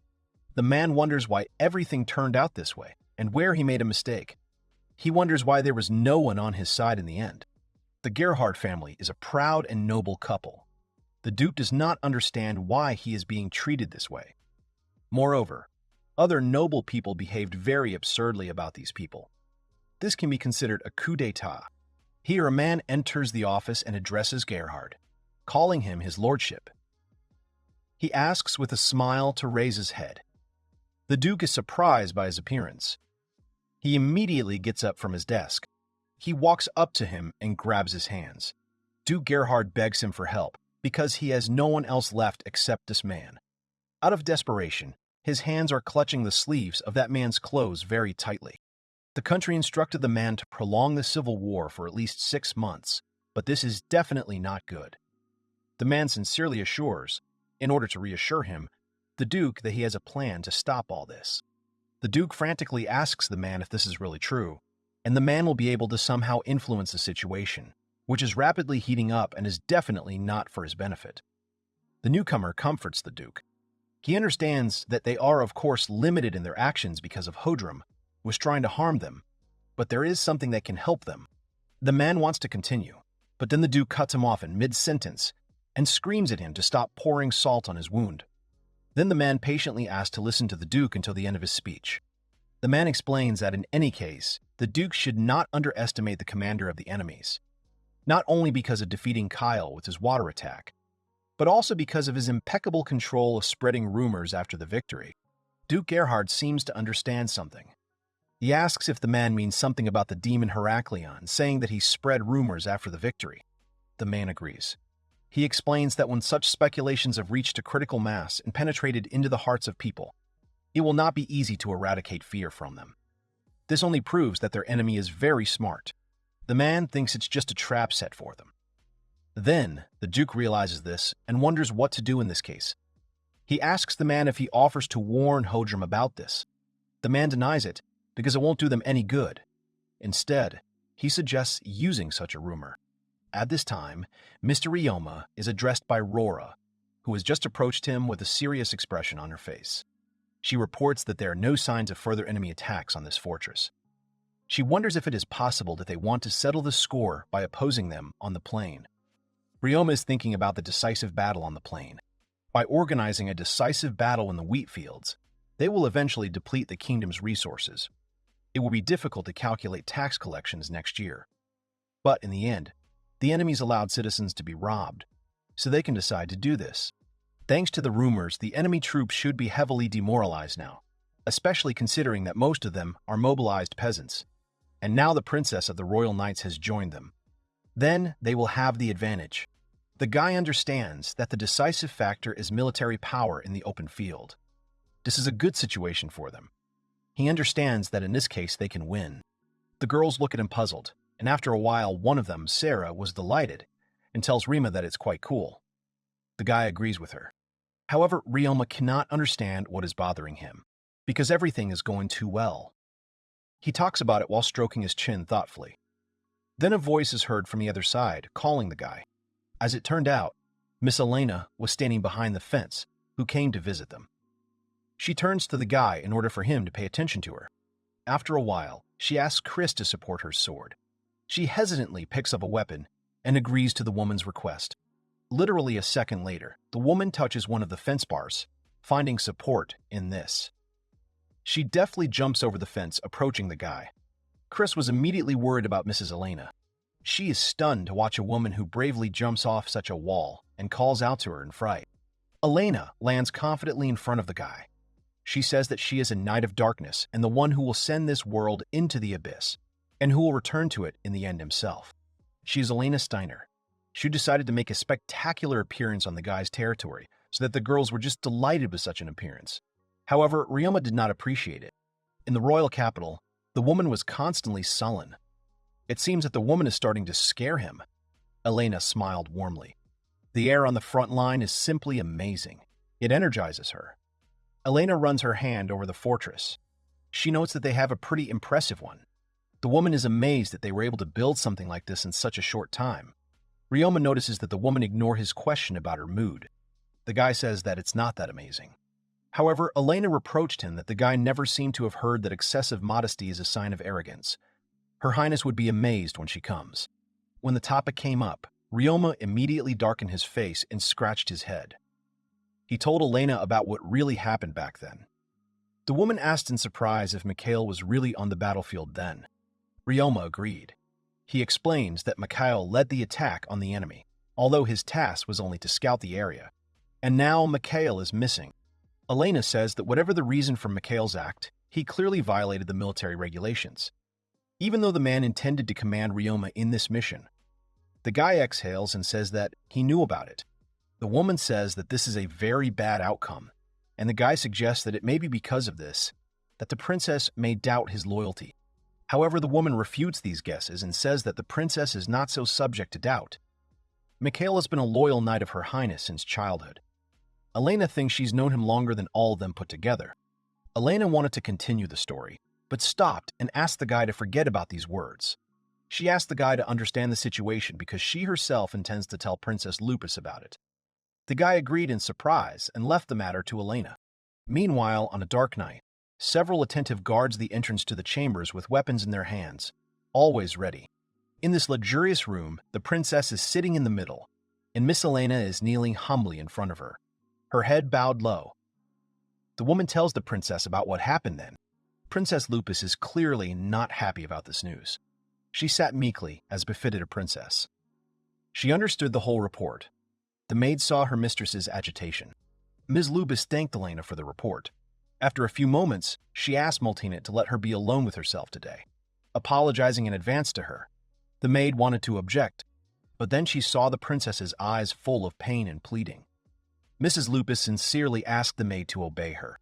Multina went outside. Mrs. Lupus was left alone in her chambers. The girl was sitting on the bed, her head bowed low in grief. Memories immediately flashed through her mind from her childhood, when Mikao was always by her side and helped her in absolutely everything. Remembering how, as a little girl, she puts a wreath of flowers on his head, she tearfully asks Mr. Mikhail to survive in this whole story. The princess is distracted from her memories and thoughts by a voice from the side. This voice suggests that the princess is in deep sadness. From these words, the girl shudders, breaking out of her thoughts. Mrs. Lupus gets scared and turns towards the voice. She asks who is next to her. It turned out that there was a man standing in a dark corner whose identity could not be seen or recognized because of the large robe. The princess began to guess that it might be an assassin and immediately began to call the guards. However, the unnamed man told her with a smile that it was absolutely useless to call the guards to his chambers. After all, thanks to the technique of the newcomer, the rest of the fortress is now floating in dreams and cannot help her. The man in the robe says that depending on the decision of the princess and her response, he may not be able to guarantee the continued preservation of Mr. Mikhail's life. Then the princess realizes that Mikhail may still be alive. She asks what the newcomer means and what he wants from her. He asks the princess not to worry too much. After all, he only wants to have a little chat with her. He reaches out and takes off his hood with a smile. He offers the princess only to exchange the war for the most valuable life of Mr. Mikhail. A man, based on such a situation, may not be able to guarantee Mikhail's life further. He says that everything depends on the princess's response. Princess Lupus looks at the smiling man who is Duke Gerhard's advisor and realizes that Mikhail is alive. She raises her eyebrows and asks if this man is threatening her. Then she tensely asks who he is anyway. The girl is interested in how the man got into the room without raising the alarm. This man smiles slyly and chuckles knowingly. He apologizes for not introducing himself earlier. He said his name was Sudo. The man stopped and said more confidently that his name was Sudo Akitake. He suggests that the princess consider him a humble contact of one person. While they were talking, all the guards were sleeping peacefully at the entrance to the rest. Sudo Akitake clarifies with the princess that Mikoshiba is the commander of this army. He clarifies with the princess that this guy is really smart. After all, it was because of him that the old man was forced to swim for quite a long time. Sudo explains that he also had to strain his back a lot, which is quite difficult for an old man like him. He thinks his joke is funny and shows a movement with his hand, imitating the swimming of a fish in the water. Princess Lupus understands that this man swam across a large river on his own in such a state. Besides, there was supposed to be a patrol on the river. She talks about what Sudo is up to. The princess resolutely looks at the man. She asks what his goal is, since he has come so far. She asks him to stop fooling around and get to the point. The princess herself tries to quietly pull out her weapon from under the pillow. The man smiles with his eyes and says that he works for the Duke, as the princess could already guess. Sudo explains that everything is a little different in reality. He asks him to let him sit on a chair because his legs are already shaking, because he is already aged. But the princess did not take her intense gaze off Sudo, who was trying to defuse the situation with jokes. Sudo sat down on a chair right in front of the princess's bed. And now he is ready to get down to business. He says that Duke Gerhard is thinking of swearing allegiance to her. Princess Lupus was not ready to hear these words. She clarifies the man's question by repeating his words. She suggests that Sudo probably didn't hear, and the Duke rather wanted them to give up just like that. The man waved his hands. The princess wonders if the newcomer even knows the situation. She doesn't understand why she has to accept the Duke. She says Sudo has forgotten that the Duke staged the riot because of the child he brought because of the king's last wish. Remembering all this, the princess becomes furious. After all, now the Duke wants to swear an oath to her and expects her to forget about everything. She asks the man to be honest with her, and says that the Duke deserves the death penalty. However, the man humbles the princess with only one reproach about the importance of Mikhail's life for her. The girl immediately fell silent. The man asks to allow one question. Sudo asks how many people the princess can trust no matter what. The princess is furious again, and she rudely orders you not to even dare to say such a thing to her. A round iron disc is flying towards the man here, which could hit a man in 1 second. The disc cuts into the leg of the chair.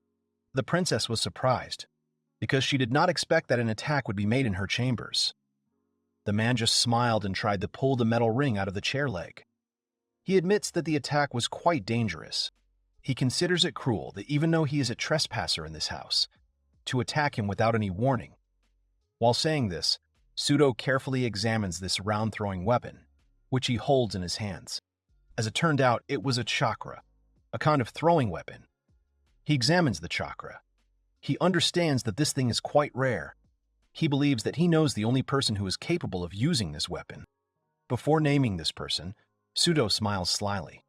He turns to the man who attacked him and asks if he is Mikoshiba Ryoma. As soon as the man utters this name, another chakra flies next to him, crashing into the chair he was sitting on again. Then Pseudo realizes that he is being ignored. The man throws up his hands and asks the attacker to show himself in any case.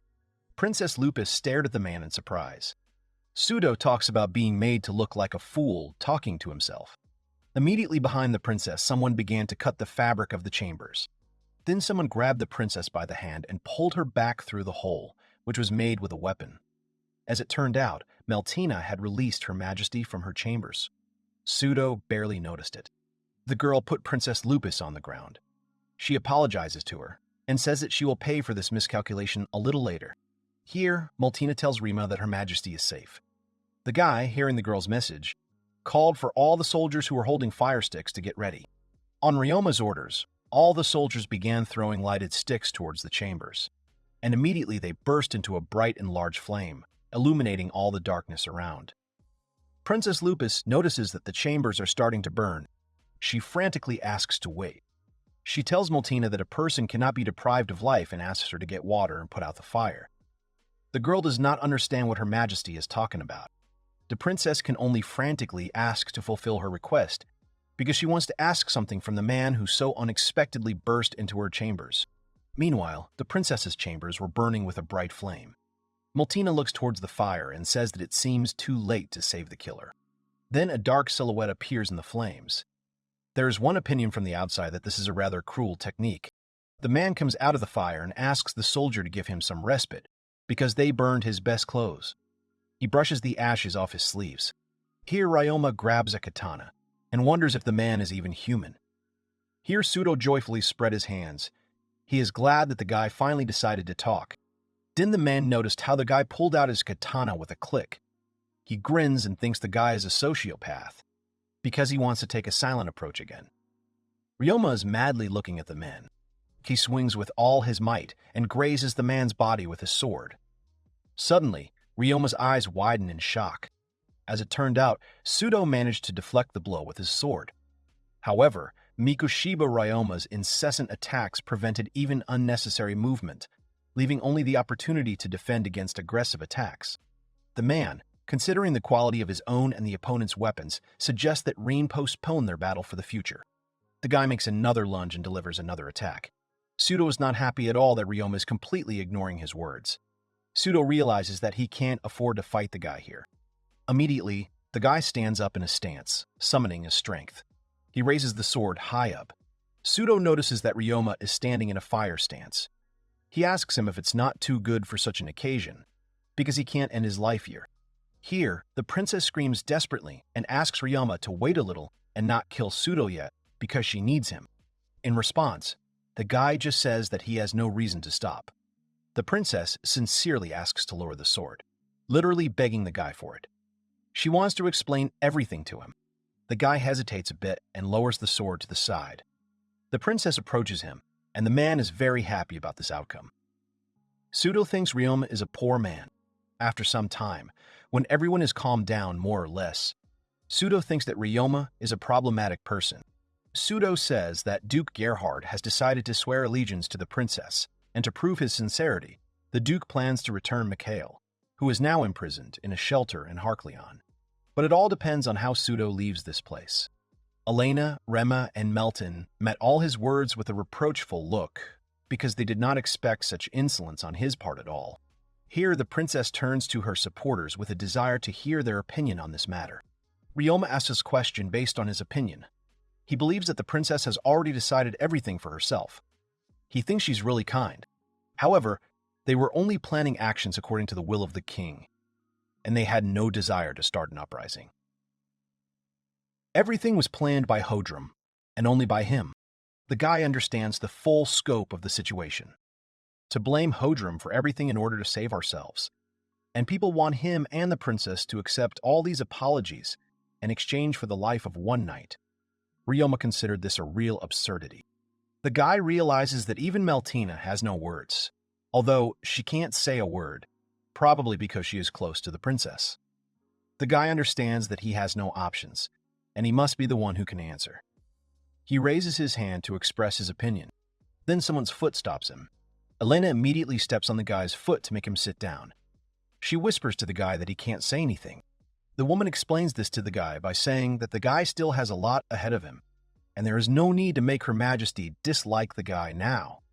Ryoma looks at the woman in amazement, and Elena immediately contradicted Her Majesty. The princess met her with a reproachful look. The woman explains that taking the oath of court will also mean that the princess allows the second princess to go on stage, and this will only give an excuse to repeat the rebellion in the country. Elena understands how close she was to Mikhail as a child.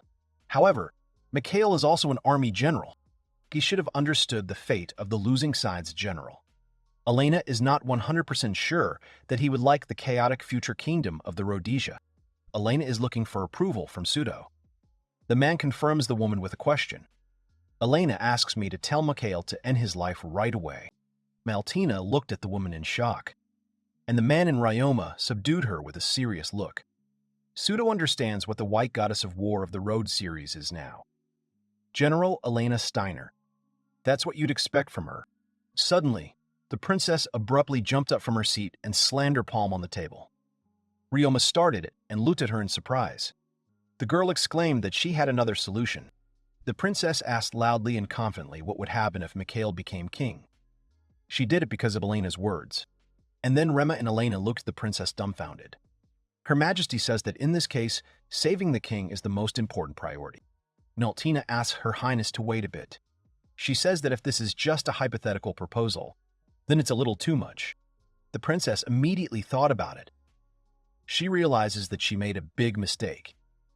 She put her hands to her face and asked everyone present to forget everything she had just said.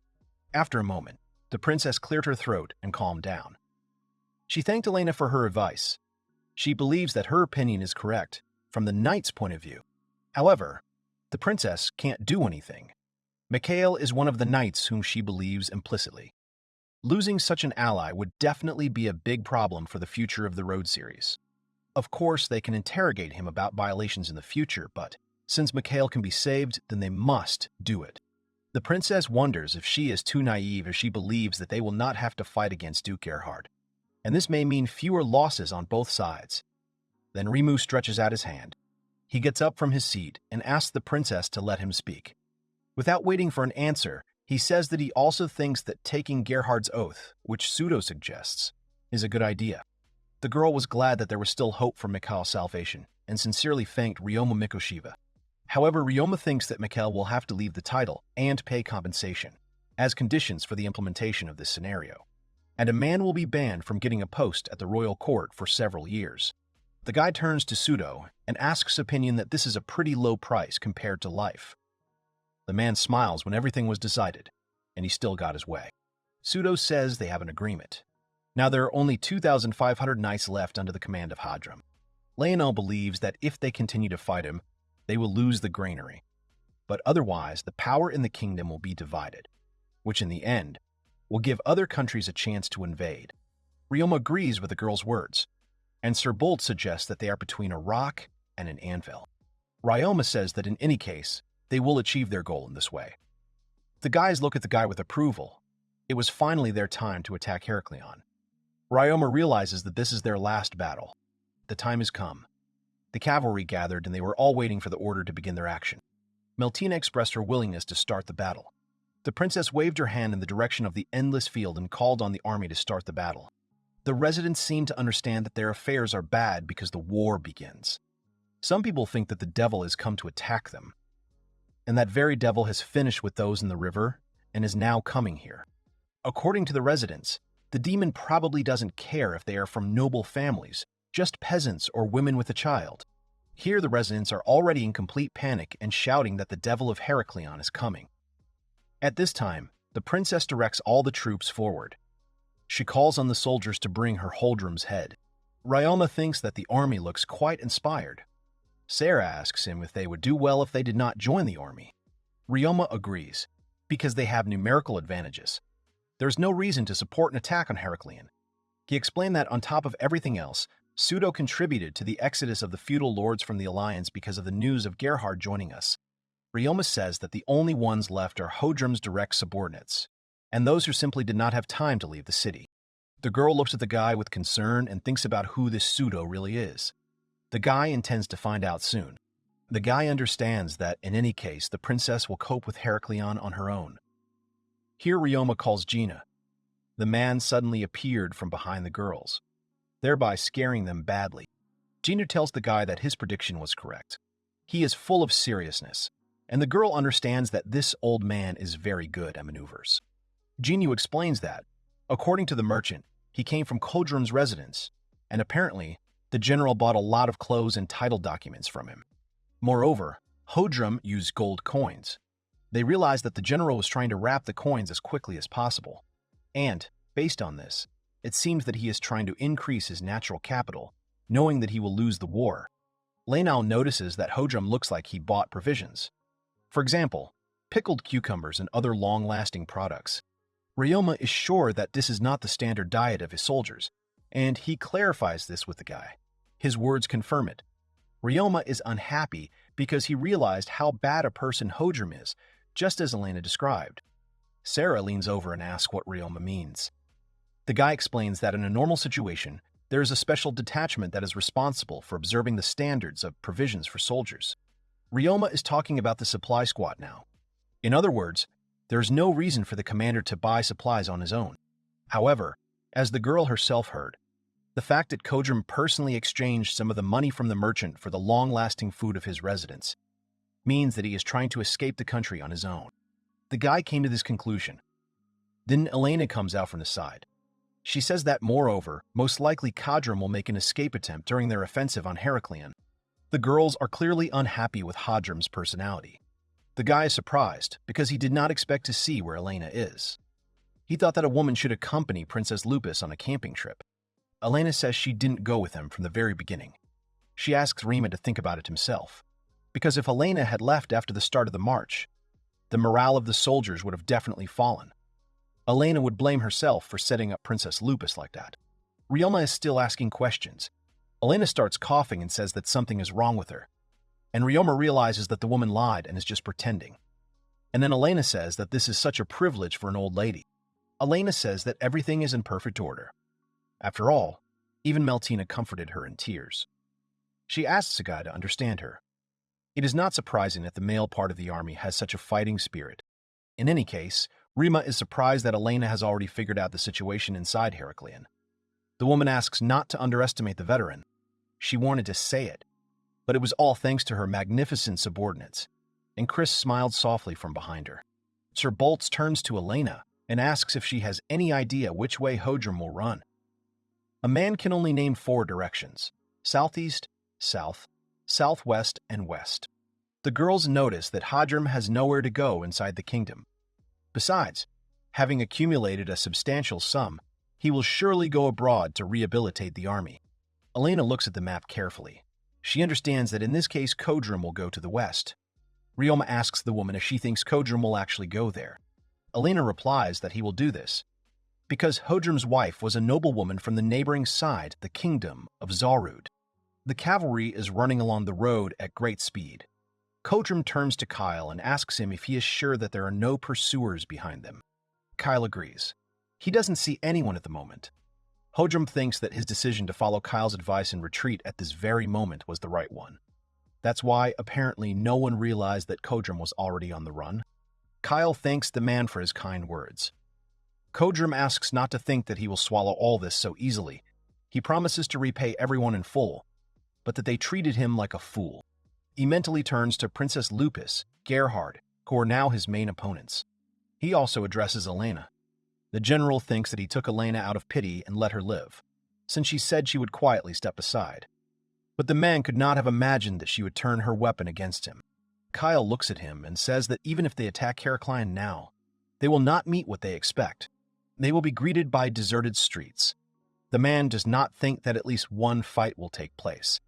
It's all thanks to the stupid peasants who made a fuss about the Heraclionic devil. Kodram says that this idea is simply brilliant. He believes that if only the residents were as thrifty as he was, they would not panic so much.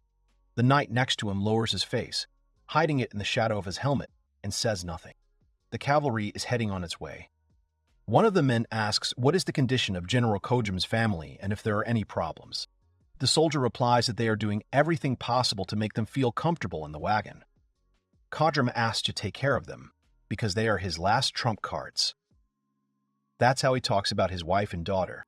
He considers his daughter especially useful, because she will bring great benefits when she marries the prince of the kingdom of Zarud.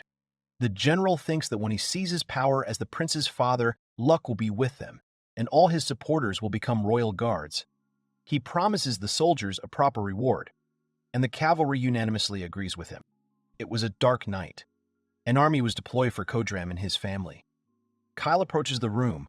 He tells Hodram that they will continue their journey at first light, so the man needs to rest now. Hodram lifts the cloth. He offers Kyle a sip to cheer up the spirit. Kyle closes his eyes and apologizes because he refuses because he has to be sober. The man says that he is sorry. He says that a lightly salted cucumber goes well with river fish. Ironically, it tastes even better now, considering that Hodram will have such a diet for some time. Kyle asks you to forgive him in this case, because he has to prepare for tomorrow. However, before Kyle could finish speaking, he heard something. Hodram looked into the distance and asked Kyle what could be wrong. The man turned around on the general's orders and said that there was nothing, because he thought he heard some sounds. A moment later, one soldier shouted that they were being attacked. The enemy was attacking, and fire arrows landed on the ground near them. Kyle calls Hodram. The man answers him and tells him that they need to get out of here urgently. Kodram takes his wife and daughter back to the wagon. Kyle says that the road on the mountain to the kingdom of Zarud should still be safe. Kyle will try to delay the enemies. He asks Hodram to use this time usefully and hurry up. Kyle instructs his subordinates to deal with the opponents. Hodram retreats into the depths of the forest. He entrusts the rest to Kyle. He urges the man to meet in the capital of Zarud. After saying goodbye, Kyle turns to his soldiers and orders them all to calm down. He orders those who hold the shield to line up and forget about the fire. Here, Lino jumps down from the tree. She considers it a find that she discovered the general. She thinks the man's head will be hers. She jumps from a branch directly at the general, pointing the blade of her sword at him. Kyle manages to hide behind his shield. He swings it, and the girl jumps back a few steps. Kyle considers her a bandit, but she is more agile than an ordinary bandit. Suddenly, Kyle hears a spell from the side. The spell summons the spirits that direct the thunder to hear the master. It calls on them to take blood as payment and show their true power. Spells summon spirits to heed and crush his enemies. Huge lightning shots appear in Kyle's place. The girl wonders if they hit the man. As it turned out, he covered himself with his shield again. Kyle says that against his anti-magic enchanted armor, Sir Bolt's pathetic magic is simply nothing. The man says that it was a combination of enchanting and enhancing magic. And the girl grins and realizes that the general will not give up without a fight. Kyle frowns and says, "That's not what he's talking about." Then Boltz and Leona wondered. Kyle says that these two are simply unworthy to be his opponents. And pathetic bandits like them won't even be able to scratch it. Kyle promises to pretend like nothing happened if they leave right now. Then a voice is heard from the side, which says that they can't just turn around and go home. As it turned out, it was Ryoma. He says that now it's Kyle Arunia's turn to say goodbye to life. Kyle realized that the commander of the fortress had arrived, and Leona and Boltz were glad to see the young master. Kyle found out that the Herculean devil was behind everything, who organized this sudden attack on their camp. Ryoma hastened to dispel Kyle's doubts and all these rumors. He gave his full name to the man and expressed his joy at meeting him. Ryoma turns to Lionel and asks if she can continue the battle. The girl agrees, despite the fact that she twisted her ankle a little. In this case, Ryoma asks her to go to Laura and kill the leftovers. He turns around and, with a grim expression on his face, gives his men the order not to spare anyone. Leona expresses her consent and departs. Boltz tells Remy and asks him to be more vigilant because Kyle uses both reinforcement magic and durability magic. Here, one of the guys shouts at Mr. Kyle and asks him to run away from here. He himself pointed his blade towards Ryoma and wanted to make a lunge, but immediately Jinyu appeared behind the guy. The man took the guy's life in one deft movement. Unfortunately, he cannot allow his lordship to cross the road. Jinyu asks to provide it to them. The man asks Rimu to put an end to this civil war. The guy looks at Gina with enthusiasm and agrees with him. Although, if you think about it, maybe this battle is a big gamble for Kyle himself. Kyle thinks the guy is a fool, because the magic of strengthening the tower shield is comparable only to that of heaven. And Kyle's shallow shield and not a powerful sword will never be able to pierce his armor. Kyle is full of hatred for the guy. He makes another attack and urges him to get away with his paper weapon. Ryoma realizes that Kyle is quite nimble, and despite its heavy equipment, apparently, all this strengthening magic is not a joke. However, this is not all. Kyle's swordsmanship is also nice. It would be a perfect example of the old school of swordsman. The guy understands that the man has the advantage in a one-on-one fight. But he knows that there's no absolute in this world. As Ryoma thought, under this medal, Ryoma remembers the teacher's instruction. Grandfather said that Ryoma should not just swing a sword, but constantly think about the blade as an extension of his hands. The guy has to forget everything and focus on tearing something in front of him. Ryoma is full of determination. Kyle looks like he's going to make an attack, but he has to put a shield in front of him because the guy is standing up. Kyle urges the guy to hit. The man thinks that he will be able to repel the attack with his shield and hit the guy with his counterattack. Ryoma realizes that he has to aim at this very place. He swings his sword and hits the shield with all his might. From the impact of such force, Kyle was stunned. Ryoma's blow easily broke through his sword. After that, the injured Kyle sank to the ground. He considers this impossible and wonders how Ryoma was able to cut his shield in half only with the help of force. Ryoma explains that he used gravity to compensate for his physique and allowed inertia to rule his blade. Thus, he explained the martial art on Earth. Ryoma admits that this would not have been possible without his sword. Kyle's lips tightened. He could not even think that he would end his life in this place. Although the kingdom of Zarod is literally before his eyes, he considers this outcome to be good luck. Ryoma finds out that the man was overconfident in both his strength and his magic. Kyle admits it. He would never have thought that he would hear such words from anyone else except Mihail. Ryoma asks if Kyle was the one who framed Mihail. The guy explains that it was Kyle's mistake that they ended up joining Princess Lubis. The man did not expect to hear these words. Kyle remembers a moment. He asks the guy if he was really the same low-grade adventurer hired when they accompany Princess Radin to Heraklion. The guy agrees. He explains that this is all because they agreed to a task from the guild. In the end, they were probably just forced to agree. The guy says that since there is another man with silver hair with them, they were the perfect replacement for Princess Radin and the target for Mikhail's attack. No one could have thought that they would be dragged into this story. Kyle is grinning. He realizes that by setting a mousetrap, he has caught a real tiger. Ryoma understands his analogy. He says that he would have ended his life if he hadn't been so lucky.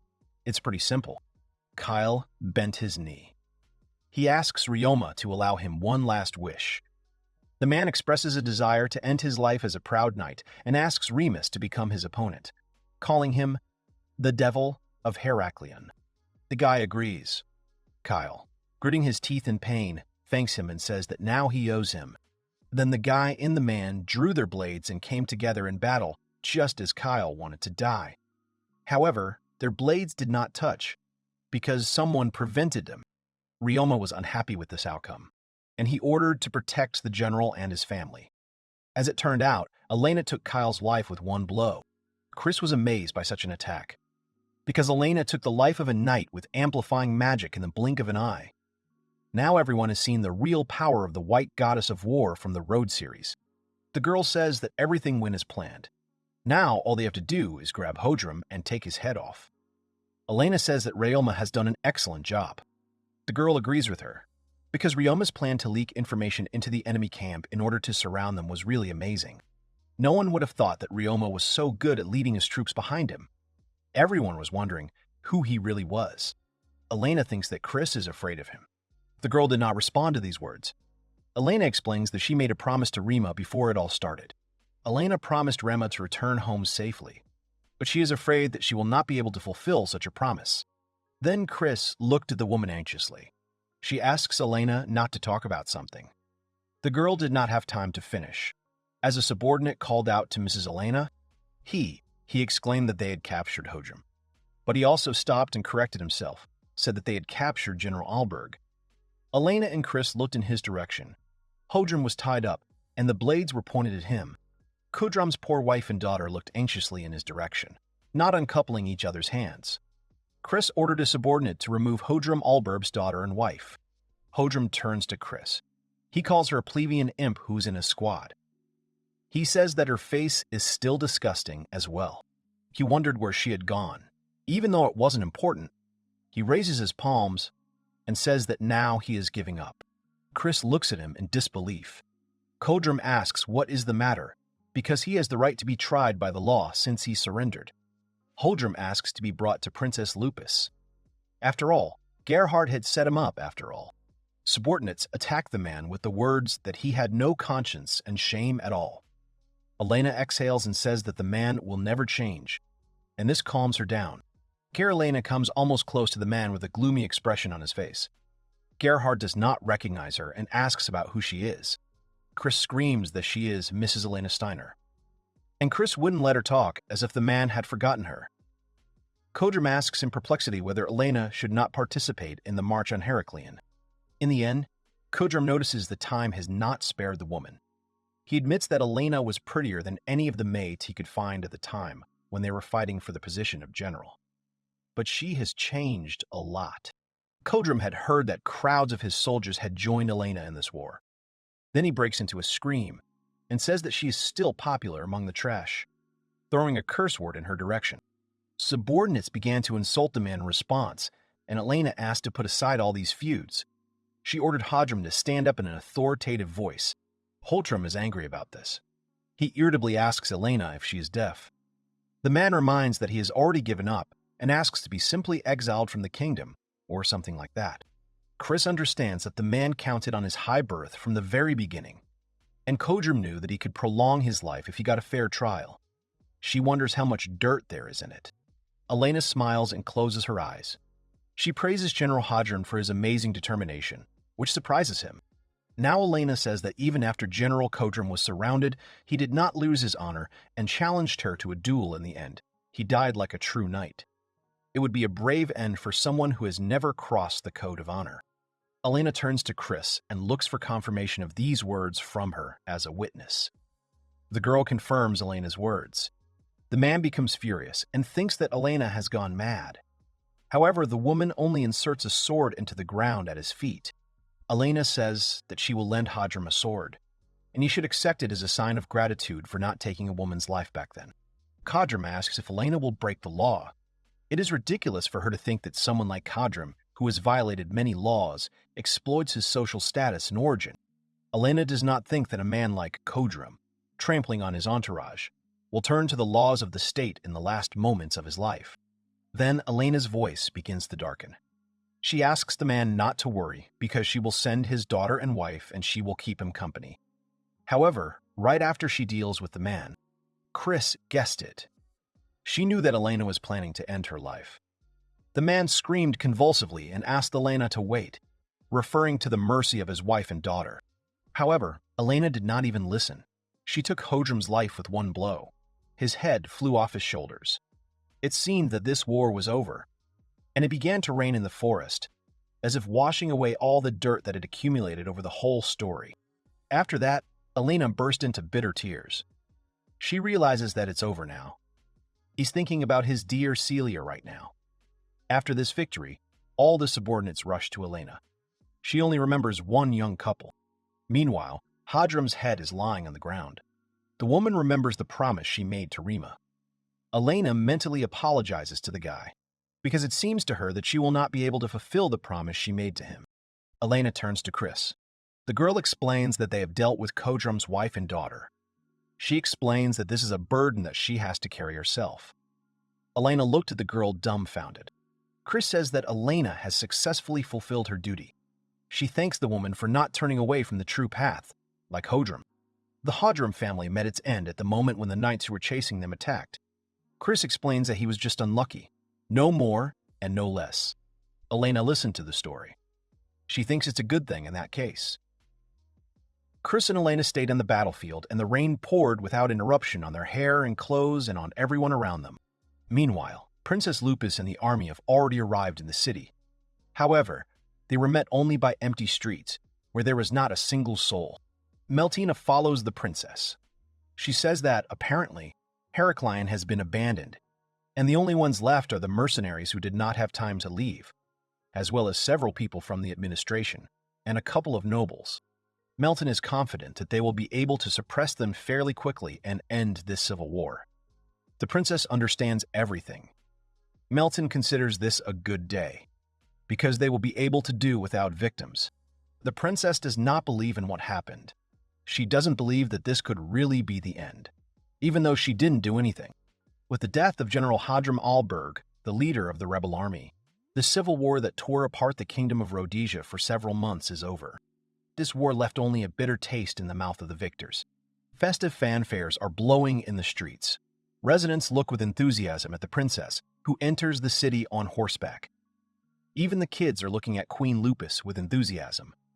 However, the queen herself is not very happy. She was serious. Residents are glad that the war is over. If the civil war had continued, who knows what might have happened. The girl standing next to her heard that the queen was leading the army behind her. She showed exactly why she is called the warlike queen. The residents understand that Meltina will definitely take the position of captain of the royal guard. The residents are glad to know about it. Their country is now under the protection of such a wonderful woman. The cheers don't stop when the residents notice Elena. They say that she defeated the traitor General Kodram and fulfilled the residents' wish. They also notice the beauty of Chris walking next to Elena. Next, Elena is followed by another group of guys. However, with their appearance, the inhabitants quieted down. The eyes of these people darkened and became tense. People will guess who it might be because they look pretty scary, and one of them doesn't have half an arm. People think that these are mercenaries who made a significant contribution to the war.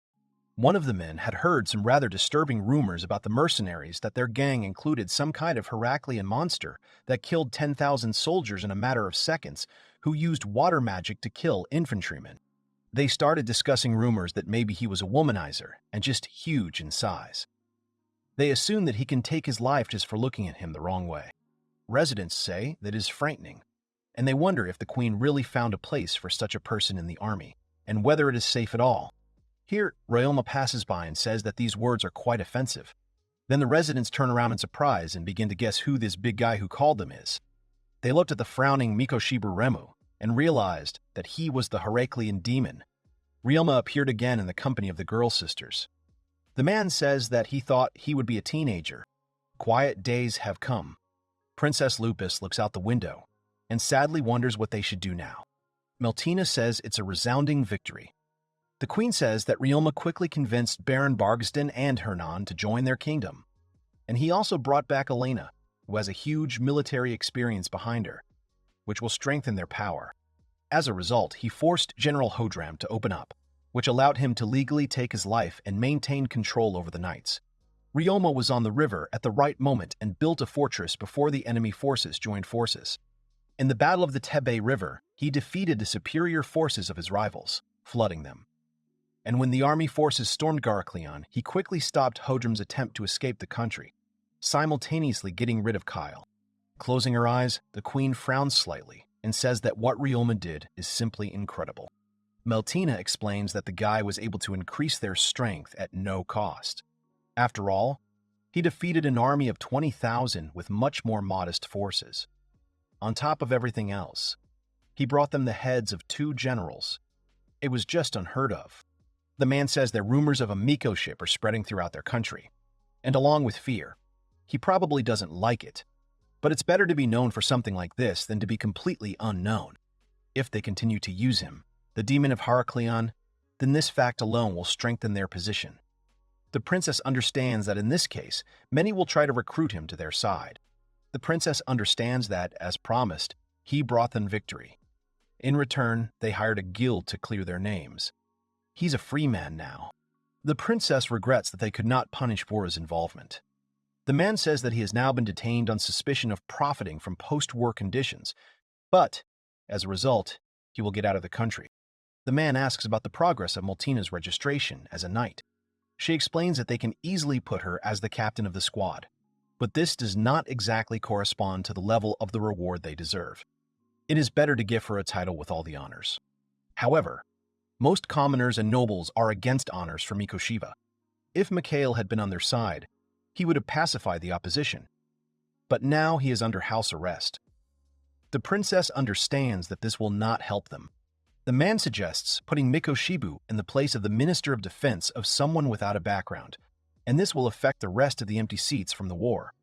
Besides, Ryoma did not swear allegiance to their state, only to the queen, even if they could give Mikoshibo something that would keep him within the country. The man doubts that this is even possible. Queen Lupus is not sure if she can keep control of him. The guys looked at her worriedly. The princess realizes that Ryoma has used his strength and charisma to form a small army of mercenaries and even assassins. The princess understands that it is quite convenient when he is on their side. But even if the chance is negligible and he decides to stage a coup, the princess regretfully says that in this case they will have no way to stop him. The girl does not want to show disrespect, but still expresses her opinion that the guy will not even think about it. The man confirms, but says that anything can happen in the future. There was an awkward silence. Here the girl lowers her eyes and suggests asking Elena to take the life of Ryoma Mikoshibo. Then the princess exclaimed that they couldn't do it. Even if they could, the woman wouldn't agree. The girl confirms that she is really close to Mikoshiba and has his trust. Maybe she can find a way. The princess says it's too risky. There is a chance that she will decide to join Mikoshibe. And this means that they will have two powerful enemies, and they will have no choice but to fight them. The man exhales and says that in this case they have no way out. The conversation is interrupted by the maid's apologies. She says that a certain pseudo wants to see the princess. The maid asks if the man should be allowed to enter the room. With a tense expression on her face, Maltina allows him to enter. Pseudo spreads his hands and greets Her Highness with a smile. The girl who was sitting next to me can't believe that a man had the audacity to show up here. The man does not understand and asks what Maltina means. After all, he had expressed his intention to come and congratulate Her Highness on her coronation, and there was nothing wrong with that. Pseudo says that he kept all his promises on the battlefield. Now he wants more trust from the kingdom. Maltina irritably tells him to stop fidgeting. Pseudo understands that. Apparently, the queen is worried about something. He doesn't want her lovely face to be disfigured in this way. Here Pseudo, with a serious face, suggests that the princess was considering a plan of action about Mikoshiba Ryoma. Everyone in the room stared at the man seriously. They noticed that Pseudo didn't even raise an eyebrow and hit the bullseye.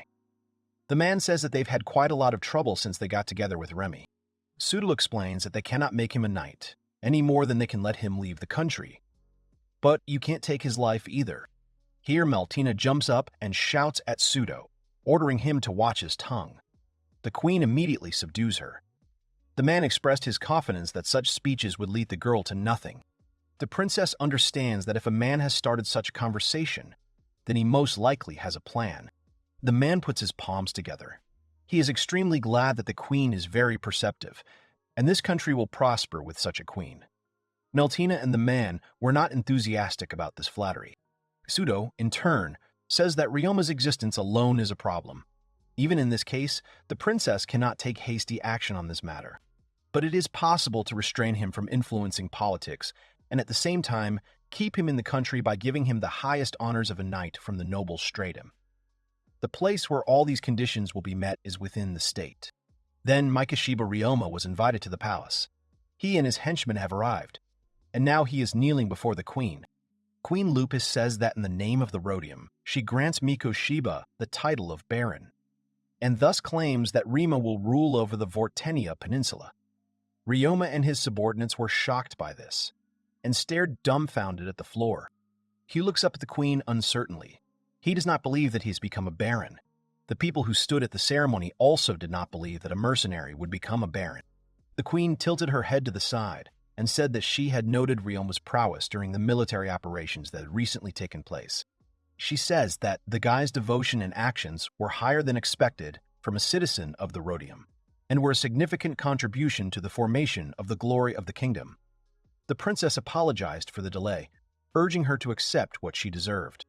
Everyone looked on patiently, waiting for Ryoma's answer. Sudo was smiling slyly at this time and glancing at the guy. He thinks that he's a problem for them too, so they need him to stay in his cage for a while. Ryoma frowns and realizes that this queen has caught him. They and their subordinates went to their lands.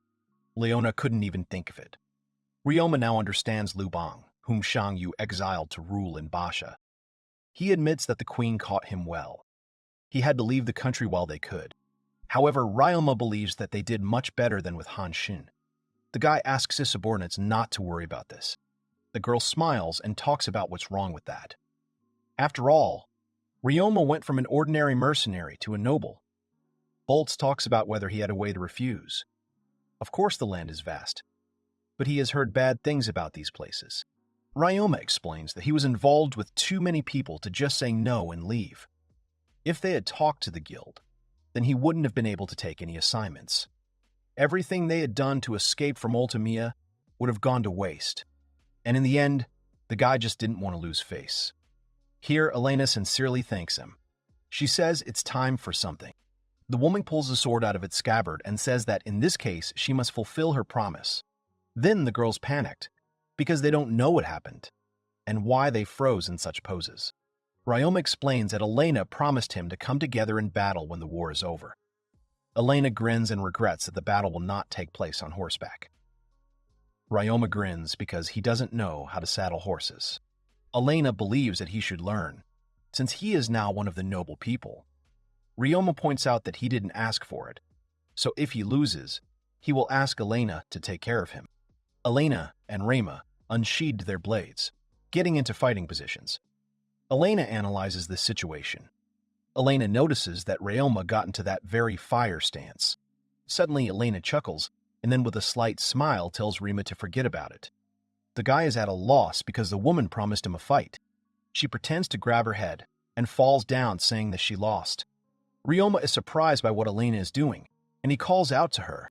The woman asks him to stop it already. She explains that it was all just a ploy to make sure she didn't end her life. She asks the guy for confirmation of her words. Ryoma approaches Elena to help her stand up. The woman guesses that sometimes a guy doesn't think through his actions. Ryoma says that he was really interested in Elena as a valiant warrior. Elena says that you need to protect your elders. Ryoma objects and says that she is still young. Elena thanks for the compliment. She asks Remu about his age. The guy is 16 years old. After that, she pushes the guy back. Here he finds out the reason for Elena's action. She asks him not to worry and let her steal it for a minute. Here the girls approach her anxiously and ask her not to be hasty, and Elena says that everything is fine. Here she begins her conversation. It turns out that Elena had a dream: to hold her child in her arms and show him the world she protects. Elena says that she was so gentle. Ryoma didn't think he was young enough to be a child. However, he has an idea. He apologizes to the woman in advance and takes her hand. Elena looks at him in surprise. He abruptly puts her on his neck. He says with a smile that if his parents were here, he would like to fulfill their dream. Elena calmly looks at the guy. He understands that he has won. Elena says that these lands will be, and it doesn't matter what obstacles stand in the way of Remy. He will overcome them anyway, and she believes in it. Here Elena points confidently with her hand forward. All the guys come to the cliff to inspect their lands. She urges Ryoma, calling him her son, to go forward. The guy understands the instruction. One of the policemen thinks that if they are not at home, then everything is useless. Then his colleague said that he intended to come until it had an effect. He suggests his Kusuda just shut up and follow him. Then Kusuda was surprised that his colleague thinks that the missing kid is how you are connected with that event. After all, those people were pretty good at cooperating during the interrogation.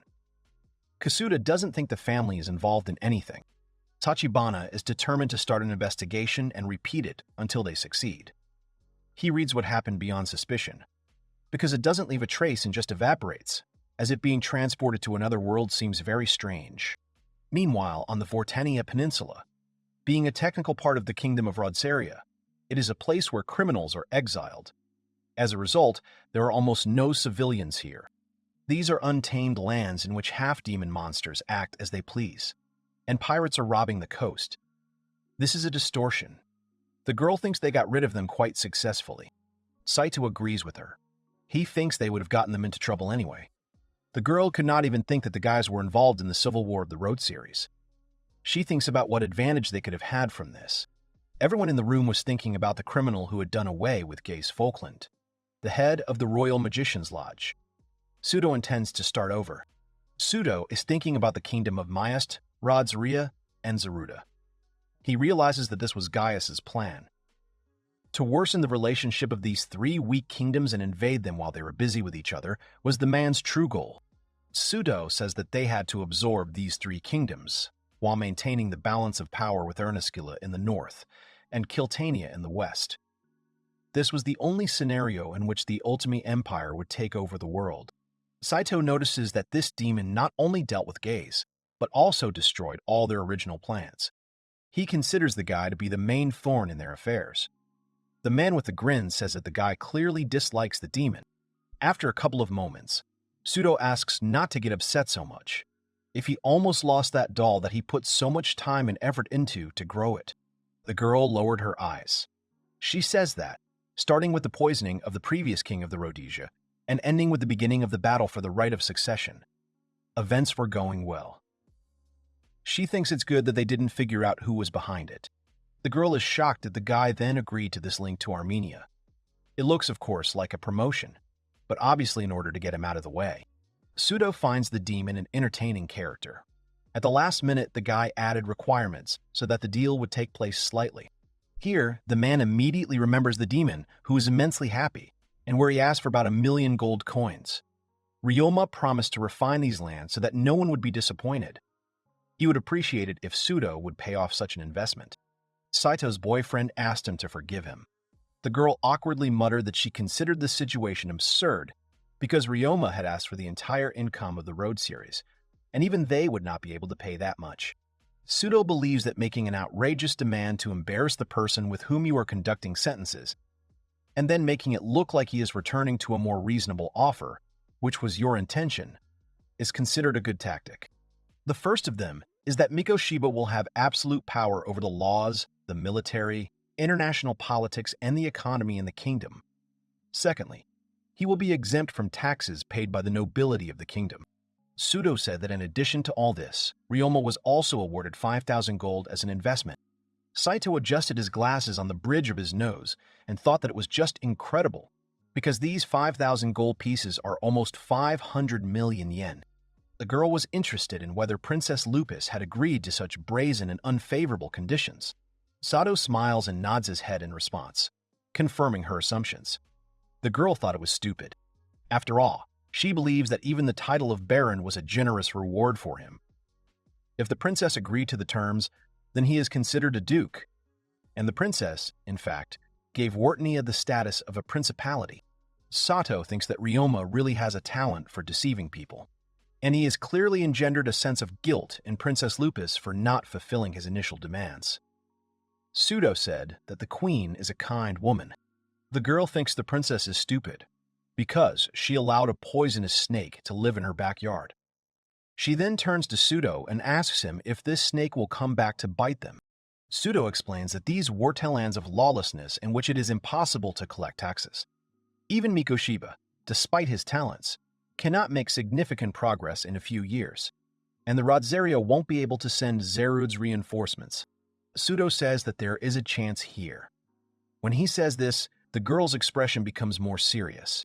She suddenly grinned and said that in that case, as they had planned, the Ultimate Empire would invade Zerid. Elena looks out the window. Birds are flying high in the sky. They are on their way. A couple of light feathers fall off them, which fly serenely past the windows. Here Chris suggests that Elena is worried about a miscarriage. Chris says that Mikoshiba has not been in the capital for a month. She assumes that if everything went well, then he should be in the fortress of Ipilos, the gates of Wortenia. Elena chuckles and says that Chris's words sound right. Chris notices that Elena regrets that she couldn't stop Ryoma Mikoshibu. Elena says that after all, it was Her Majesty's decision and the woman simply has to respect it. All Elena can do now is protect the queen and do everything in her power to protect the world. Chris talks about how she heard that Her Majesty is planning to end Mikhail's house arrest. Elena understands that Queen Lupus is still worried. After all, she still has no confidants whom she could fully trust. Elena says that Chris doesn't have to say anything more, because what was said was already enough. Eventually, Raiden was dragged into the royal couple. Gerhard was demoted from Duke to Viscount. Everything seems to have settled down, but Elena still feels anxious. Elena suddenly realizes that she doesn't feel the situation is improving. Maybe things are getting even worse. The woman is abruptly overcome by a feeling of panic and anxiety. Chris notices the woman's agitation. She understands that when he sees Wortenia with his own eyes, Mikoshiba will hate them. Chris begins to think that the queen has made an enemy of herself. Elena, hearing these words, began to laugh. To her, it sounds like there's going to be some fun. If this turns out to be true, then she will intend to deal with Mikoshiba. Elena thought for a moment. She understands that this will happen if they ever see the guy again. The woman really hopes for this. A loud sneeze is heard. The girl turns back and asks Remy what's the matter. She thinks the guy has a cold. The girl asks to hold out a little longer, because after the ridge they will already be in Epilos. The real evil comes from Mikoshiba, and he is full of hatred. He raises his head, and with tears in his eyes says that his body hurts. The girl, bursting into laughter, slaps the guy on the back, saying that he can no longer say such things because now he has the status of a baron. The girl jokes that the family coat of arms of Remy in this case will be defamed by his own words. Another girl confirms her companion's words. She explains that the sword means strength and snakes mean cunning and knowledge.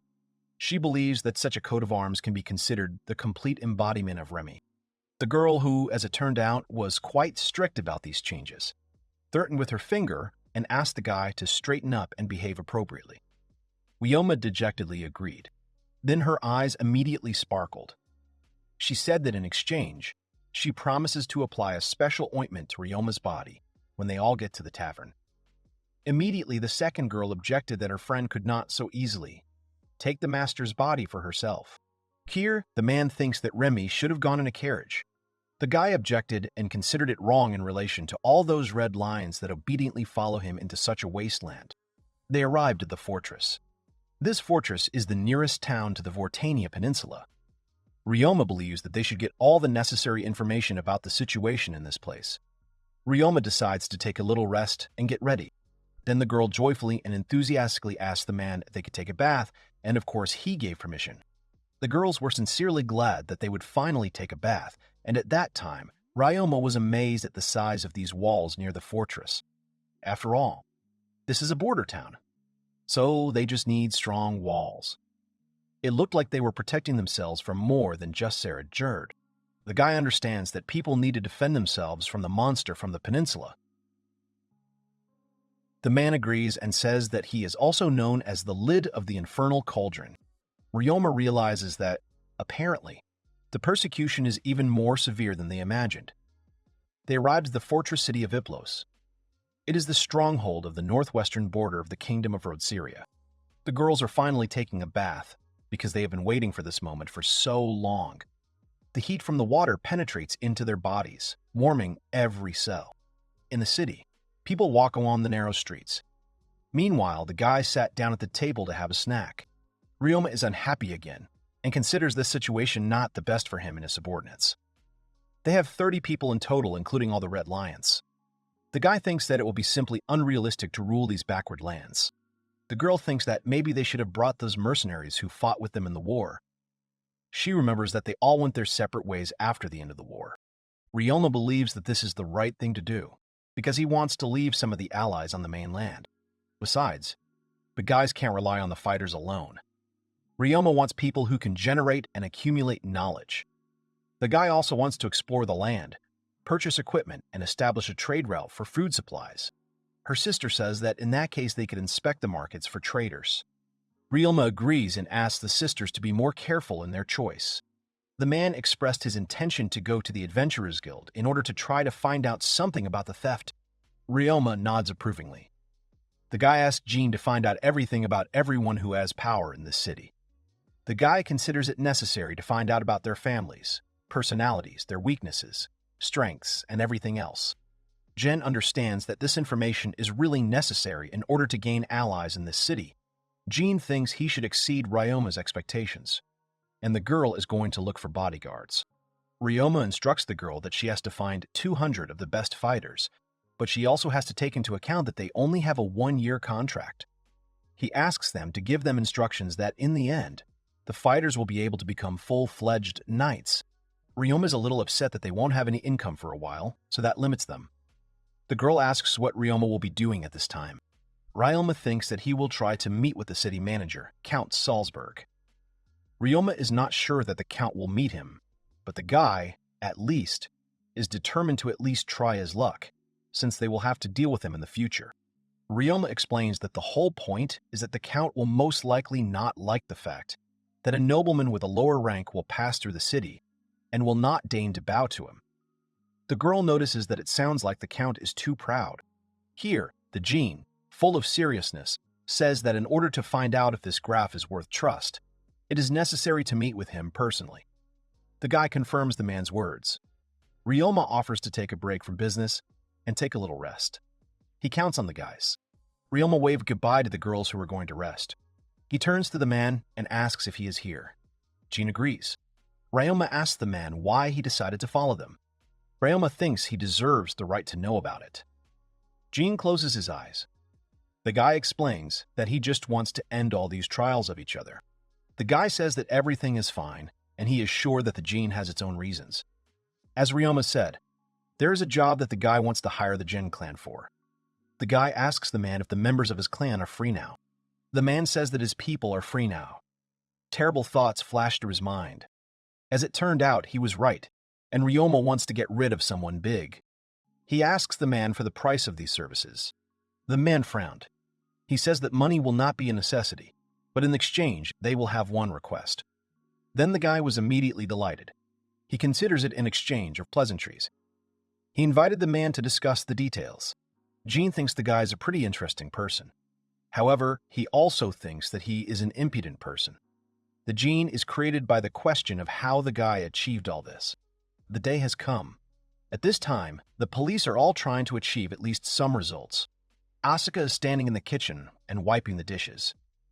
She notices that the investigators and her grandfather have been talking for quite a long time. She wonders if they'll find out anything. After all, it has been more than 6 months since Ryoma disappeared. She wanted to indulge in her feelings, but suddenly she heard her name. As it turned out, her grandfather was calling her. The man asked the police to escort the gentleman to the door. The girl agreed. The police apologized to the man for interrupting his training. They also thanked the man for his cooperation. Grandpa looked down and said that everything was fine. Then Asuka asked the police to go to the exit. One of them noticed that she was quite cute, and now the police are already walking down the corridor. Then one of them turns to Tachibana. He says that the old man is annoyed with the police, so it's time for them to stop interrogating him. Kasuda says that it is generally difficult to position as a crime. Tachibana, in a dissatisfied tone, reminds his partner that only he thinks so. Tochibana thinks that old man is definitely unusual. Kusuda responds by noting that the old man is quite calm for a man who has lost a grandson. However, the partner says that's not the point at all. Tachibana says that the man is insanely similar to the criminal he met in Hong Kong because the feelings were exactly the same. Kusuda does not want to hear this story, which a colleague has already told many times. And he just said that Kusuda was too stupid. Then Asuka turned to the police. At this time, the old man was already resting in his room. Memories of his son's last request for the old man to take care of Remy appear in his head. Suddenly, the old man notices that the drink in his cup begins to shake and ripple. He thought it might be because of some bug. Then the old man's attention is attracted by his katanas, which seem to tremble. As it turned out, the katanas, Oka and Kukuka, are crying. The old man understands that the katanas are telling him to take them. The old man looks dumbfounded to the side, and then runs out into the corridor. He doesn't feel the presence of the police in Asuka at all. He did not think that such a thing could happen. The man takes the katanas and runs out of the room. He remembers these vibrations.